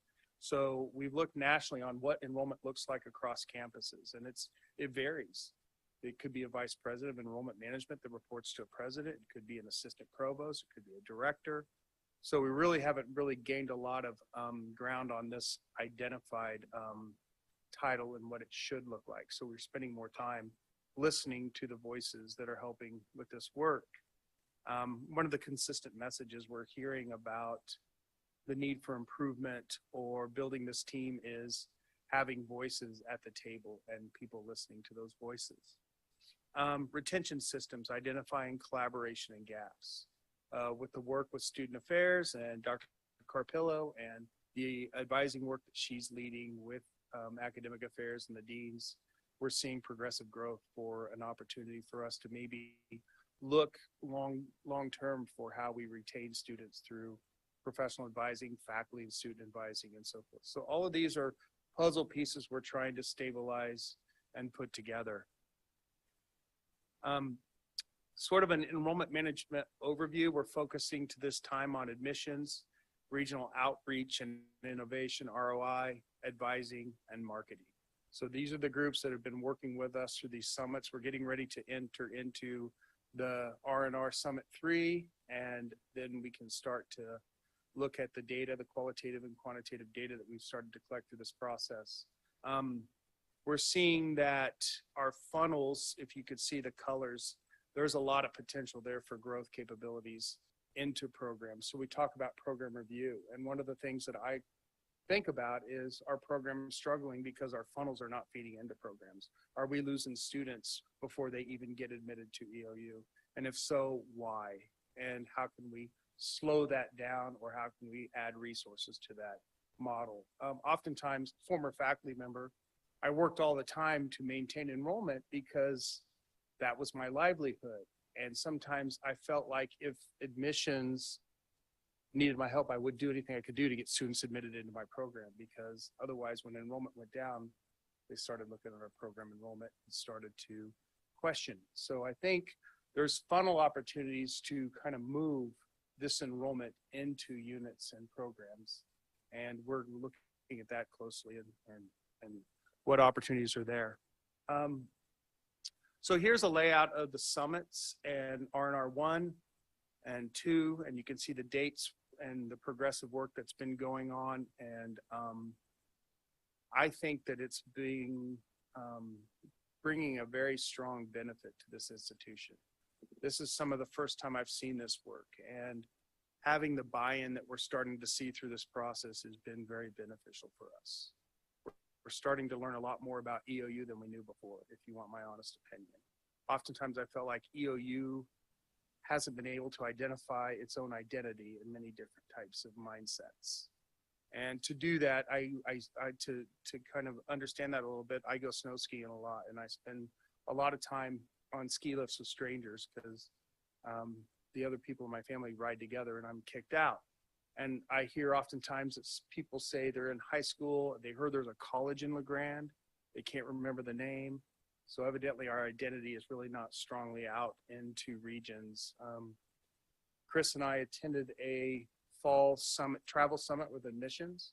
And we heard from those out in the field that a lot of people have never heard of Eastern Oregon University before. And this is on the coast of Oregon.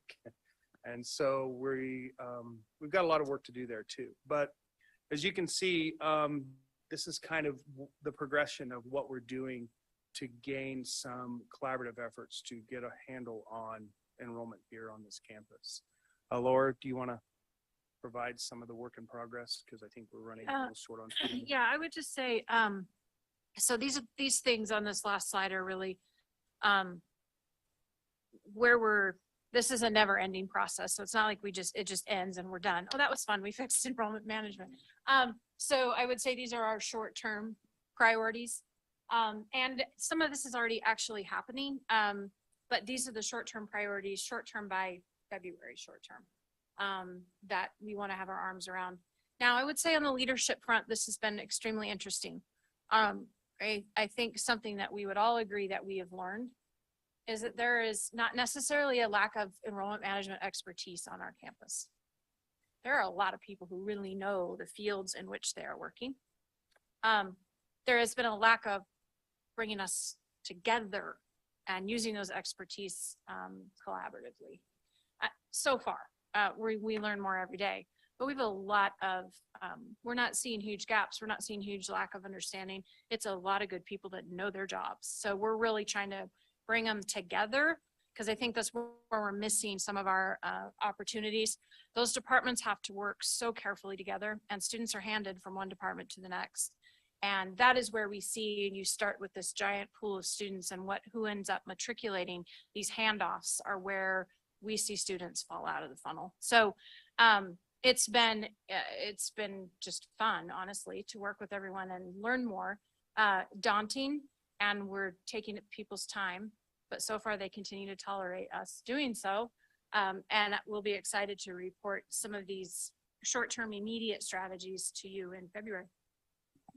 Thank you. Comments, questions? Dr. Gavinato. I just have a comment that I'm glad to see marketing as one of the forefront goals for this effort.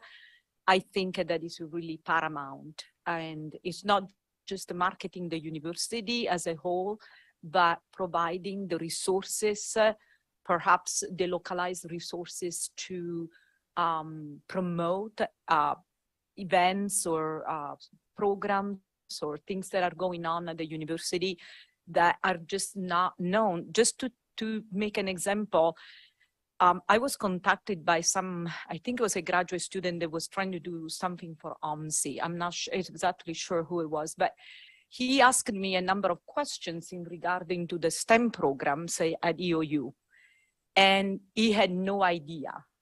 So what I'm trying to say is that we really needed to provide the deans maybe, or wherever the entities are, to promote, because they are the ones that know all the specifics that are going on within the college. And then that can then becomes a larger picture that it is. So I'm just saying that we all here are working, so we don't have the time to tell our stories.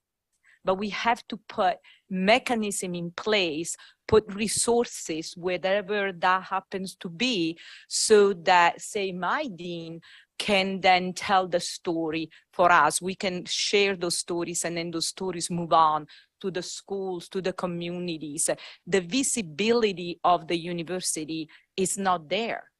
And you just address that. It's very true. I mean, we have students that come from the western part of the state, and I'm not sure how they found us, and so they go back or they say, well, in our school, we never heard about this. So that has to be one of the most important goals, because if you don't know about, I'm not saying we are a business, but we are a business in some respect. If you don't know about it, how are they gonna find us?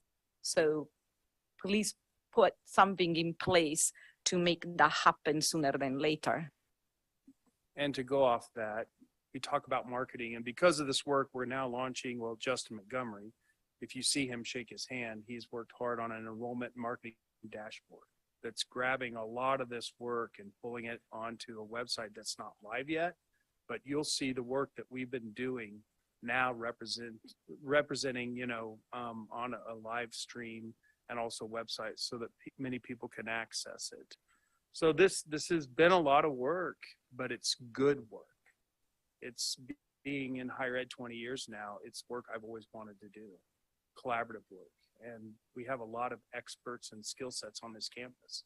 We've got to organize that and arrange it in a way so people can effectively and efficiently help the institution holistically instead of just unit by unit by unit.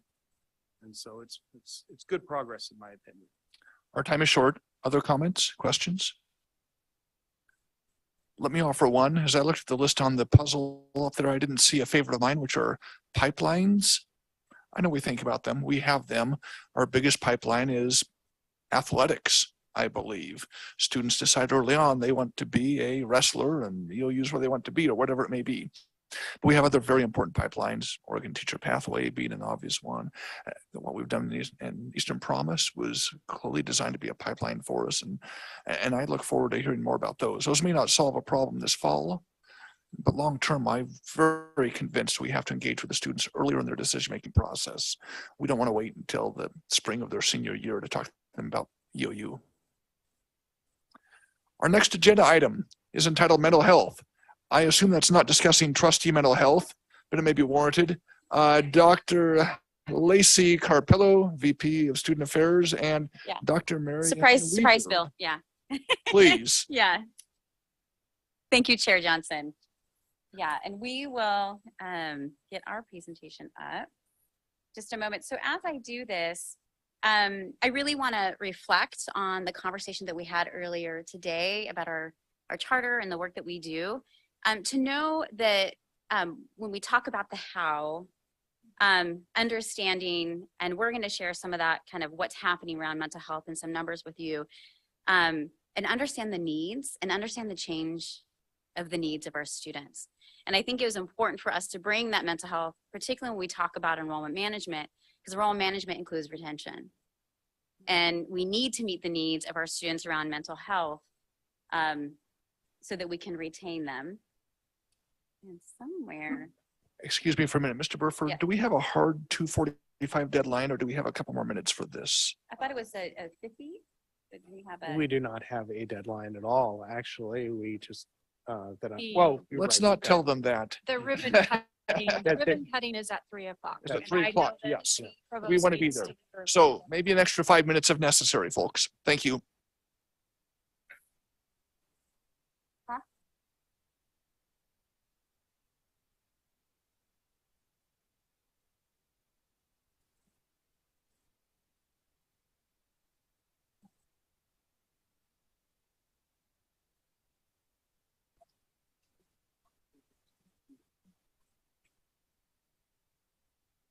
The PowerPoint? Okay. So let me, thank you. Jordan's such a great team member. So excellent. So again, creating that kind of context. The other context that I wanted to share, as I introduce Dr. Weaver, to understand the expertise that we have on our campus. We have something very unique on our campus. Most rural institutions do not have a psychologist on their staff, let alone a psychologist that has been a licensed psychologist for 20 years. And prior to that was a licensed marriage and family therapist who's been at EOU since 2001. So has over 20 years of experience serving students in a mental health setting. And the reason why I bring that up is because it's something when we talk about our work that my fellow colleagues in similar institutions, this is a problem they have. They have a problem recruiting and retaining mental health professionals. So first I want to take that context so you have that context of the expertise we have on our campus. I think is really important as we move forward with that. I gave materials to you so you could dive deep into some of the areas that we're going to talk about.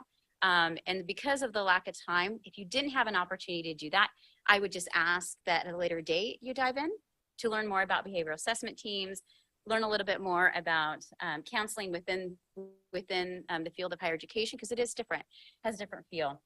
So today, we're going to talk just generally about student support services. Again, I'm not going to dive as deep because I'll have you look at those materials to get that information. Share some mental health by the numbers, to share with you a little bit what's happening right now. We're finding some interesting things, particularly in the side of our behavioral assessment team. Current status of what's happening on campus. Mary Ann's going to share with you what they're experiencing on our campus, what that's about, and then what are the support that we're doing. You can do the next little bullet point for me. Thank you.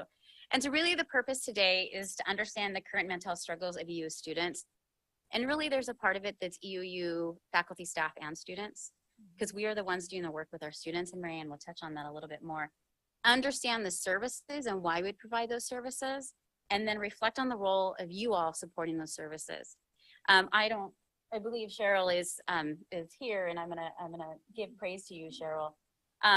There is things that can happen that are very positive when you have the understanding and knowledge of the work that we do. I have seen Cheryl in a space with people outside of our institution ask a question, and I was posed and ready to answer it. And Cheryl, you had the information. You shared it beautifully. Your information was accurate. It was related to student success. And I was able just to smile and be proud. And so that's something to know, that when you have this information, you're able to share that and have that.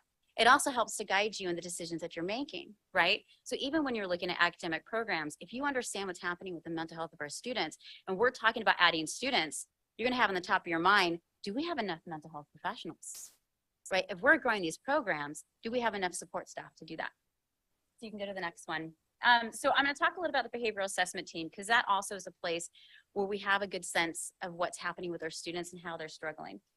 So it's called the behavioral assessment team. We call it a BAT. Sometimes they're called a CARE, students of concern.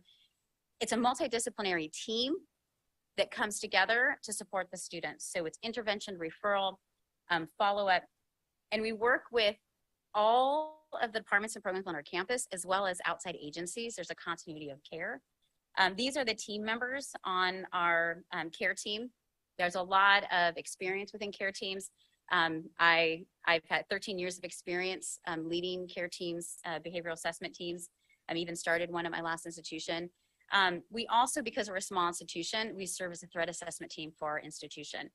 And we deal with all aspects of student struggles. So it might be us getting a report or referral about a student who is struggling in the classroom. They may have wrote an essay that was concerning, to the extreme of a student now we feel is a threat to the institution. So we talk about all of that. And it's important to know that student who may have said something kind of concerning in an email, we might find out from the residence halls that they haven't been showering, that they haven't left the room. We might find that they're not going to practice if they're an athlete. So that one faculty giving us the notification that student's struggling, we'll be able to understand and provide support to the students. And so we can go to the numbers and being mindful of time that we have. So what's important about these numbers, and I'll have Marianne talk about the numbers for the counseling center. Okay, so, and one thing about the behavioral assessment team too, is that we meet weekly for an hour and a half. And so I think that's really helpful. And when you're talking about, you know, like the tactical planning, it's so every week we're together and we're going through our roster of students and we're adding new students in, and we're talking about, you know, who's intervened with students we've talked about previously. And then we decide, you know, who do we not need to be concerned about anymore? What's resolved? And so there's just a constant flow of reporting of new students of concern, which I think is very, very effective, because we know that whenever sort of stress increases, we need to increase the amount of structure that we put to something in order to contain it. So we're really big on this campus of containing the mental health crises or mental health concerns. So when it comes to the counseling center, historically, I've been the director since 2012, maybe I've been here since 2001, but we have routinely seen about 10 to 12% of the on-campus student population. So as the on-campus student population increased for a while, we were seeing more students. And then as it decreased, we still see the same amount of students. We can just see them a little bit more often. So we can offer them more sessions, but it's around the same percentage of students. The average number of sessions per student is around 5.3, which is really cool. I love our setup because we do not have session limits. Most university counseling centers have session limits, but what we do is we just meet the clinical needs of our students. And I love the freedom to do that. So we see some students the entire 4 years that they're here. We help them graduate. And then we see other students maybe 1 time or 2 times, and we get them back into the classroom and they're okay. So, and then also one of my personal goals is I don't want a wait list. I don't ever want a student to try to get into the counseling center and not be able to set up an appointment, because we know just from the research that as soon as somebody reaches out for help and they make an appointment, they start to get better. They start to get hope. In fact, sometimes people no-show their first appointment. I don't know if you ever felt that with the doctor too. You're like, oh, I did it. I made the appointment. Now I don't have to go. But that's, yeah, that's just what we know from the research. So we get they have an appointment right away. Excellent. And so the data that I'm sharing with you regarding our behavior assessment team, this is as of January 20th. It's important to know we have had 40 students referred to BAT. Students can be referred to BAT by any means. You tell a friend and he'll go to BAT. So email, call any of the BAT team members. We have online our incident report form that anyone can utilize. You can even do things anonymously. Through Navigate, our software system that we use, you can send reports through Navigate. Faculty are using it, and it's a beautiful thing. And so we have 40 referred students to BAT. Now know that this is from compared to last year, about 15 more students. That is significant. And then we have 153 follow-ups and outreach. So that's initial outreach, it's emails, one-on-ones, it's those connecting points as we're connecting back with that student. And we're at 153. Last year, if you look at my report, I have some of the numbers in there in the documents, as a total was 163. So that tells you, one, we have more students being referred and we have more touch points with those students. And that gives us kind of a bit the temperature of how things are going right now. Students are needing a little bit more outreach, a little bit more intense when it comes to their struggling. So that's why we wanted to share that with you, because it helps us see what's happening. Now you will have at the end of the year a full report from that. We just got a Maxient, which allowed us to input that information. Before, I just had a spreadsheet that I had on my computer that was Excel. We had the pandemic impacted that, and so those numbers were low. So you will start to see, as you talk about how do you know, will be those reports and reflecting on that. Right, and just so you know too, that these are our online students as well as our on-campus students. So we intervene from a BAT perspective to all our students. Yeah, excellent for sharing that. And then we think about the top, I wanted to share with you the top 5 concerns. This is from a national survey from the Association for University and College Counseling Center Directors, and it's an annual survey. This is our 2021 data that was just put out a bit ago. And the top 5 concerns are anxiety, stress, depression, family, and academic performance. And that is what the health center is experiencing. Yeah, they reflect our student concerns too. In fact, our student population, clinically, they present very similar to the national statistics.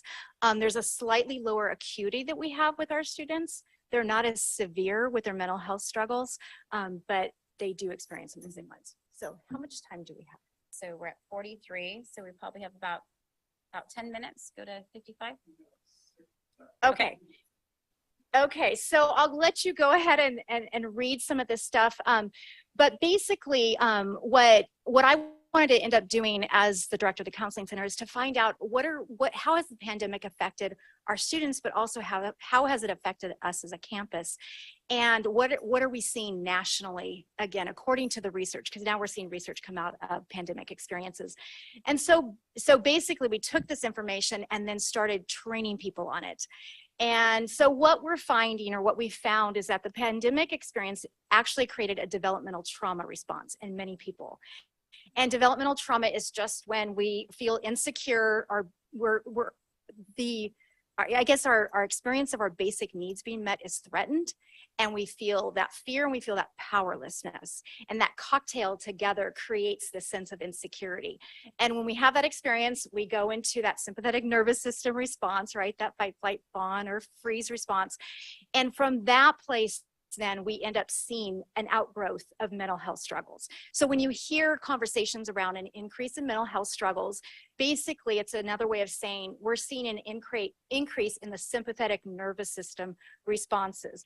People are hyper aroused, they're anxious, and they're hypo aroused, they're depressed, and then they're everything in between, and they're having a hard time regulating themselves. Some of us are too. So anyhow, so that's kind of what we've seen. And so we've taken this information and again, and just really worked on training our campus, our student leaders, our faculty on these different responses. A couple other things that we've seen that we know are impacting our students is the quarantining, that isolation. I mean, many of us are having a hard time getting back into like the flow of life and merging back into life. Privilege has really impacted a lot of our students because we do know a lot of our students come from those lower SES families, first generation students. And so their experiences during the pandemic were very different than those of us that had more of a privileged experience during the pandemic. And so we're seeing students struggle in specific ways there. Ultimately, again, when there's an increase in stress, we need to increase our structure and we need to increase our support. So the Counseling Center, Student Affairs, we spent a lot of time in the fall meeting with the different colleges, Peter and Nate's faculty. We met with all the student leaders, Res Life program, athletics, the coaches, just all those people that we depend on to refer students to us when they have concerns about them. And we worked on teaching them about what was going on and these developmental trauma responses, and then educating them on and getting an idea from faculty too on what are they seeing in the classroom, because we're seeing a lower level of development in some of our students, and that's a result of that developmental trauma response. So anyways, we just ended up doing a lot of education, a lot of connecting, working on reinforcing our off-campus partnerships, because as a small institution, we need to work with everybody on campus as well as our like our CHD, our sexual assault response team, all our groups off campus that provide services for our students as well. And so we've done that really effectively, and I think we're in a good place. Yeah. Part of on the cover sheet, I sent a link to the worksheet that Marianne, Dr. Weaver, and Simeon would take people through as we're looking, not necessarily students, faculty, staff, individuals that are serving students to kind of do that reflection. And we've had a lot of feedback that is really helpful for people, because to get in a good place for you as a professional, then be able to do that work. And we'll do the really last, and so I don't know if you want to take the first. Yeah. So basically, final points, continued reflection as a campus community regarding how we have been impacted and changed by the pandemic experiences. We do know from the research, again, if we talk about it, we name it, we keep it in conversation, then we're less likely to leak our stuff out in ways that are not very helpful. And we can be more intentional on how we can actually see the student concerns popping up and what they might mean.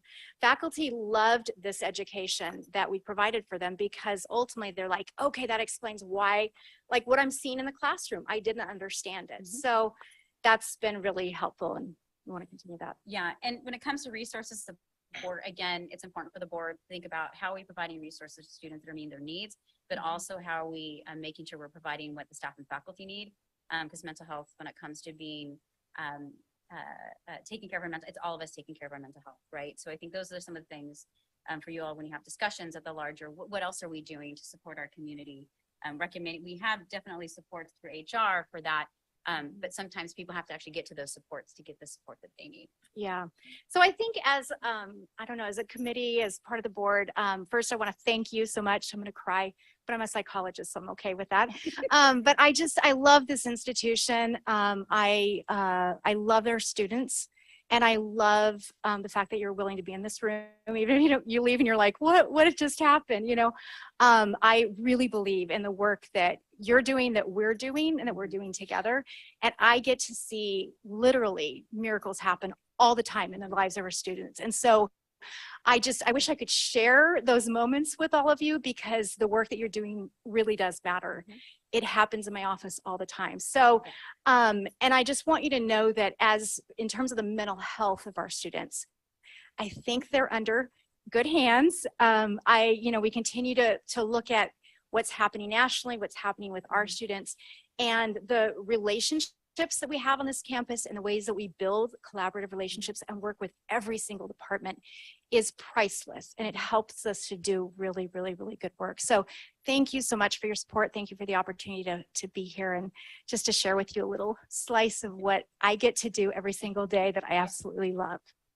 Doctors Weaver, Carpello, thank you so much. And especially Dr. Weaver for showing your enthusiasm for the outcomes. Yeah. We need You're to see that as trustees. It helps us too. Yes. It really does. Okay, I'm sure we'd like to ask some questions, but our time is short. We can't do that. For instance, I'd like to hear more about how we compare with other institutions.